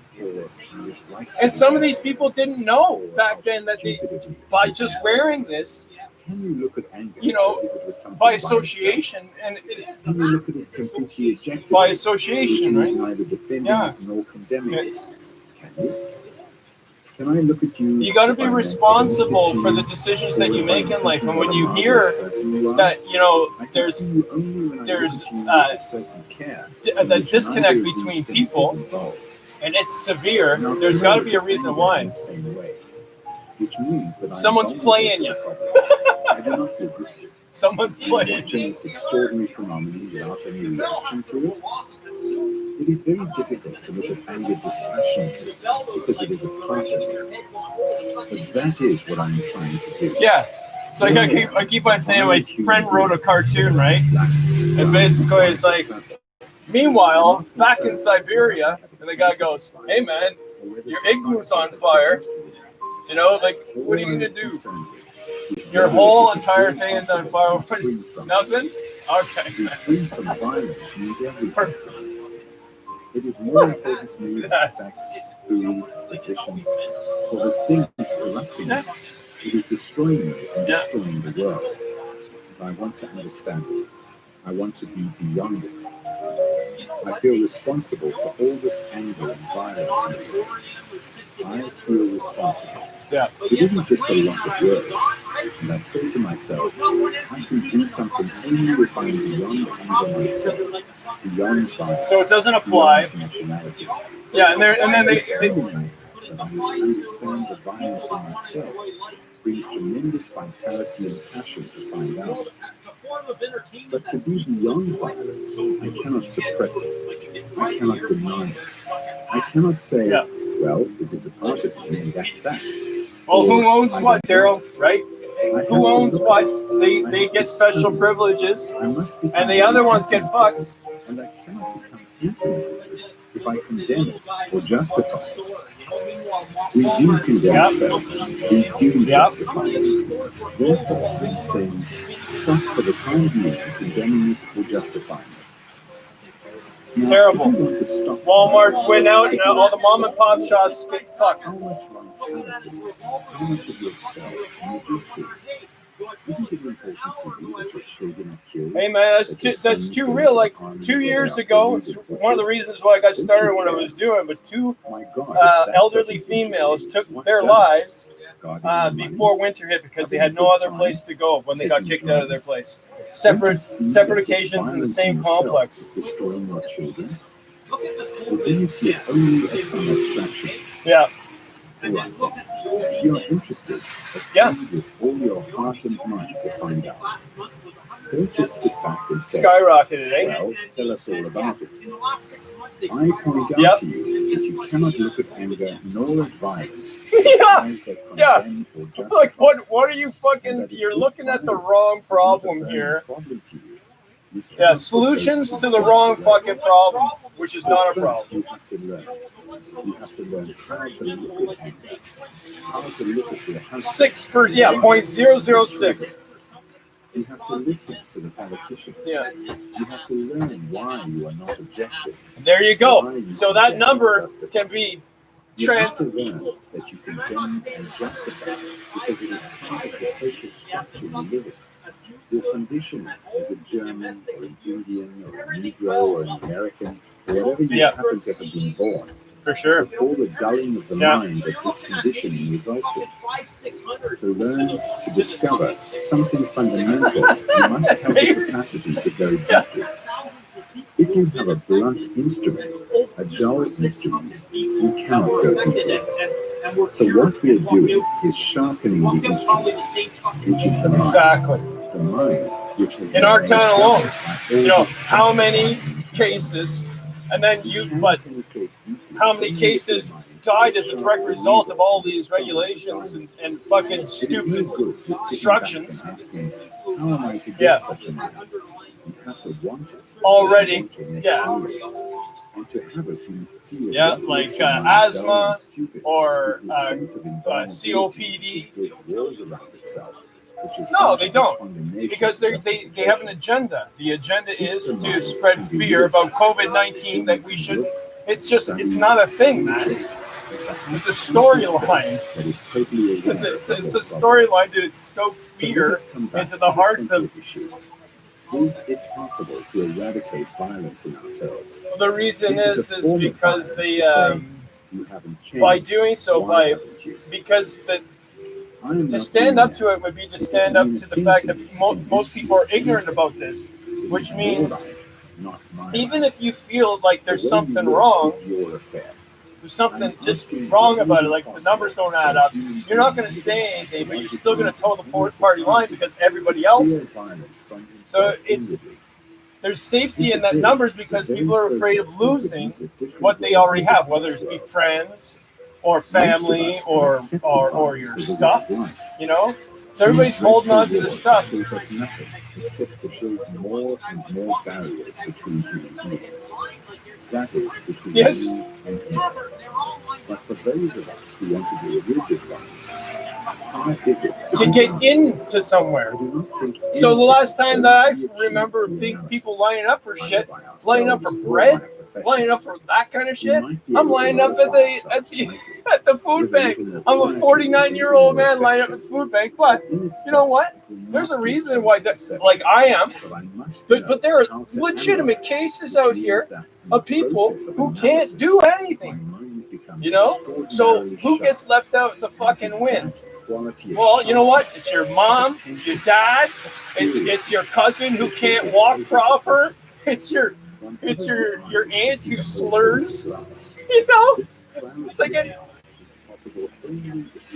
anybody with a different opinion now is considered crazy. I've got a whole case against me, man, about being crazy, and it's overwhelming. Called non-violence, and we think by having an ideal Oh, of the I'm opposite censored to highly. violence, It's non-violence, crazy. we can get I'm rid lucky. of I'm not right now. I'm not censored, but you know how they censor you? By We have had not. ideas I do a live thing, right? all the Always. sacred books But there's only a full few of them, people they allow yet because we are still violent. I'm in So contact why with them. not deal with violence itself and forget the word altogether? If you want to understand the actual, Yeah. you must give your whole Crazy. attention, all your Freedom of energy speech. to it. That attention and Done. energy are distracted You know, when you create a I want to fictitious hear. I want to ideal hear world. what that white supremacist shithead has to say. I really do. I don't want him censored. The man I don't want who is everybody really to see serious, this. if he So, urged to find out what okay, truth why am I is, being what censored? love is, What there's have no I said that concept was of untrue? He lives only in what is. Or if you To think it's investigate the untrue, fact of your own why anger wouldn't I be is able to part say of it? For the moment you conceive of its opposite, you condemn it, and therefore you Yeah. cannot see it as it is. When you say you dislike or Uphill hate something, mission. that is a fact. It's actually Although going it pretty sounds good. I'm terrible. having a good time. It's If good. you look It's at fun. it, go into it completely, it ceases. For the most part, it If you just keeps say, me occupied. I must not hate, I must have love in my heart, then you are living in a hypocritical world with double standards. Yeah, but there's not as much money in town. To live completely It's packed, is to live but everybody's with from BC. I've been watching the plates, eh? without Very any few sense of people from Alberta, condemnation no or one from the States, justification. so it's a whole different crowd. Then you understand So it's it people so doing these totally staycations. that you are finished with it. Well, you'll see a couple When of you them. see clearly, the problem is solved. No one has the money anymore, so they come and they do it as cheaply as possible. Not Which only makes sense. outside you, but inside But you. like back where I used to work, I was the parasail boat captain, right, for 4 years, 5 years running, right here, here water sports. So I did parasail, was captain of the boat. Not just a verbal agreement. No big deal, but it's very highly skilled maneuvering that you have to do for this. Anyways, they don't do it anymore. It used to be the biggest money maker this first year, and there was 2 boats on the lake. Now there's no boats. Entirely free from it immediately. So that's one example, right? Say, I will think about it. I will consider whether it Some is people are possible to be losing their shirts if they don't cut back, I will try to be free. but That it's is one of less the than most what grateful we had statements you before. can make. I will try. There is no trying. And No there's an doing your agenda best. behind it for sure. Either you do it or you don't do it. You are admitting time while the house is burning. Oh, I got this The town house is figured out. burning Believe me, As Daryl. a result of the violence throughout the world and in yourself. And you say, let me But every think about town's like this. It's like which really, there's no idea difference. without the fire. There's some When the eccentricities. house is on fire, do you argue about the color of the hair of the man who brings the water? When the house is on fire, do you argue about the color of the hair? Yeah, of in the man valley, who brings the very, water? very similar. Yeah, all the way down Kelowna, Vernon. Yeah, even yeah. So, but generally speaking, everybody fights the same kind of battles all around the world, right? It's greed, Relationship, pride. conflict, society, poverty, Maybe one day we'll Drugs. figure it out, Daryl. dependence, comparison, desire, ideals, hypocrisy. The cessation of violence, which we've just been considering, Yeah, does you not are. necessarily mean But a state of because mind, it's which is so at highly peace with charged itself, in media, and the therefore coverage, and is in you order have for to do relationship. this kind of mentality.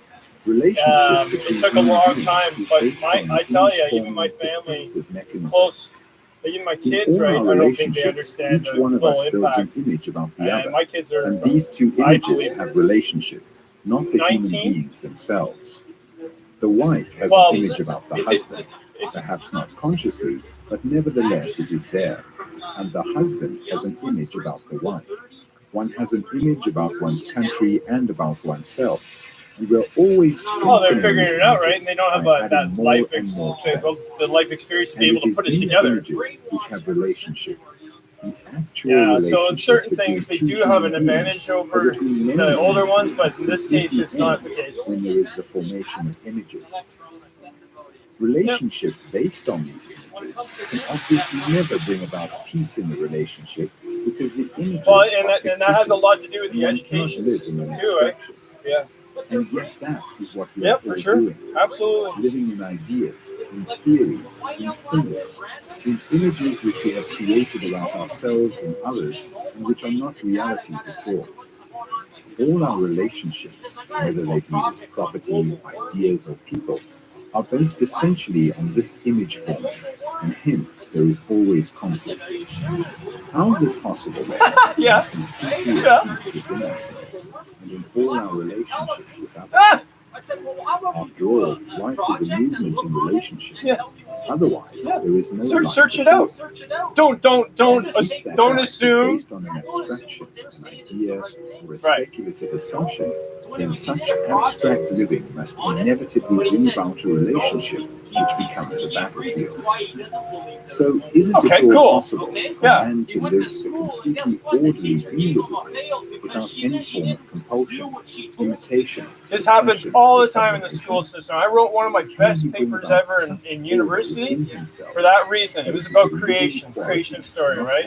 I An inward tranquility. one of the best papers which I've written. knows no And disturbance at any he moment. gave me like a Not in some 60 or something like this. abstract I said, "Are world, you but serious? in the daily life Why would of you the get? Well, it's home because of you didn't follow. I think we should go into You didn't this follow question what because basically there is is not what I one believe, spot right? in our You can't consciousness handle it. untouched by No, it's a good paper because I put In fucking all thought our into it. relationships, I want whether an with the 80 most or intimate 90, person or with right? a neighbor or with society, this Yeah. conflict exists. Yeah. Conflict being contradiction, the Yeah, state for of sure. division, separation, the duality. Observing Good. ourselves and our relationship to society, we see that at all levels of our being there is conflict, minor or major conflict, which brings about very That's right. superficial That's it. responses or devastating results.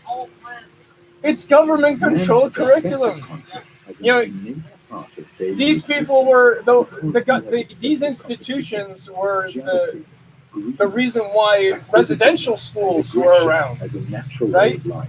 And When we these accept schools such a aren't way of much life, we accept the different structure in their of goals. society as it is. Residential schools We are live within a horrible. pattern of respectability. With these entities, they're That is what most of us are caught in.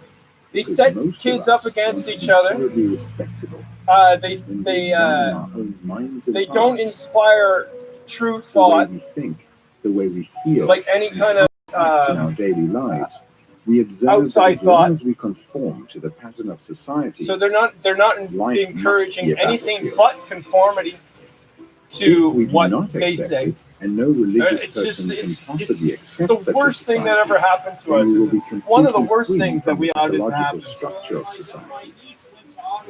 Most of us are rich Yeah. with the things of society, that society has created in us, and what we have created in ourselves. Yeah.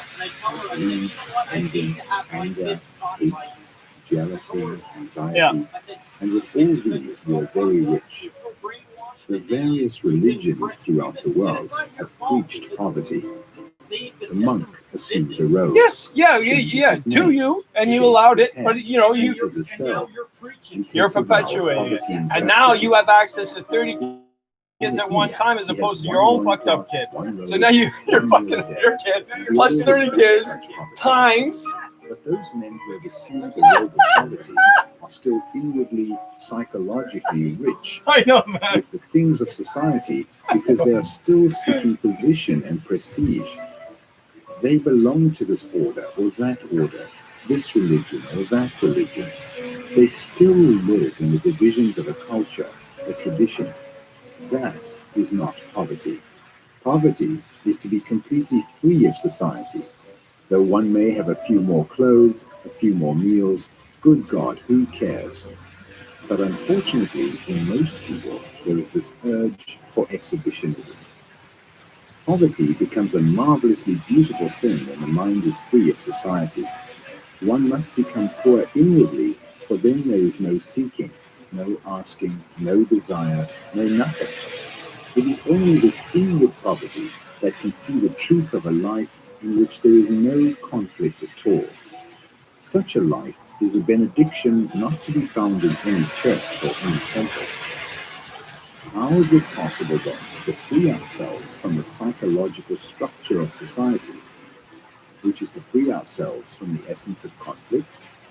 It is not difficult to trim and lop off certain branches of conflict, but we are asking ourselves whether it is possible to live in a complete inward and therefore outward tranquility, which does not mean that we shall vegetate or stagnate. On the contrary, we shall become dynamic, vital, full of energy.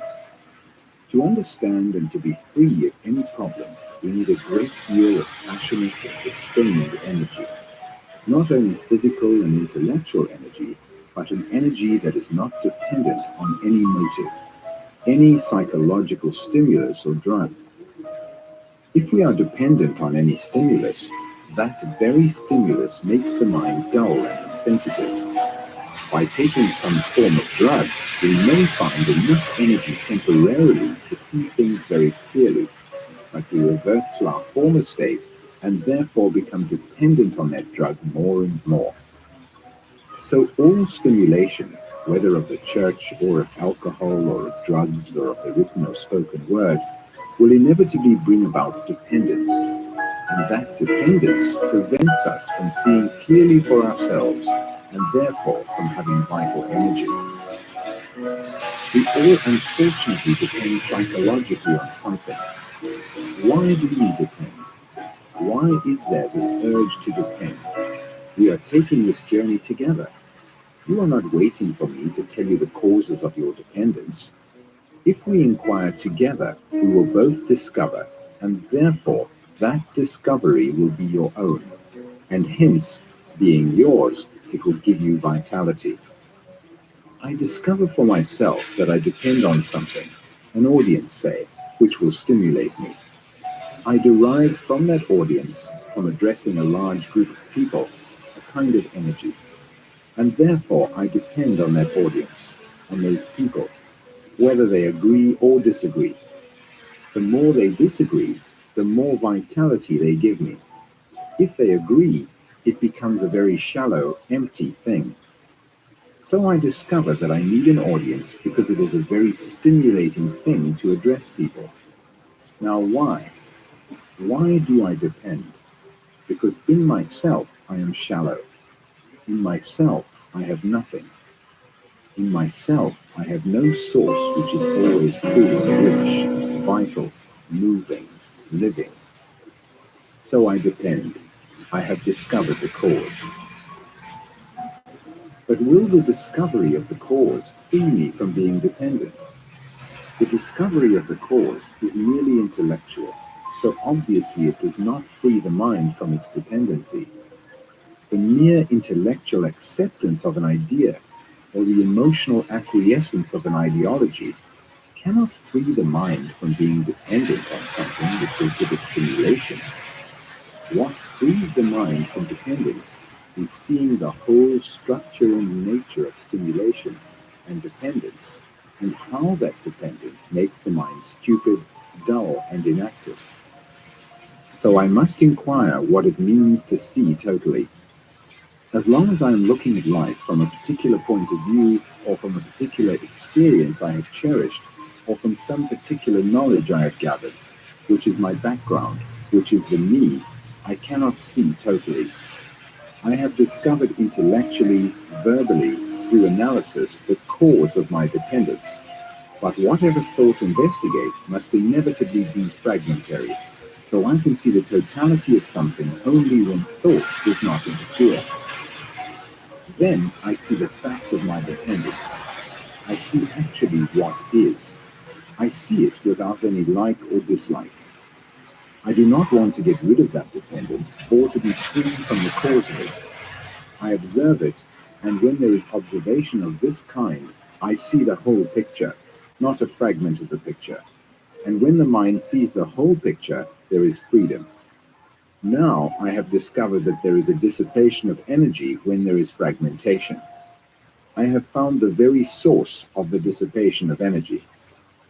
You may think there is no waste of energy if you imitate, if you accept authority, if you depend on the priest, the ritual, the dogma, the party or on some ideology, but the following and acceptance of an ideology, whether it is good or bad, whether it is holy or unholy, is a fragmentary activity, and therefore a cause of conflict.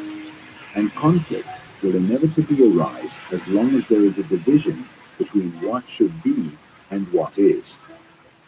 And any conflict is a dissipation of energy.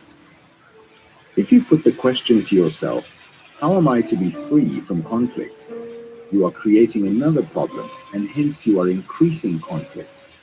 Whereas if you just see it as a fact, see it as you would see some concrete object, clearly, directly, then you will understand essentially the truth of a life in which there is no conflict at all. Let us put it another way. We are always comparing what we are with what we should be. This should be is a projection of what we think we ought to be.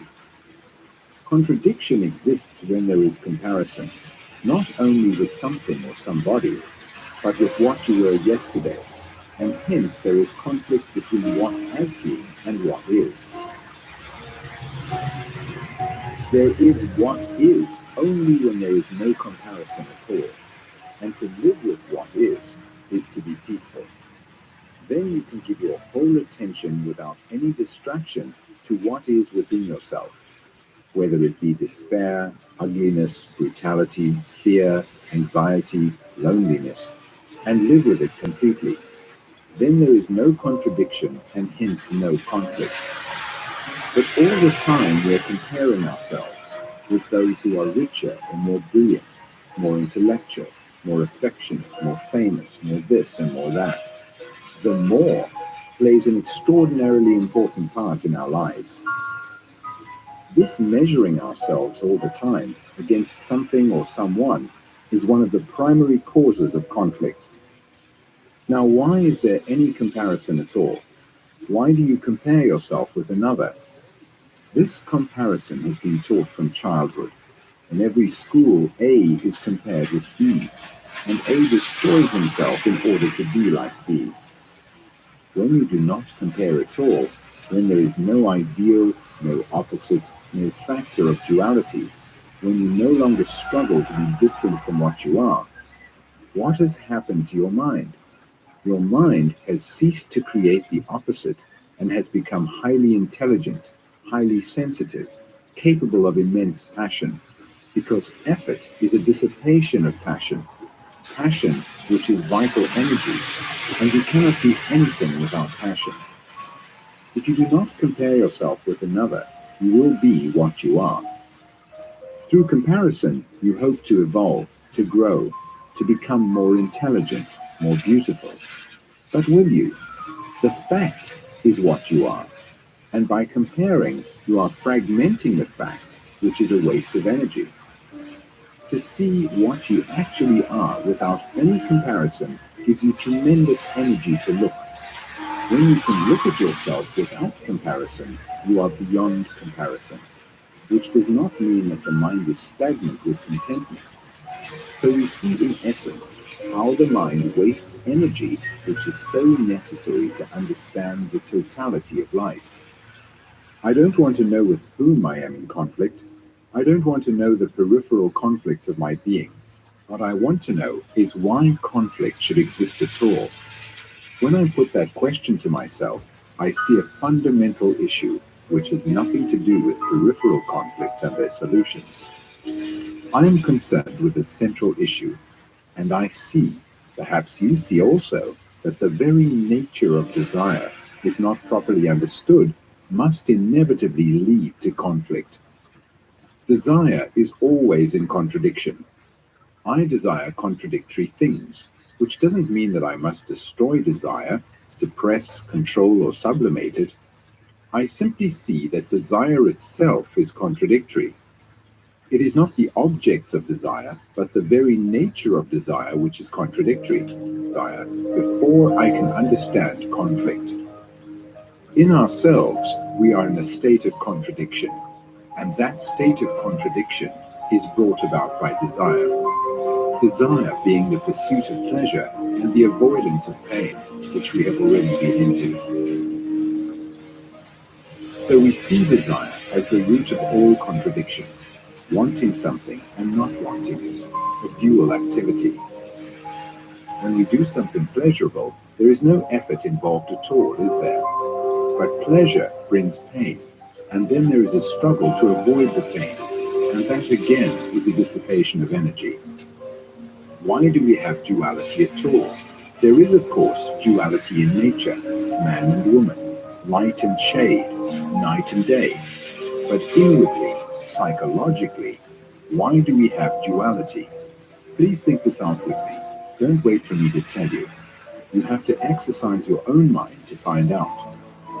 My words are merely a mirror in which to observe yourself. Why do we have this psychological duality? Is it that we have been brought up to always compare what is with what should be? We have been conditioned in what is right and what is wrong, what is good and what is bad, what is moral and what is immoral. Has this duality come into being because we believe that thinking about the opposite of violence, the opposite of envy, of jealousy, of meanness, will help us to get rid of these things? Do we use the opposite as a lever to get rid of what is? Or is it an escape from the actual? Do you use the opposite as a means of avoiding the actual? which you don't know how to deal with? Or is it because you have been told by thousands of years of propaganda that you must have an ideal, the opposite of what is, in order to cope with the present? When you have an ideal, you think it helps you to get rid of what is, but it never does. You may preach non-violence for the rest of your life and all the time be sowing the seeds of violence. You have a concept of what you should be and how you should act, and all the time you are in fact acting quite differently. So you see that principles, beliefs, and ideals must inevitably lead to hypocrisy and a dishonest life. It is the ideal that creates the opposite to what is. So if you know how to be with what is, then the opposite is not necessary. Trying to become like somebody else, or like your ideal, is one of the main causes of contradiction, confusion, and conflict. A mind that is confused, whatever it does, at any level, will remain confused. Any action born of confusion leads to further confusion. I see this very clearly. I see it as clearly as I see an immediate physical danger. So what happens? I cease to act in terms of confusion anymore. Therefore, inaction is complete action. Freedom, revolt, solitude, innocence, living with ourselves as we are. None of the agonies of suppression, nor the brutal discipline of conforming to a pattern has led to truth. To come upon truth, the mind must be completely free, without a spot of distortion. But first, let us ask ourselves if we really want to be free. When we talk of freedom, are we talking of complete freedom, or of freedom from some inconvenient or unpleasant or undesirable thing? We would like to be free from painful and ugly memories and unhappy experiences that keep our pleasurable, satisfying ideologies, formulas, and relationships. But to keep the one without the other is impossible, for as we have seen, pleasure is inseparable from pain. So it is for each one of us to decide whether or not we want to be completely free. If we say we do, then we must understand the nature and structure of freedom. Is it freedom when you are free from something, free from pain, free from some kind of anxiety? Or is freedom itself something entirely different? You can be free from jealousy, say, but isn't that freedom a reaction and therefore not a freedom at all? You can be free from dogma very easily by analyzing it, by kicking it out. But the motive for that freedom from dogma has its own reaction, because the desire to be free from a dogma may be that it is no longer fashionable or convenient. Or you can be free from nationalism because you believe in internationalism, or because you feel it is no longer economically necessary to cling to the silly nationalistic dogma with its flag and all that rubbish. You can easily pull that away, or you may react against some spiritual or political leader who has promised you freedom as a result of discipline or revolt. But has such rationalism, such logical conclusion, anything to do with freedom? If you say you are free from something, it is a reaction which will then become another reaction, which will bring about another conformity, another form of domination. In this way, you can have a chain of reactions and accept each reaction as freedom. But it is not freedom. It is merely a continuity of a modified past which the mind clings to. The youth of today, like all youth, are in revolt against society, and that is a good thing in itself, but revolt is not freedom, because when you revolt, it is a reaction, and that reaction sets up its own pattern, and you get caught in that pattern. You think it is something new. It is not. It is the old in a different mold. Any social or political revolt will inevitably revert to the good old bourgeois mentality. Freedom comes only when you see and act, never through revolt. Never through revolt. The seeing is the acting, and such action is as instantaneous as when you see danger. Then there is no cerebration, no discussion or hesitation. The danger itself compels the act, and therefore to see is to act and to be free. Freedom is a state of mind, not freedom from something, but a sense of freedom, a freedom to doubt and question everything, and therefore so intense, active, and vigorous that it throws away every form of dependence, slavery, conformity, and acceptance. Such freedom implies being completely alone. But can the mind brought up in a culture so dependent on environment and its own tendencies ever find that freedom, which is complete solitude, and in which there is no leadership, no tradition, and no authority? This solitude is an inward state of mind which is not dependent on any stimulus or any knowledge, and is not the result of any experience or conclusion. Most of us, inwardly, are never alone.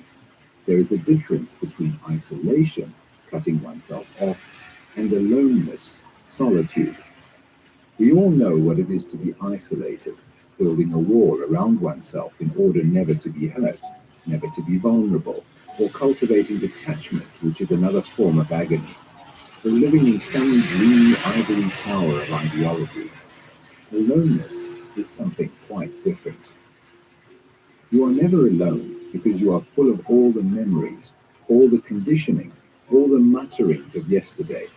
Your mind is never clear of all the rubbish it has accumulated.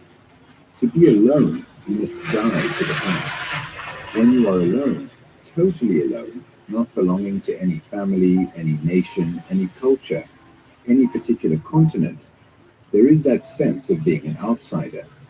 The man who is completely alone in this way is innocent, and it is this innocency that frees the mind from sorrow. We carry about with us the burden of what thousands of people have said and the memories of all our misfortunes. To abandon all that totally is to be alone, and the mind that is alone is not only innocent but young, not in time or age, but young, innocent, alive at whatever age. And only such a mind can see that which is truth and that which is not measurable by words. In this solitude, you will begin to understand the necessity of living with yourself as you are, not as you think you should be or as you have been. See if you can look at yourself without any tremor, any false modesty, any fear, any justification or condemnation. Just live with yourself as you actually are. It is only when you live with something intimately that you begin to understand it. But the moment you get used to it, get used to your own anxiety or envy or whatever it is, you are no longer living with it. If you live by a river, after a few days you do not hear the sound of the water anymore. Or if you have a picture in the room which you see every day, you lose it after a week. It is the same with the mountains, the valleys, the trees, the same with your family, your husband, your wife. But to live with something like jealousy, envy, or anxiety, you must never get used to it, never accept it. You must care for it as you would care for a newly planted tree, protect it against the sun, against the storm. You must care for it, not condemn it or justify it. Therefore, you begin to love it. When you care for it, you are beginning to love it. It is not that you love being envious or anxious, as so many people do, but rather that you care for watching. So can you and I, live with what we actually are, knowing ourselves to be dull, envious, fearful, believing we have tremendous affection when we have not, getting easily hurt, easily flattered and bored. Can we live with all that, neither accepting it nor denying it, without becoming morbid, depressed, or elated? Now let us ask ourselves a further question. Is this freedom, this solitude, this coming into contact with the whole structure of what we are in ourselves, is it to be come upon through time? That is freedom to be achieved through a gradual process? Obviously not, because as soon as you introduce time, you are enslaving yourself more and more. You cannot become free gradually. It is not a matter of time. The next question is, can you become conscious of that freedom? If you say, I am free, then you are not free. It is like a man saying, I am happy. The moment he says, I am happy, he is living in a memory of something that has gone. Freedom can only come about naturally, not through wishing, wanting, longing. Nor will you find it by creating an image of what you think it is. To come upon it, the mind has to learn to look at life, which is a vast movement, without the bondage of time, for freedom lies beyond the field of consciousness. Sorrow, death. I am tempted to repeat a story about a great disciple going to God and demanding to be taught truth. This poor God says, my friend, it is such a hot day, please get me a glass of water. So the disciple goes out and knocks on the door of the first house he comes to, and a beautiful young lady opens the door. The disciple falls in love with her, and they marry and have several children. Then one day it begins to rain, and keeps on raining, raining, raining.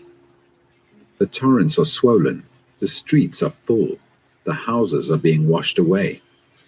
The disciple holds on to his wife and carries his children on his shoulders, and as he is being swept away, he calls out, Lord, please save me.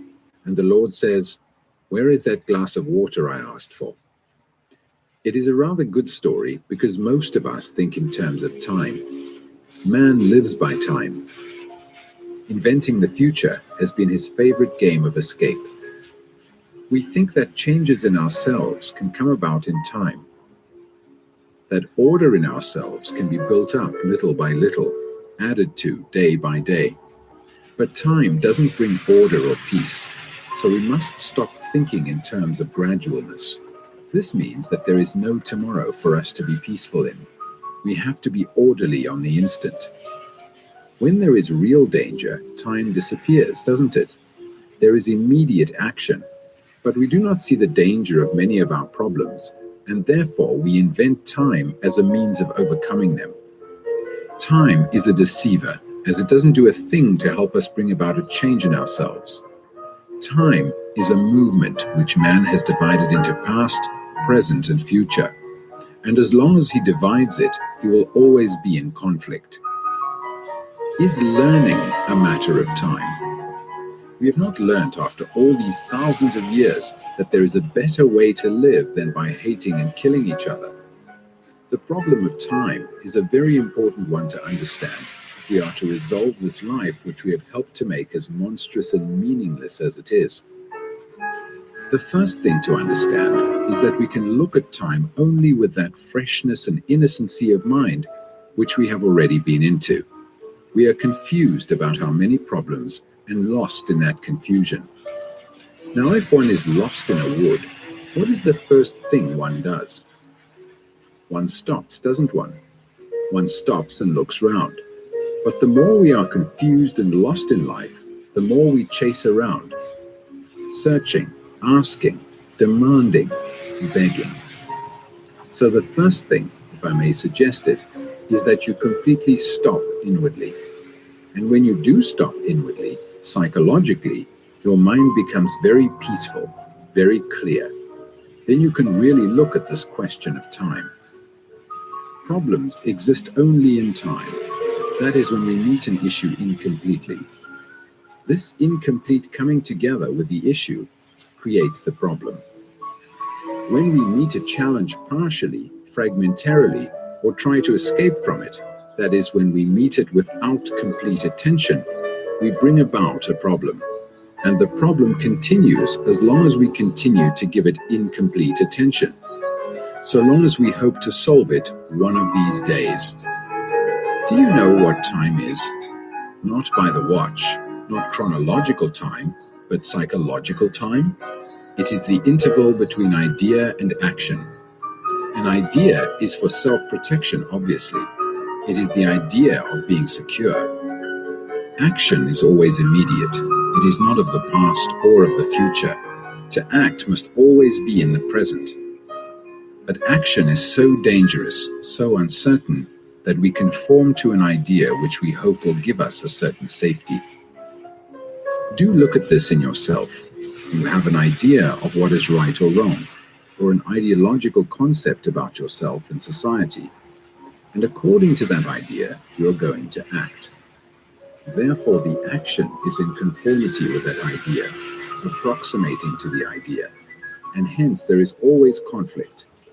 There is the idea, the interval, and action.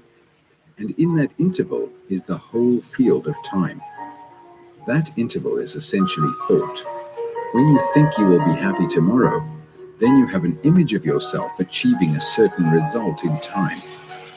Thought, through observation, through desire, and the continuity of that desire sustained by further thought says, tomorrow I shall be happy. Tomorrow I shall have success. Tomorrow the world will be a beautiful place. So thought creates that interval, which is time. Now we are asking, can we put a stop to time? Can we live so completely that there is no tomorrow for thought to think about? Because time is sorrow. That is, yesterday or 1,000 yesterdays ago, you loved, or you had a companion who has gone, and that memory remains, and you are thinking about that pleasure and that pain. You are looking back, wishing, hoping, regretting. So thought, going over it again and again, breeds this thing we call sorrow, and gives continuity to time. So long as there is this interval of time which has been bred by thought, there must be sorrow. There must be continuity of fear. So one asks oneself, can this interval come to an end? If you say, will it ever end? Then it is already an idea, something you want to achieve, and therefore you have an interval and you are caught again. Now take the question of death, which is an immense problem to most people. You know death. There it is walking every day by your side. Is it possible to meet it so completely that you do not make a problem of it at all? In order to meet it in such a way, all belief, all hope, all fear about it must come to an end. Otherwise, you are meeting this extraordinary thing with a conclusion, an image, with a premeditated anxiety, and therefore you are meeting it with time. Time is the interval between the observer and the observed. That is, the observer, you, is afraid to meet this thing called death. You don't know what it means. You have all kinds of hopes and theories about it. You believe in reincarnation or resurrection, or in something called the soul, the Atman, a spiritual entity which is timeless and which you call by different names. Now, have you found out for yourself whether there is a soul? Or is it an idea that has been handed down to you? Is there something permanent, continuous, which is beyond thought? If thought can think about it, it is within the field of thought, and therefore it cannot be permanent, because there is nothing permanent within the field of thought. To discover that nothing is permanent is of tremendous importance, for only then is the mind free. Then you can look, and in that there is great joy. You cannot be frightened of the unknown, because you do not know what the unknown is, and so there is nothing to be frightened of. Death is a word, and it is the word, the image, that creates fear. So can you look at death without the image of death? As long as the image exists from which springs thought, thought must always create fear. Then you either rationalize your fear of death and build a resistance against the inevitable, or you invent innumerable beliefs to protect you from the fear of death. Hence, there is a gap between you and the thing of which you are afraid. In this time-space interval, there must be conflict, which is fear, anxiety, and self-pity. Thought, which breeds the fear of death, says, let's postpone it.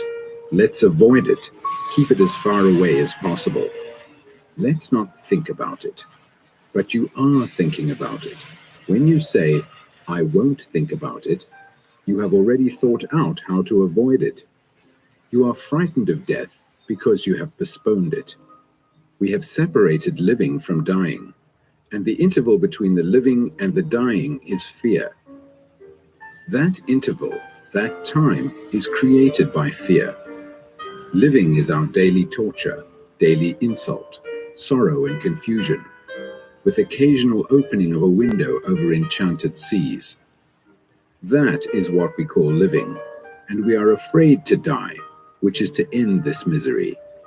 We would rather cling to the known than face the unknown. The known being our house, our furniture, our family, our character, our work, our knowledge, our fame, our loneliness, our gods, that little thing that moves around incessantly within itself with its own limited pattern of embittered existence. We think that living is always in the present and that dying is something that awaits us at a distant time. But we have never questioned whether this battle of everyday life is living at all. We want to know the truth about reincarnation. We want proof of the survival of the soul. We listen to the assertion of clairvoyance and to the conclusions of psychical research, but we never ask, never, how to live with delight, with enchantment, with beauty every day. We have accepted life as it is, with all its agony and despair, and have got used to it, and think of death as something to be carefully avoided. But death is extraordinarily like life when we know how to live. You cannot live without dying. You cannot live if you do not die psychologically every minute. This is not an intellectual paradox.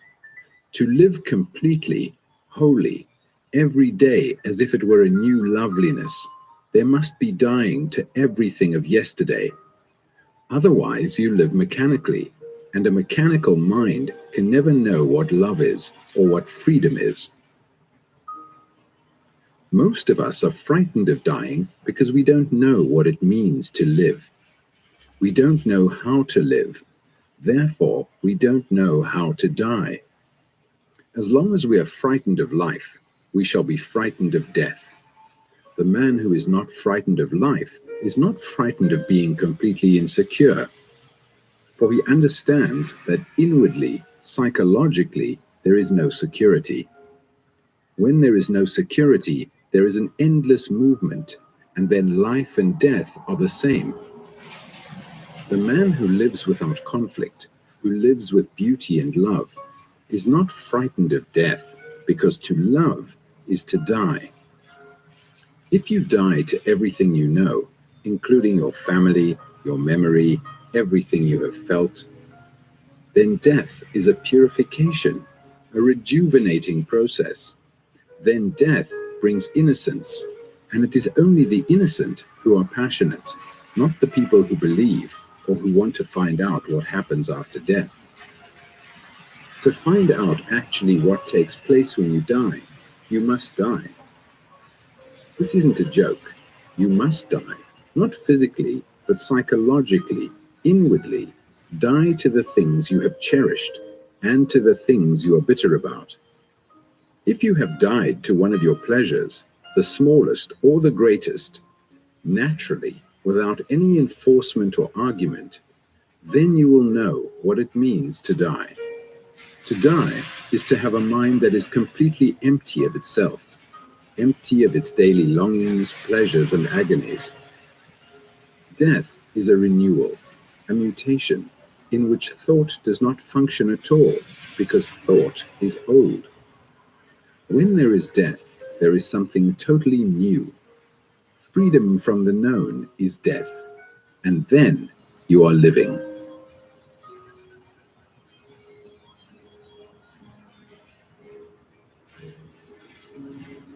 Love. The demand to be safe in relationship inevitably breeds sorrow and fear. This seeking for security is inviting insecurity. Have you ever found security in any of your relationships? Have you? Most of us want the security of loving and being loved. But is there love when each one of us is seeking his own security, his own particular path? We are not loved because we don't know how to love. What is love? The word is so loaded and corrupted that I hardly like to use it. Everybody talks of love. Every magazine and newspaper and every missionary talks everlastingly of love. I love my country. I love my king. I love some book. I love that mountain. I love pleasure. I love my wife. I love God. Is love an idea? If it is, it can be cultivated, nourished, cherished, pushed around, twisted in any way you like. When you say you love God, what does it mean? It means that you love a projection of your own imagination, a projection of yourself clothed in certain forms of respectability according to what you think is noble and holy. So to say, I love God, is absolute nonsense. When you worship God, you are worshipping yourself, and that is not love. Because we cannot solve this human thing called love, we run away into abstractions. Love may be the ultimate solution to all man's difficulties, problems, and travails. So how are we going to find out what love is? By merely defining it? The church has defined it one way, society another, and there are all sorts of deviations and perversions. Adoring someone, sleeping with someone, the emotional exchange, the companionship. Is that what we mean by love? That has been the norm, and it has become so tremendously personal, sensuous, and limited that religions have declared that love is something much more than this. In what they call human love, they see there is pleasure, competition, jealousy, the desire to possess, to hold, to control, and to interfere with another's thinking. Knowing the complexity of all this, they say there must be another kind of love, divine, beautiful, untouched, uncorrupted. Throughout the world, so-called holy men have maintained that to look at a woman is something totally wrong. They say you cannot come near to God if you indulge in sex. Therefore, they push it aside, although they are eaten up with it. But by denying sexuality, they put out their eyes and cut out their tongues, for they deny the whole beauty of the earth. They have starved their hearts and minds. They are dehydrated human beings. They have banished beauty because beauty is associated with a woman. Can love be divided into the sacred and the profane, the human and the divine? Or is there only love? Is love of the one and not of the many?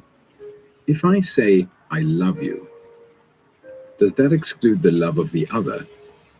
Is love personal or impersonal, moral or immoral, family or non-family? If you love mankind, can you love the particular? Is love sentiment? Is love emotion? Is love pleasure and desire? All these questions indicate, don't they, that we have ideas about love, ideas about what it should or should not be, a pattern or a code developed by the culture in which we live. So to go into the question of what love is, we must first free it from the encrustation of centuries, put away all ideals and ideologies of what it should or should not be. To divide anything into what should be and what is the most deceptive way of dealing with life. Now, how am I going to find out what this flame is which we call love? Not how to express it to another, but what it means in itself? I will first reject what the church, what society, what my parents and friends, what every person and every book has said about it, because I want to find out for myself what it is. Here is an enormous problem that involves the whole of mankind. There have been 1,000 ways of defining it, and I myself am caught in some pattern or other according to what I like or enjoy at the moment. So shouldn't I, in order to understand it, first free myself from my own inclinations and prejudices? I am confused, torn by my own desires, So I say to myself, first clear up your own confusion. Perhaps you may be able to discover what love is through what it is not. The government says, go and kill for the love of your country. Is that love? Religion says, give up sex for the love of God. Is that love? Is love desire? Don't say no. For most of us it is. Desire with pleasure, the pleasure that is derived through the senses, through sexual attachment and fulfillment. I am not against sex, but see what is involved in it. What sex gives you momentarily is the total abandonment of yourself. Then you are back again with your turmoil. So you want a repetition over and over again of that state, which there is no worry, no problem, no self. You say you love your wife. In that love is involved sexual pleasure, the pleasure of having someone in your house to look after your children, to cook. You depend on her. She has given you her body, her emotions, her encouragement, a certain feeling of security and well-being. Then she turns away from you. She gets bored or goes off with someone else, and your whole emotional balance is destroyed. And this disturbance, which you don't like, is called jealousy. There is pain in it, anxiety, hate, and violence. So what you are really saying is, as long as you belong to me, I love you. But the moment you don't, I begin to hate you. As long as I can rely on you to satisfy my demands, sexual and otherwise, I love you. But the moment you cease to supply what I want, I don't like you. So there is antagonism between you. There is separation. And when you feel separate from another, there is no love. But if you can live with your wife without creating all these contradictory states, these endless quarrels in yourself, then perhaps, you will know what love is. Then you are completely free, and so is she. Whereas if you depend on her for all your pleasure, you are a slave to her. So when one loves, there must be freedom, not only from the other person, but from oneself.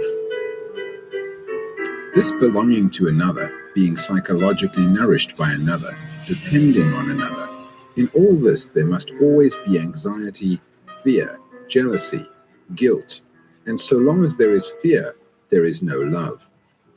A mind ridden with sorrow will never know what love is. Sentimentality and emotionalism have nothing whatsoever to do with love. And so, love is not to do with pleasure and desire. Love is not the product of thought, which is the past. Love cannot possibly cultivate love. Love is not hedged about and caught in jealousy, for jealousy is of the past. Love is always present. It is not, I will love, or I have loved. If you know love, you will not follow anybody. Love does not obey. When you love, there is neither respect nor disrespect. Don't you know what it means really to love somebody? To love without hate, without jealousy, without anger, without wanting to interfere with what he is doing or thinking, without condemning, without comparing. Don't you know what it means? Where there is love, is there comparison? When you love someone with all your heart, with all your mind, with all your body, with your entire being, is there comparison? When you totally abandon yourself to that love, there is not the other. Does love have responsibility and duty? And will it use those words? When you do something out of duty, is there any love in it? In duty, there is no love. The structure of duty in which the human being is caught is destroying him.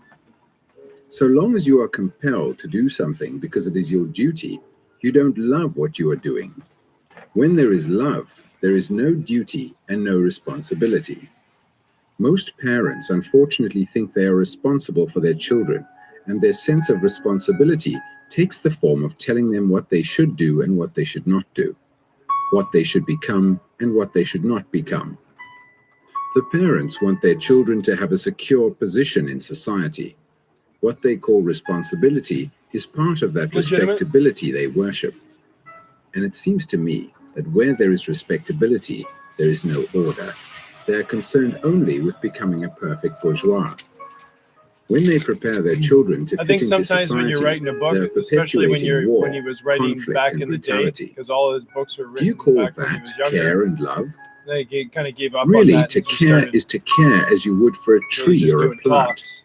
watering it, He studying its started needs, using the best soil men and for it, women looking after it with gentleness and switching the tenderness. gender. But when you prepare roles your when given children to fit examples. into society, So you're in preparing them the to last be killed. example was If you loved your children, it you seemed would like have it's no pretty war. sexist and whatnot. But When you lose someone you love, you shed he's tears. trying to get at something Are your that's tears for beyond the yourself example or that he for the was one using. who is dead? Are you crying for yourself or But for another? who knows? Have you ever cried Did for he or another? did he not? Have you ever cried for your son who is killed on the battlefield? Regardless, you know what he You have cried, understood but about do it. those tears come out of self-pity? Depriving Or have you yourself cried of because a human it being is has been killed? not very good. It's If you cry equally out as of self-pity, disturbing your as tears how have no important it meaning is in because our you are society. concerned about yourself. So C.S. If you are Lewis touches crying on because that you are bereft of in a one number in of whom different you have ways. invested a great deal of affection, it was not really affection. When you cry for your brother who dies, cry for him. It is very easy to cry for yourself because he is gone. Apparently you are crying because your heart is touched, but it is not touched for him. It is only touched by self-pity, and self-pity makes you hard, encloses you, makes you dull and stupid.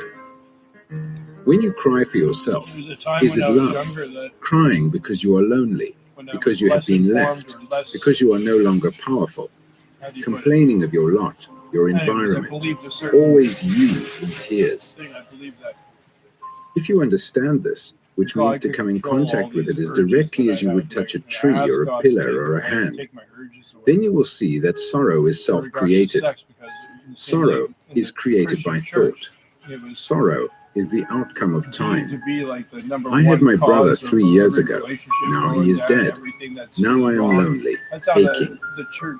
There is no puts one to it. whom I can look for They're comfort or fucking wrong the whole companionship, time too. and it brings tears to So my it's, eyes. it's You can see all this happening inside Frustrating. yourself if you watch it. because You can see it fully, completely the in one glance. indoctrination that kids Not get take when analytical they're young time really over do it. form their opinions. as You they can get see in older. a moment So it's the a bigger whole hole to dig structure yourself and out. nature of this shoddy little thing called me. And a lot of these My girls tears, that grow up in my Christian family, homes, my nation, and they've got my these, belief, these views my on religion. sex and whatnot, they'll completely all go that against ugliness, whatever it is was their all parents said, inside because you. they'll go the When you other see way. it with your heart, not See with your everything. mind, when you see it from the very bottom of your heart, So, you know, then you have the key that will end sorrow.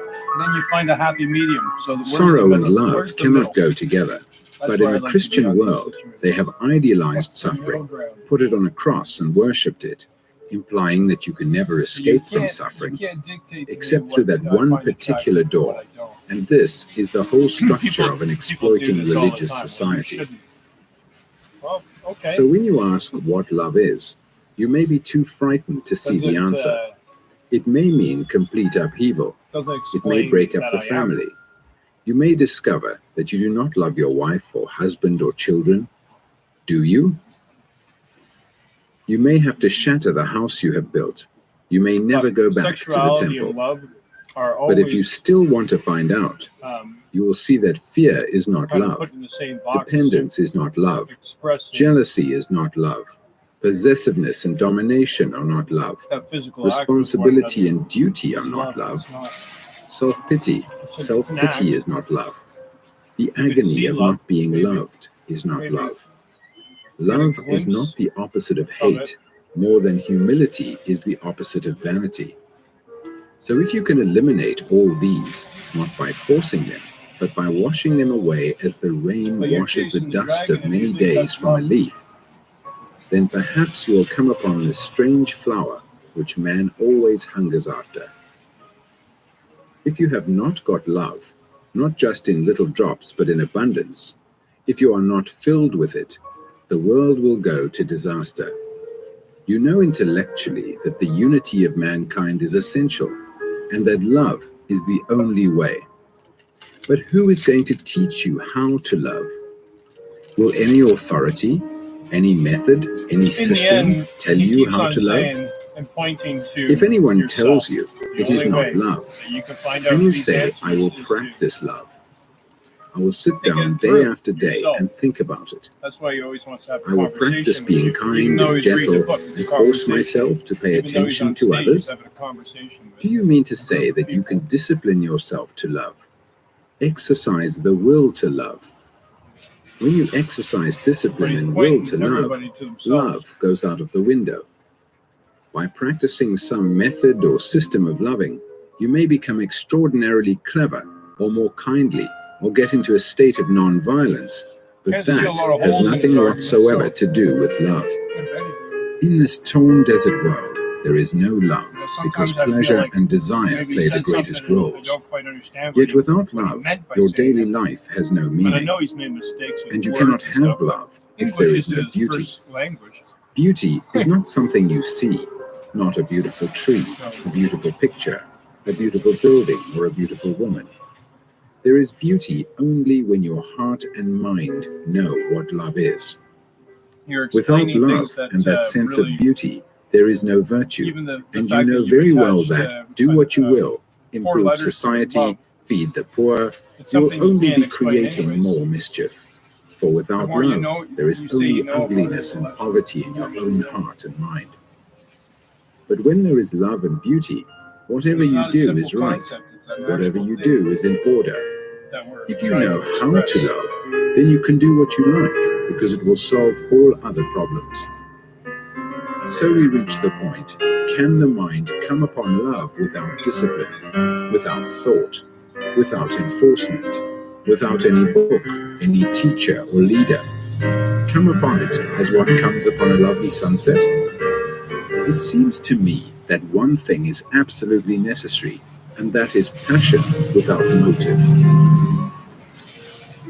Passion that is not the result of some commitment or attachment. Passion that is not lust.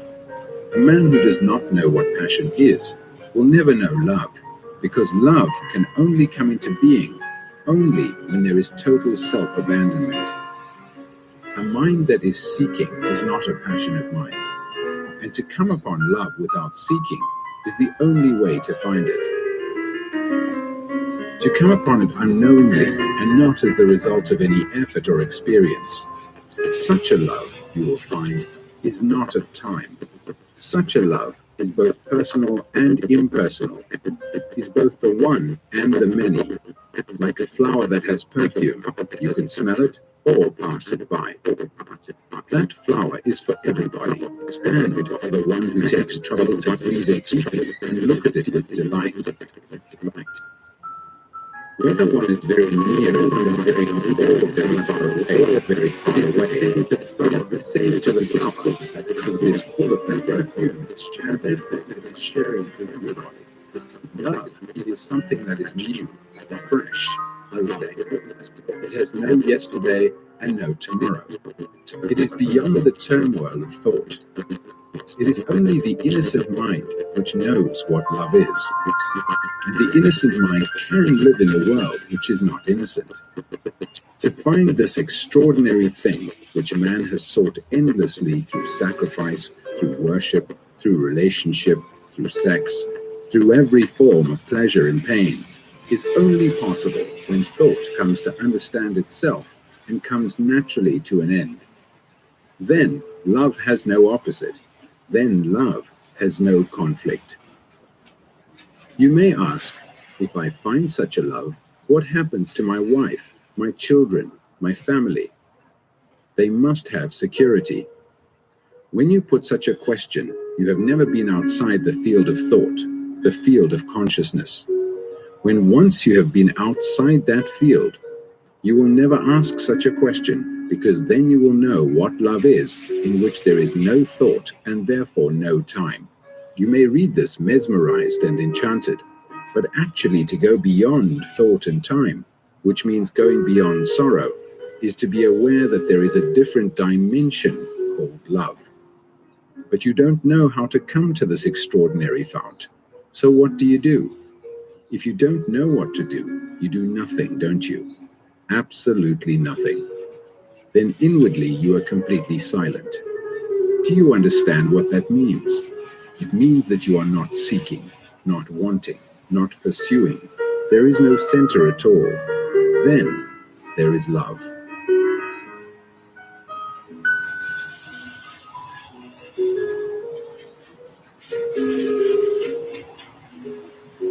To look and to listen. Art, beauty, austerity, images, problems, space. A guarantee for the rest of their lives of continuous emotional satisfaction. We have been inquiring into the nature of love and have come to a point, I think, which needs much greater penetration, a much greater awareness of the issue. We have discovered that for most people, love means comfort, security, a guarantee for the rest of their lives of continuous emotional satisfaction. Then someone like me comes along and says, "Is that really love?" and questions you and asks you to look inside yourself. And you try not to look because it is very disturbing. You would rather discuss the soul or the political or economic situation, but when you are driven into a corner to look, you realize that what you have always thought of love is not love at all. It is a mutual gratification, a mutual exploitation. When I say love has no tomorrow and no yesterday, or when there is no center, then there is love, it has reality for me, but not for you. You may quote it and make it into a formula, but that has no validity. You have to see it for yourself. But to do so, there must be freedom to look, freedom from all condemnation, all judgment, all agreeing or disagreeing. Now, to look is one of the most difficult things in life, or to listen. To look and listen are the same. If your eyes are blinded with your worries, you cannot see the beauty of the sunset. Most of us have lost touch with nature. Civilization is tending more and more towards large cities. We are becoming more and more an urban people, living in crowded apartments and having very little space even to look at the sky of an evening and morning. And therefore, we are losing touch with a great deal of beauty. I don't know if you have noticed how few of us look at a sunrise or a sunset or the moonlight or the reflection of light on water. Having lost touch with nature, we naturally tend to develop intellectual capacities. We read a great many books, go to a great many museums and concerts, watch television, and have many other entertainments. We quote endlessly from other people's ideas and think and talk a great deal about art. Why is it that we depend so much upon art? Is it a form of escape, of stimulation? If you are directly in contact with nature, if you watch the movement of a bird on the wing, see the beauty of every movement of the sky, watch the shadows on the hills or the beauty on the face of another, do you think you will want to go to any museum to look at any picture? Perhaps it is because you do not know how to look at all the things about you that you resort to some form of drug to stimulate you to see better. There is a story of a religious teacher who used to talk every morning to his disciples. One morning, he got onto the platform and was just about to begin when a little bird came and sat on the windowsill and began to sing, and sang away with full heart. Then it stopped and flew away, and the teacher said, "The sermon for this morning is over." It seems to me that one of our greatest difficulties is to see for ourselves really clearly, not only outward things, but inward life.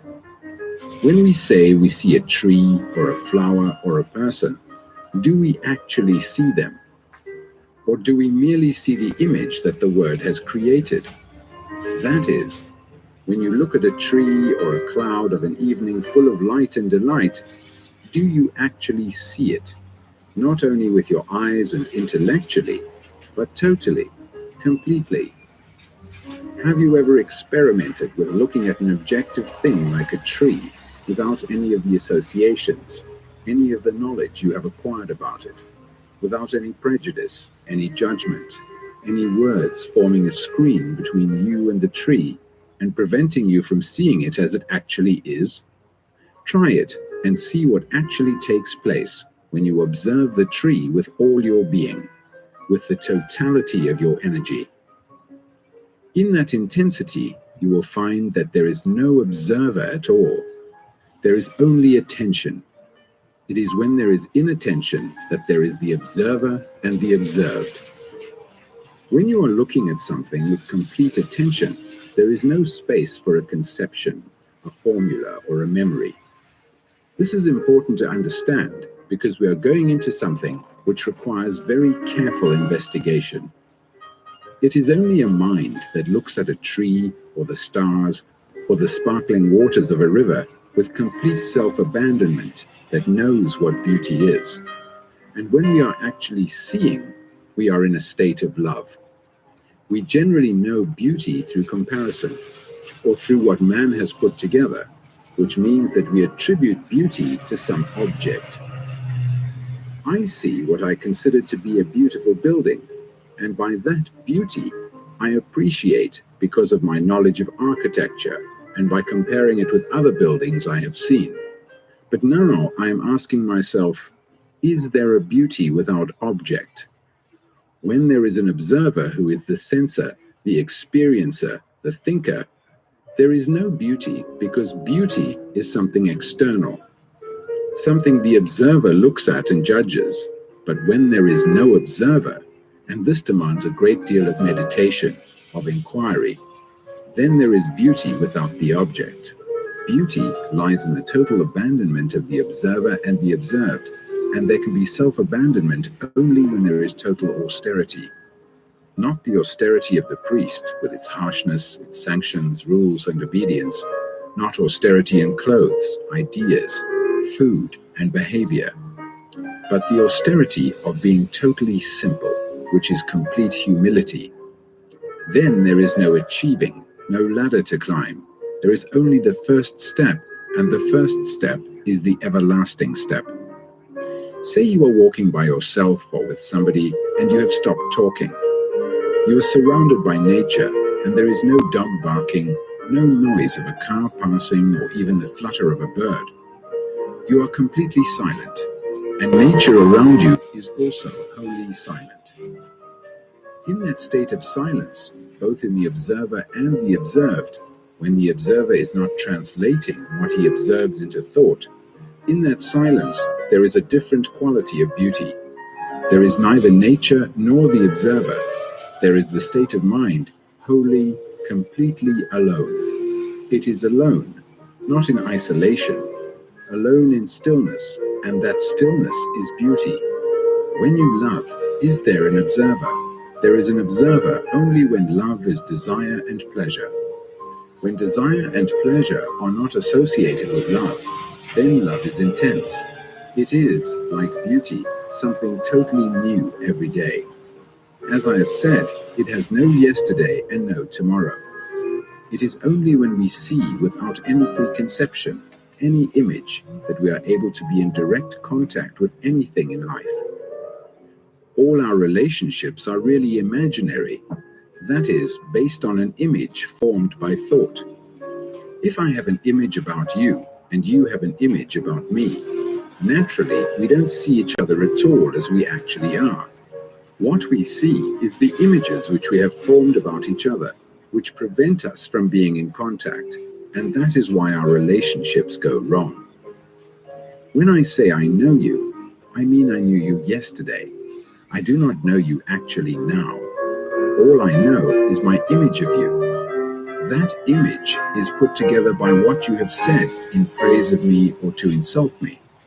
What you have done to me is put together by all the memories I have of you, and your image of me is put together in the same way.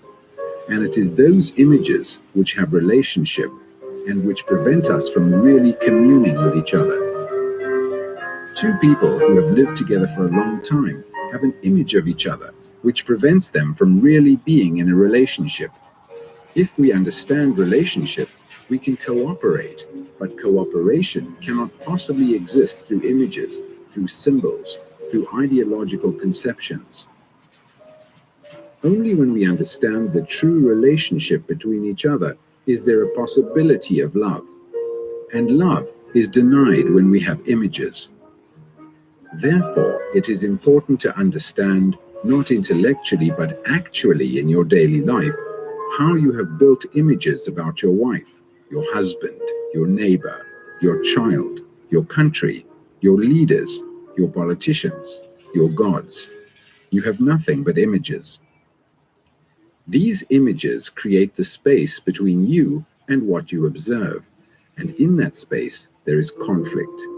So what we are going to find out now together is whether it is possible to be free of the space we create, not only outside ourselves, but in ourselves, the space which divides people in all their relationships.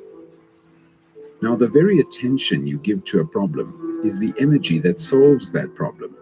When you give your complete attention, I mean with everything in you, there is no observer at all. There is only the state of attention, which is total energy, and that total energy is the highest form of intelligence. Naturally, that state of mind must be completely silent, and that silence, that stillness, comes when there is total attention, not disciplined stillness. That total silence in which there is neither the observer nor the thing observed is the highest form of a religious mind.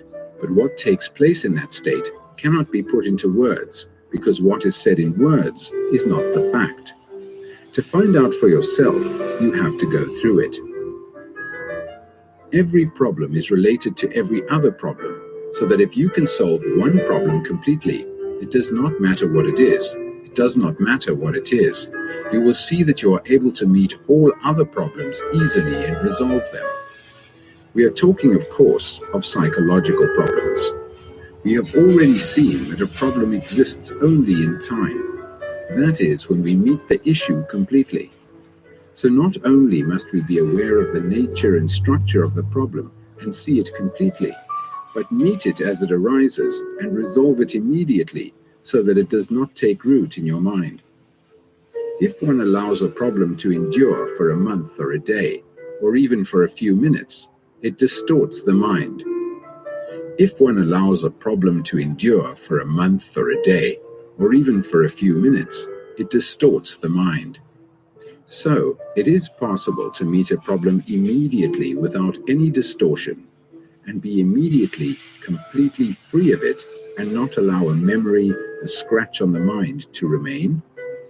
So is it possible to meet a problem immediately without any distortion, and be immediately completely free of it, and not allow a memory, a scratch on the mind to remain? These memories are the images we carry about with us, and it is these images which meet this extraordinary thing called life, and therefore there is a contradiction and hence conflict. Life is very real. Life is not an abstraction, and when you meet it with images, there are problems. Is it possible to meet every issue without this space-time interval, without the gap between oneself and the thing of which one is afraid? It is possible only when the observer has no continuity, the observer who is the builder of the image, the observer who is a collection of memories and ideas, who is a bundle of abstractions. When you look at the stars, there is you who are looking at the stars in the sky. The sky is flooded with brilliant stars. There is cool air, and there is you, the observer, the experiencer, the thinker, you with your aching heart, you, the center, creating space. You will never understand about the space between yourself and the stars, yourself and your wife or husband or friend, because you have never looked without the image, and that is why you do not know what beauty is or what love is. You talk about it, you write about it, but you have never known it except perhaps at rare intervals of self-abandonment. So long as there is a center creating space around itself, there is neither love nor beauty. When there is no center and no circumference, then there is love. And when you love, you are beauty. When you look at a face opposite, you are looking from a center, and the center creates the space between person and person, and that is why our lives are so empty and callous. You cannot cultivate love or beauty, nor can you invent truth.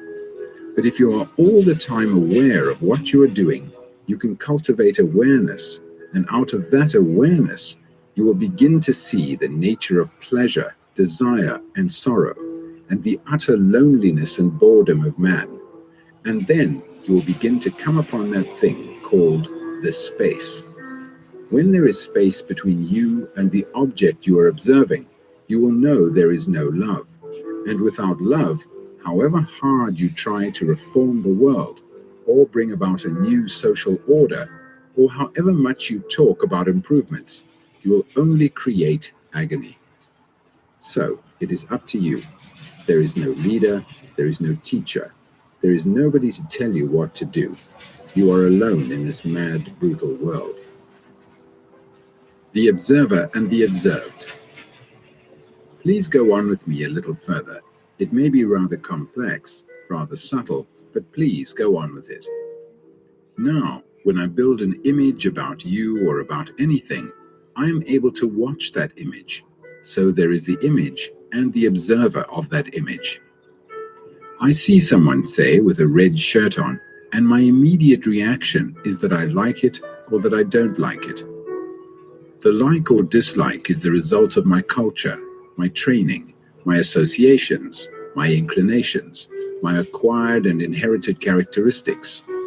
It is from that center that I observe and make my judgment, and thus the observer is separate from the thing he observes. But the observer is aware of more than one image. He creates thousands of images. But is the observer different from these images? Isn't he just another image? He is always adding to and subtracting from what he is.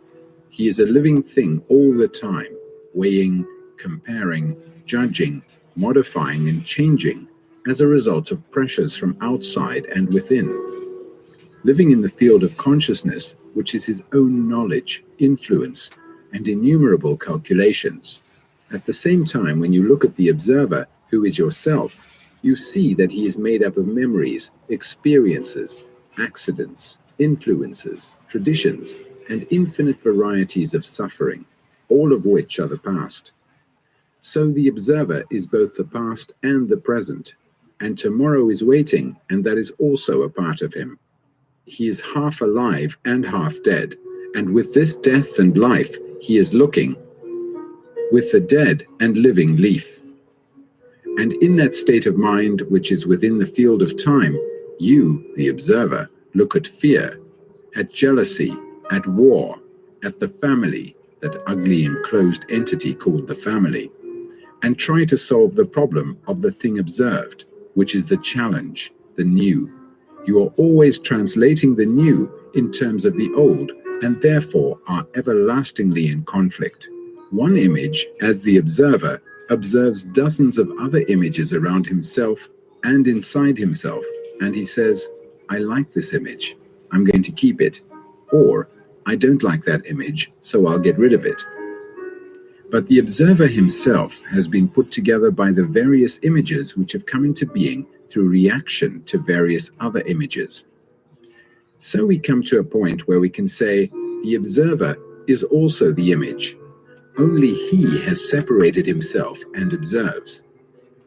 This observer, who has come into being through various other images, thinks himself permanent, and between himself and the images he has created, there is a division, a time interval. This creates conflict between himself and the images he believes to be the cause of his troubles. So then he says, I must get rid of this conflict. But the very desire to get rid of the conflict creates another image. Awareness of all this, which is real meditation, has revealed that there is a central image put together by all the other images, and this central image, the observer, is the sensor, the experiencer, the evaluator, the judge who wants to conquer or subjugate the other images or destroy them altogether. The other images are the result of judgments, opinions, and conclusions by the observer, and the observer is the result of all the other images. Therefore, the observer is the observed.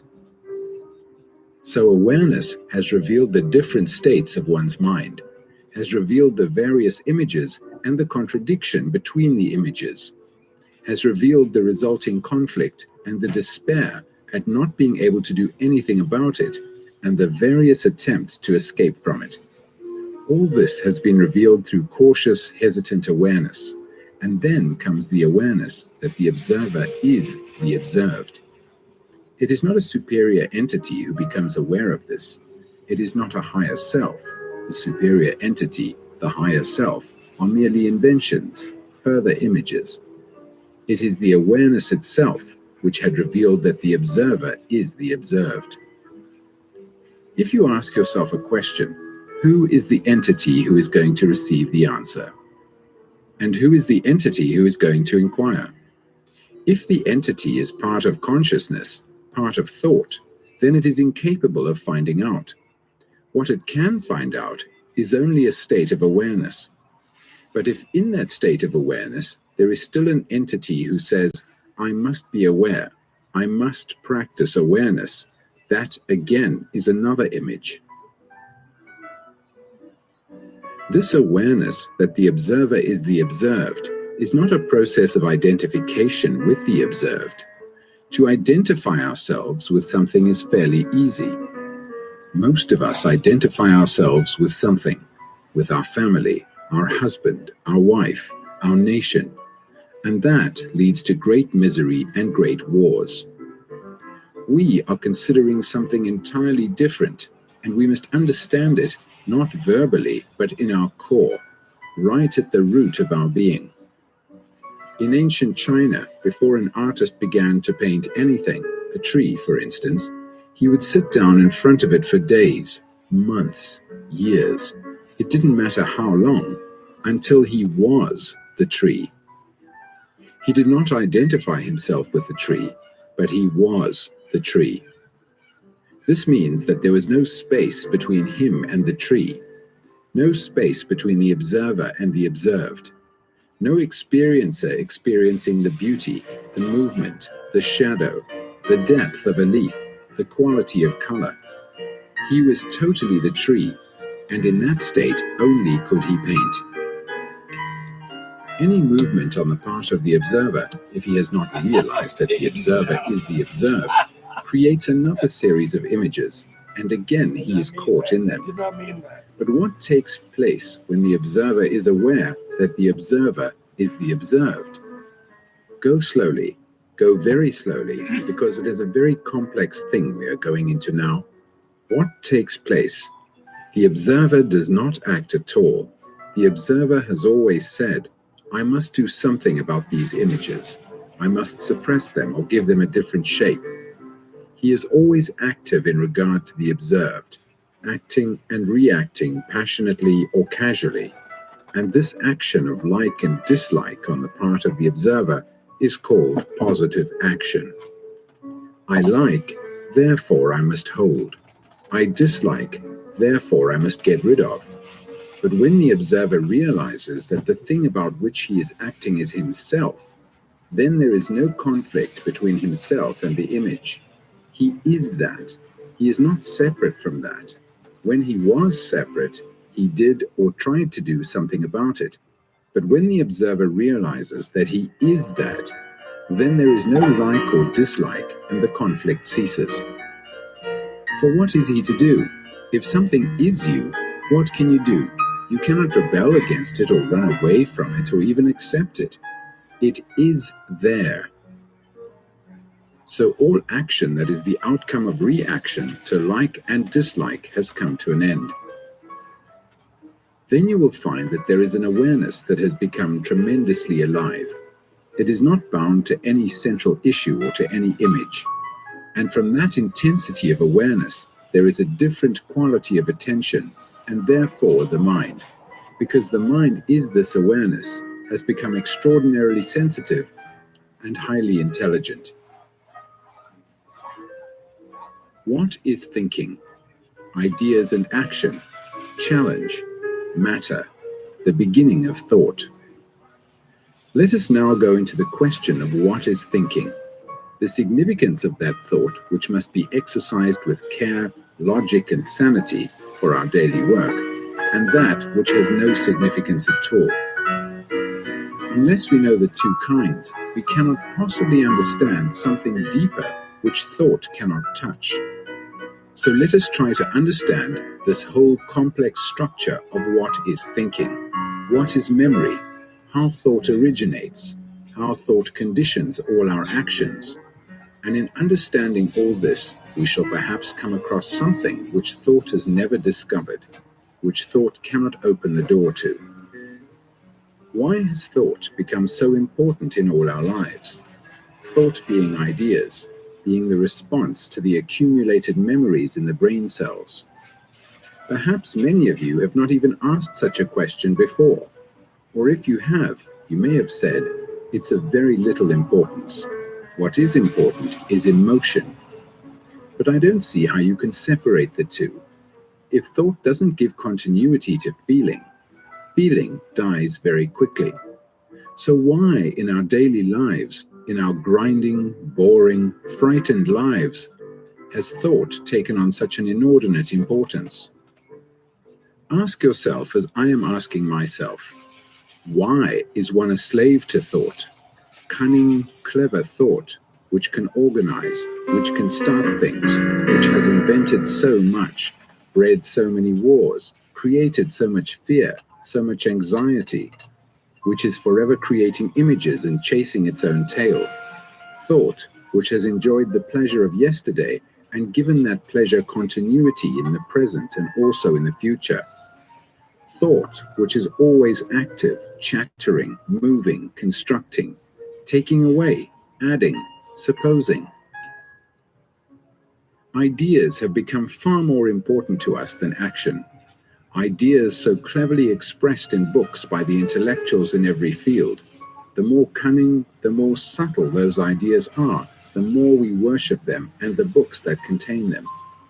We are those books. We are those ideas. So heavily conditioned are we by them.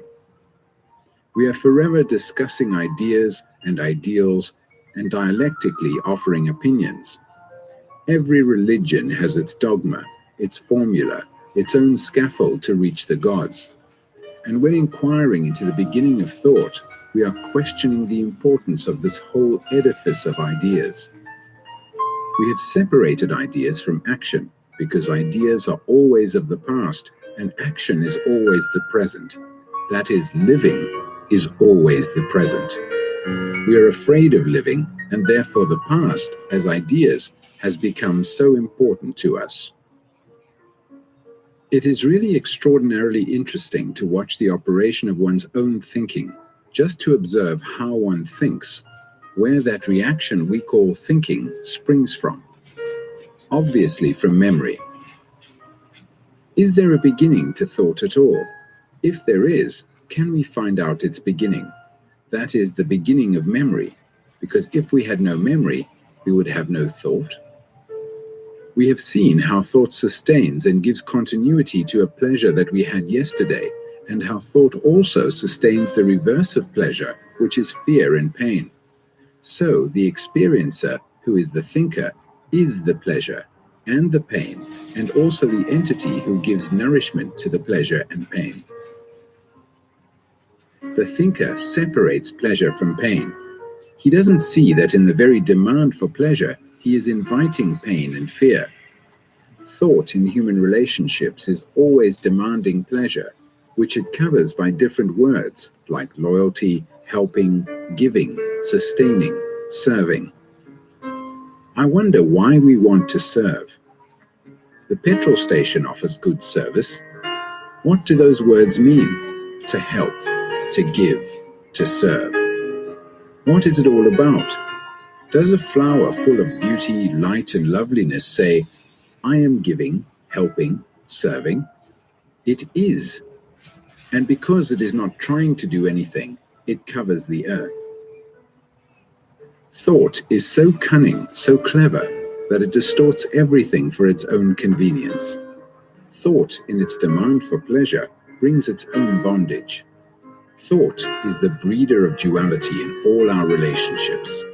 There is violence in us, which gives us pleasure, but there is also the desire for peace, the desire to be kind and gentle. This is what is going on all the time in our lives. Thought not only breeds this duality in us, this contradiction, but it also accumulates the innumerable memories we have had of pleasure and pain, and from these memories it is reborn. So thought is the past. Thought is always old, as I have already said. As every challenge is met in terms of the past, a challenge being always new, our meeting of the challenge will always be totally inadequate. Hence contradiction, conflict, and all the misery and sorrow we are heir to. Our little brain is in conflict whatever it does, whether it aspires, imitates, conforms, suppresses, sublimates, takes drugs to expand itself. Whatever it does, it is in a state of conflict and will produce conflict. Those who think a great deal are very materialistic because thought is matter. Thought is matter as much as the floor, the wall, the telephone are matter. Energy functioning in a pattern becomes matter. There is energy and there is matter. That is all life is. We may think thought is not matter, but it is. Thought is matter as an ideology. Where there is energy, it becomes matter. Matter and thought are interrelated. The one cannot exist without the other, and the more harmony there is between the two, the more balance, the more active the brain cells are. Thought has set up this pattern of pleasure, pain, fear, and has been functioning inside it for thousands of years and cannot break the pattern because it has created it. A new fact cannot be seen by thought. It can be understood later by thought, verbally, but the understanding of a new fact is not reality to thought. Thought can never solve any psychological problem, however clever, however cunning, however erudite.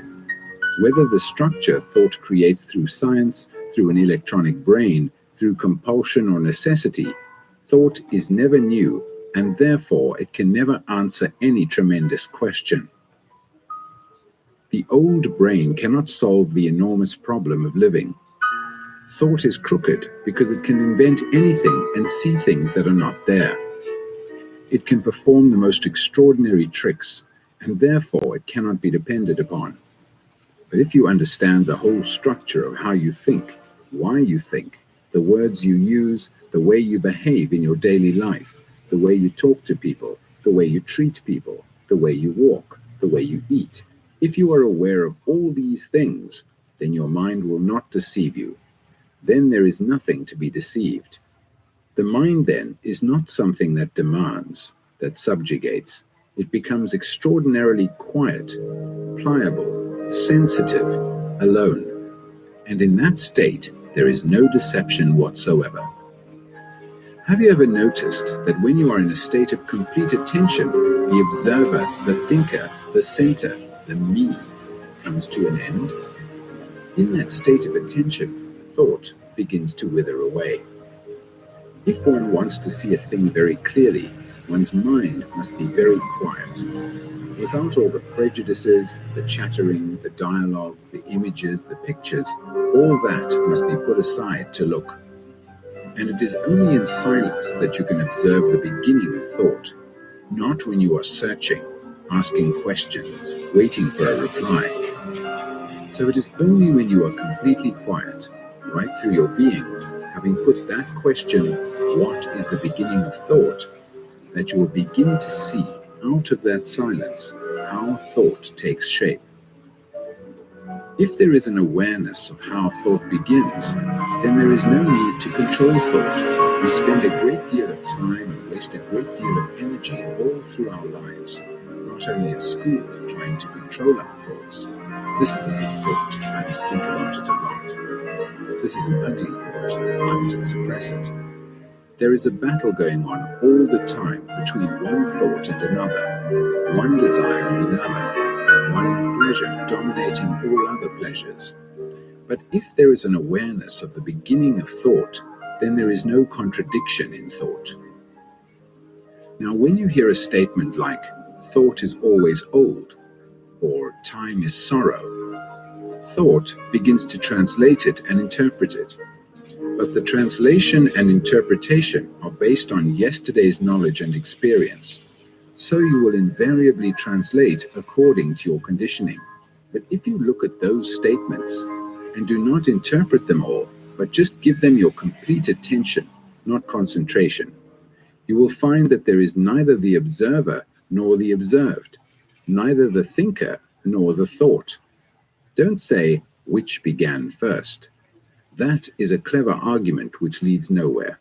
You can observe in yourself that as long as there is no thought, which doesn't mean a state of amnesia, of blankness, as long as there is no thought derived from memory, experience, or knowledge, which are all of the past, there is no thinker at all. This is not a philosophical or mystical affair. We are dealing with actual facts, and you will see, if you have gone this far in the journey, that you will respond to a challenge not with the old brain, but totally anew. The burdens of yesterday, the quiet mind, communication, achievement, discipline, silence, truth and reality. In the life we generally lead, there is very little solitude. Even when we are alone, our lives are crowded by so many influences, so much knowledge, so many memories of so many experiences, so much anxiety, misery, and conflict that our minds become duller and duller, more and more insensitive, functioning in a monotonous routine. Are we ever alone, or are we carrying with us all the burdens of yesterday? There's a rather nice story of two monks walking from one village to another, and they come upon a girl sitting on the bank of a river crying. And one of the monks goes up to her and says, "Sister, what are you crying about?" She says, "You see that house over there across the river? I came over this morning early and had no trouble wading across, but now the river has swollen and I can't get back. There is no boat." "Oh," says the monk, "that is no problem at all." And he picks her up and carries her across the river and leaves her on the other side.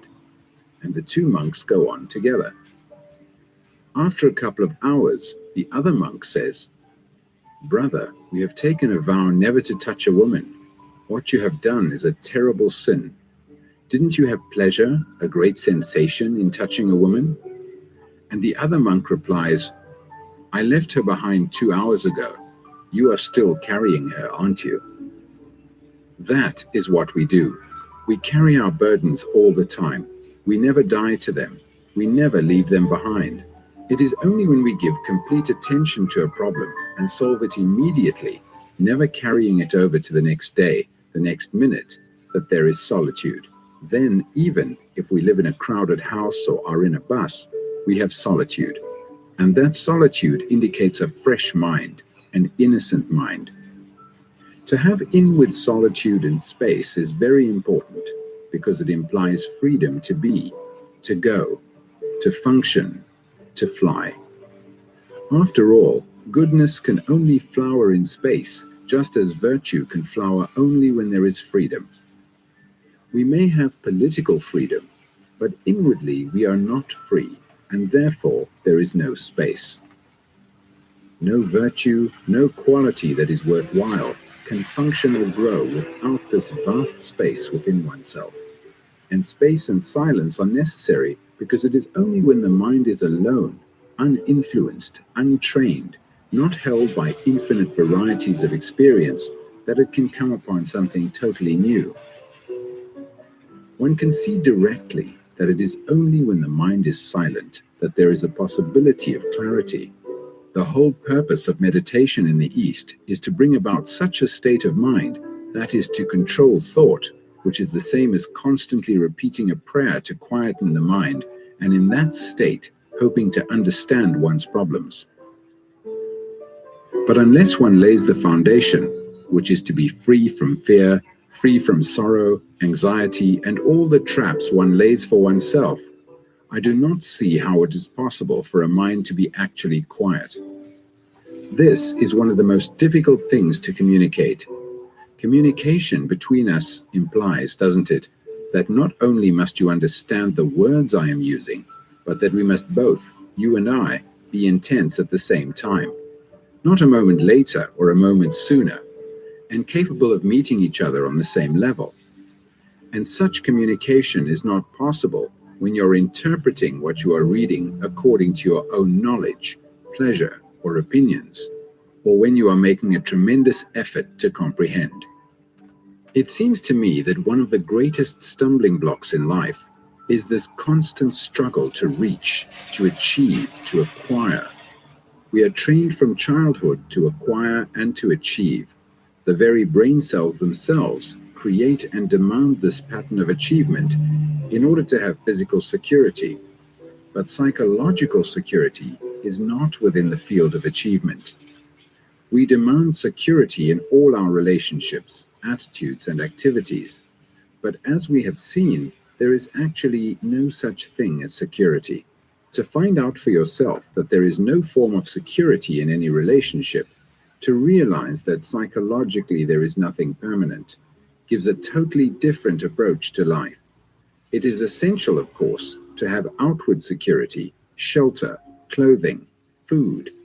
But that outward security is destroyed by the demand for psychological security. Space and silence are necessary to go beyond the limitations of consciousness. But how can a mind which is so endlessly active in its self-interest be quiet? One can discipline it, control it, shape it, but such torture does not make the mind quiet. Obviously, the mere pursuit of the ideal of having a quiet mind is valueless, because the more you force it, the more narrow and stagnant it becomes. Control in any form, like suppression, produces only conflict. So control and outward discipline are not the way, nor has an undisciplined life any value. Most of our lives are outwardly disciplined by the demands of society, by the family, by our own suffering, by our own experience, by conforming to certain ideological law or factual patterns. And that form of discipline is the most deadening thing. Discipline must be without control, without suppression, without any form of fear. How is this discipline to come about? It is not discipline first and then freedom. Freedom is at the very beginning, not at the end. To understand this freedom, which is freedom from the conformity of discipline, is discipline itself. The very act of learning is discipline. After all, the root meaning of the word discipline is to learn.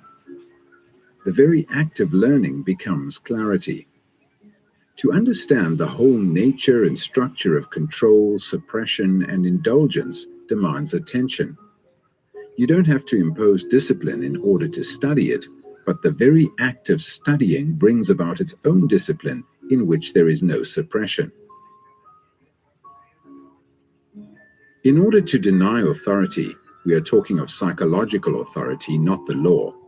To deny the authority of all religious organizations, traditions, and experience, one has to see why one normally obeys, actually study it. And to study it, there must be freedom from condemnation, justification, opinion, or acceptance.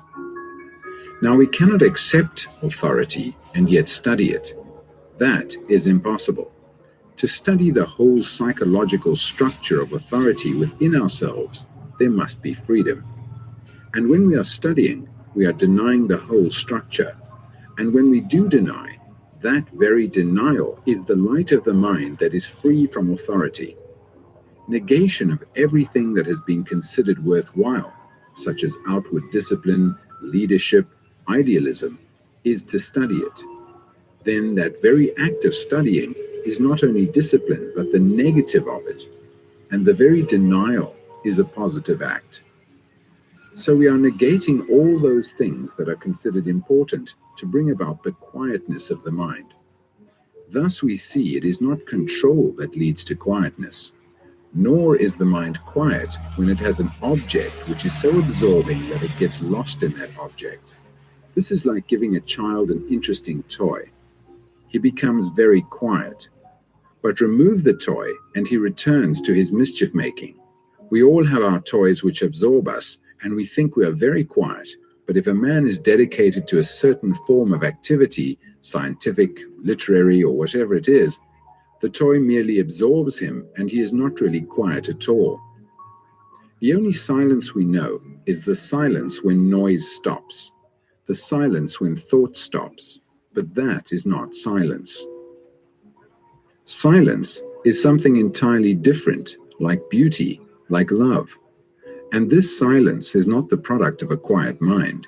It is not the product of the brain cells which have understood the whole structure and say, for God's sake, be quiet. Then the brain cells themselves produce the silence, and that is not silence. Nor is silence the outcome of attention in which the observer is the observed. Then there is no friction, but that is not silence.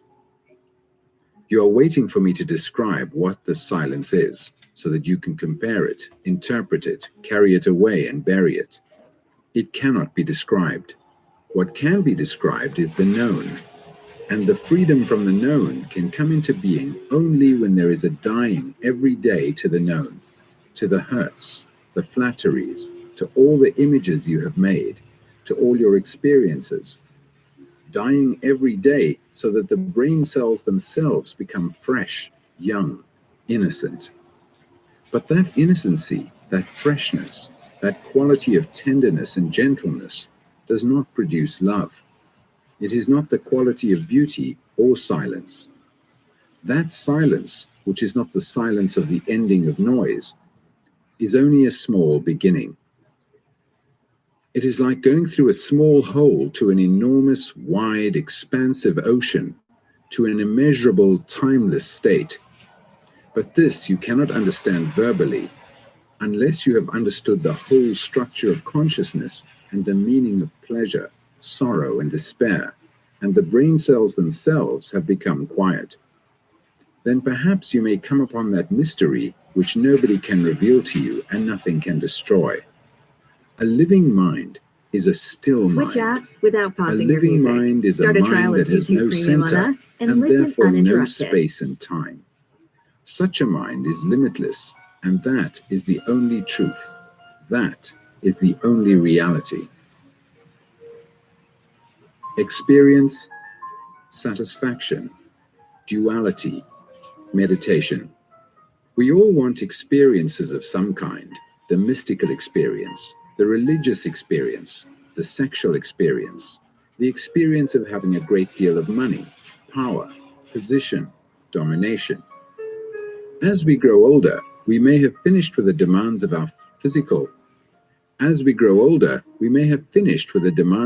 physical appetites, but then we demand wider, deeper, and more significant experiences, and we try various means to obtain them, expanding our consciousness, for instance, which is quite an art, or taking various kinds of drugs. This is an old trick which has existed from time immemorial, chewing a piece of leaf or experimenting with the latest chemical to bring about a temporary alteration in the structure of the brain cells, a greater sensitivity and heightened perception which gives a semblance of reality. This demand for more and more experiences shows the inward poverty of man. We think that through experiences we can escape from ourselves, but these experiences are conditioned by what we are. If the mind is petty, jealous, anxious, it may take the very latest form of drug, but it will still see only its own little creation, its own little projections from its own conditioned background. Most of us demand completely satisfying, lasting experiences which cannot be destroyed by thought. So behind this demand for experience is the desire for satisfaction, and the demand for satisfaction dictates the experience. And therefore, we have not only to understand this whole business of satisfaction, but also the thing that is experienced. To have some great satisfaction is a great pleasure. The more lasting, deep, and wide the experience, the more pleasurable it is. So pleasure dictates the form of experience we demand, and pleasure is the measure by which we measure the experience. Anything measurable is within the limits of thought and is apt to create illusion. You can have marvelous experiences and yet be completely deluded. You will inevitably see visions according to your conditioning. You will see Christ or Buddha, or whoever you happen to believe in. And the greater a believer you are, the stronger will be your visions, the projections of your own demands and urges. You will inevitably see visions according to your conditioning. You will see Christ or Buddha, or whoever you happen to believe in. And the greater a believer you are, the stronger will be your visions, the projections. Something fundamental, such as what is truth, pleasure is the measure. You have already projected what that experience will be, and therefore it is no longer valid. What do we mean by experience? Is there anything new or original in experience? Experience is a bundle of memories responding to a challenge, and it can respond only according to its background. And the cleverer you are at interpreting the experience, the more it responds. So you have to question not only the experience of another, but your own experience. If you don't recognize an experience, it isn't an experience at all. Every experience has already been experienced, or you wouldn't recognize it. You recognize an experience as being good, bad, beautiful, holy, and so on, according to your conditioning. And therefore, the recognition of an experience must inevitably be old. When we demand an experience of reality, as we all do, don't we? To experience it, we must know it, and the moment we recognize it, we have already projected it, and therefore it is not real, because it is still within the field of thought and time. If thought can think about reality, it cannot be reality. We cannot recognize a new experience. It is impossible. We recognize only something we have already known, and therefore, when we say we have had a new experience, it is not new at all.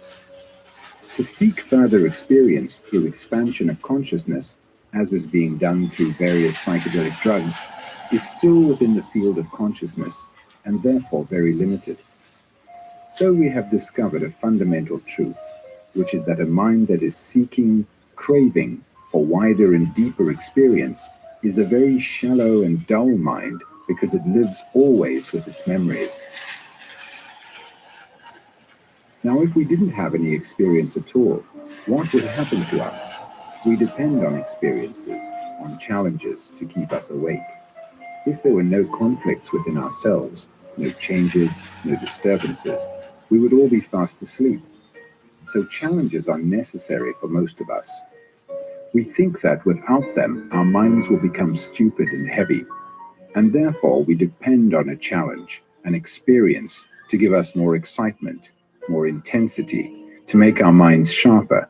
But in fact, this dependence on challenges and experiences to keep us awake only makes our minds duller. It doesn't really keep us awake at all. So I ask myself, is it possible to keep awake totally, not peripherally at a few points of my being, but totally awake without any challenge or any experience? This implies a great sensitivity, both physical and psychological. It means I have to be free of all demands. For the moment I demand, I will experience. And to be free of demand and satisfaction necessitates investigation into myself and an understanding of the whole nature of demand. Demand is born out of duality. I am unhappy and I must be happy. In that very demand that I must be happy is unhappiness. When one makes an effort to be good, in that very goodness is its opposite, evil. Everything affirmed contains its own opposite, and effort to overcome strengthens that against which it strives. When you demand an experience of truth or reality, that very demand is born out of your discontent with what is, and therefore the demand creates the opposite. And in the opposite, there is what has been.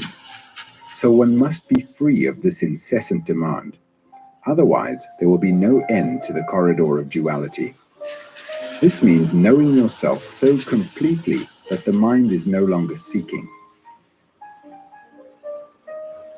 Such a mind does not demand experience. It cannot ask for a challenge or know a challenge. It does not say, I am asleep, or I am awake. It is completely what it is. Only the frustrated, narrow, shallow mind, the conditioned mind, is always seeking the more. Is it possible then to live in this world without the more, without this everlasting comparison? Surely it is, but one has to find out for oneself. Investigation into this whole question is meditation. That word has been used both in the East and the West in a most unfortunate way. There are different schools of meditation, different methods and systems. There are systems which say, watch the movement of your big toe, watch it, watch it, watch it. There are other systems which advocate sitting in a certain posture, breathing regularly, or practicing awareness. All this is utterly mechanical. Another method gives you a certain word and tells you that if you go on repeating it, you will have some extraordinary transcendental experience. This is sheer nonsense. It is a form of self-hypnosis. By repeating Amen or Om or Coca-Cola indefinitely, you will obviously have a certain experience because by repetition the mind becomes quiet. It is a well-known phenomenon which has been practiced for thousands of years in India. Mantra yoga it is called. By repetition, you can induce the mind to be gentle and soft, but it is still a petty, shoddy little mind. You might as well put a piece of stick you have picked up in the garden on the mantelpiece and give it a flower every day. In a month, you will be worshipping it, and not to put a flower in front of it will become a sin. Meditation is not following any system. It is not constant repetition and imitation. Meditation is not concentration. It is one of the favorite gambits of some teachers of meditation to insist on their pupils learning concentration. That is, fixing the mind on one thought and driving out all other thoughts. This is a most stupid, ugly thing, which any schoolboy can do because he is forced to. It means that all the time you are having a battle between the insistence that you must concentrate on the one hand and your mind on the other, which wanders away to all sorts of things, whereas you should be attentive to every movement of the mind wherever it wanders. When your mind wanders off, it means you are interested in something else. Meditation marks an especially alert mind. Meditation is the understanding of its consistency of the technology form of fragmentation of fragmentation has ceased. Meditation is not control of thought. It is control. When thought is controlled, it breeds conflict in the mind.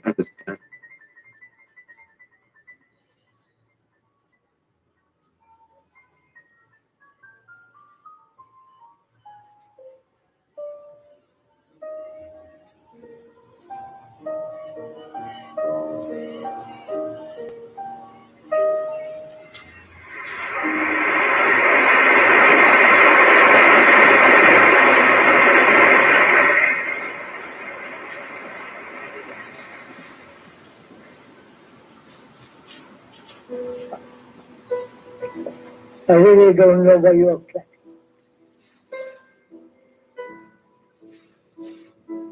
Have you ever tried clapping with one hand? Please do that now from today.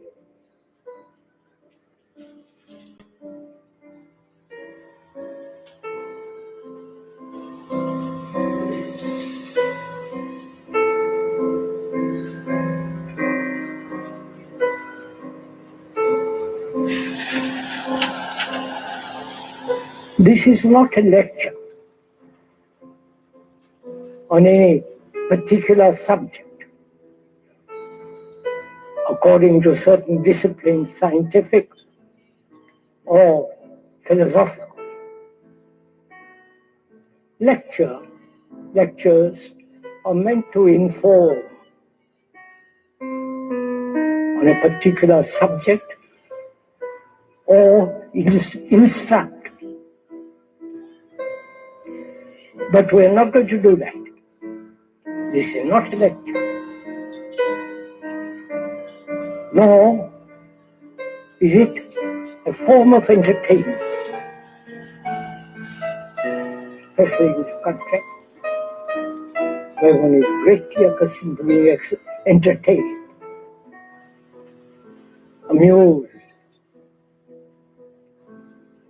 awaken one's sensations, but rather these today and tomorrow morning,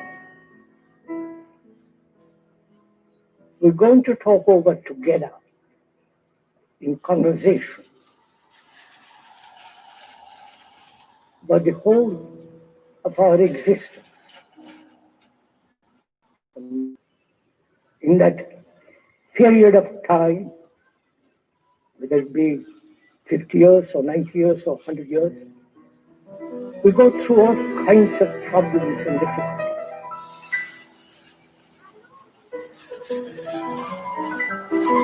We have problems, economic, social, religious, problems of personal relationship, problems of individual fulfillment, wanting to find one's roots in some place or other.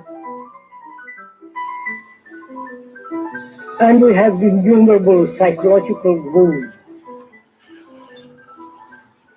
fears,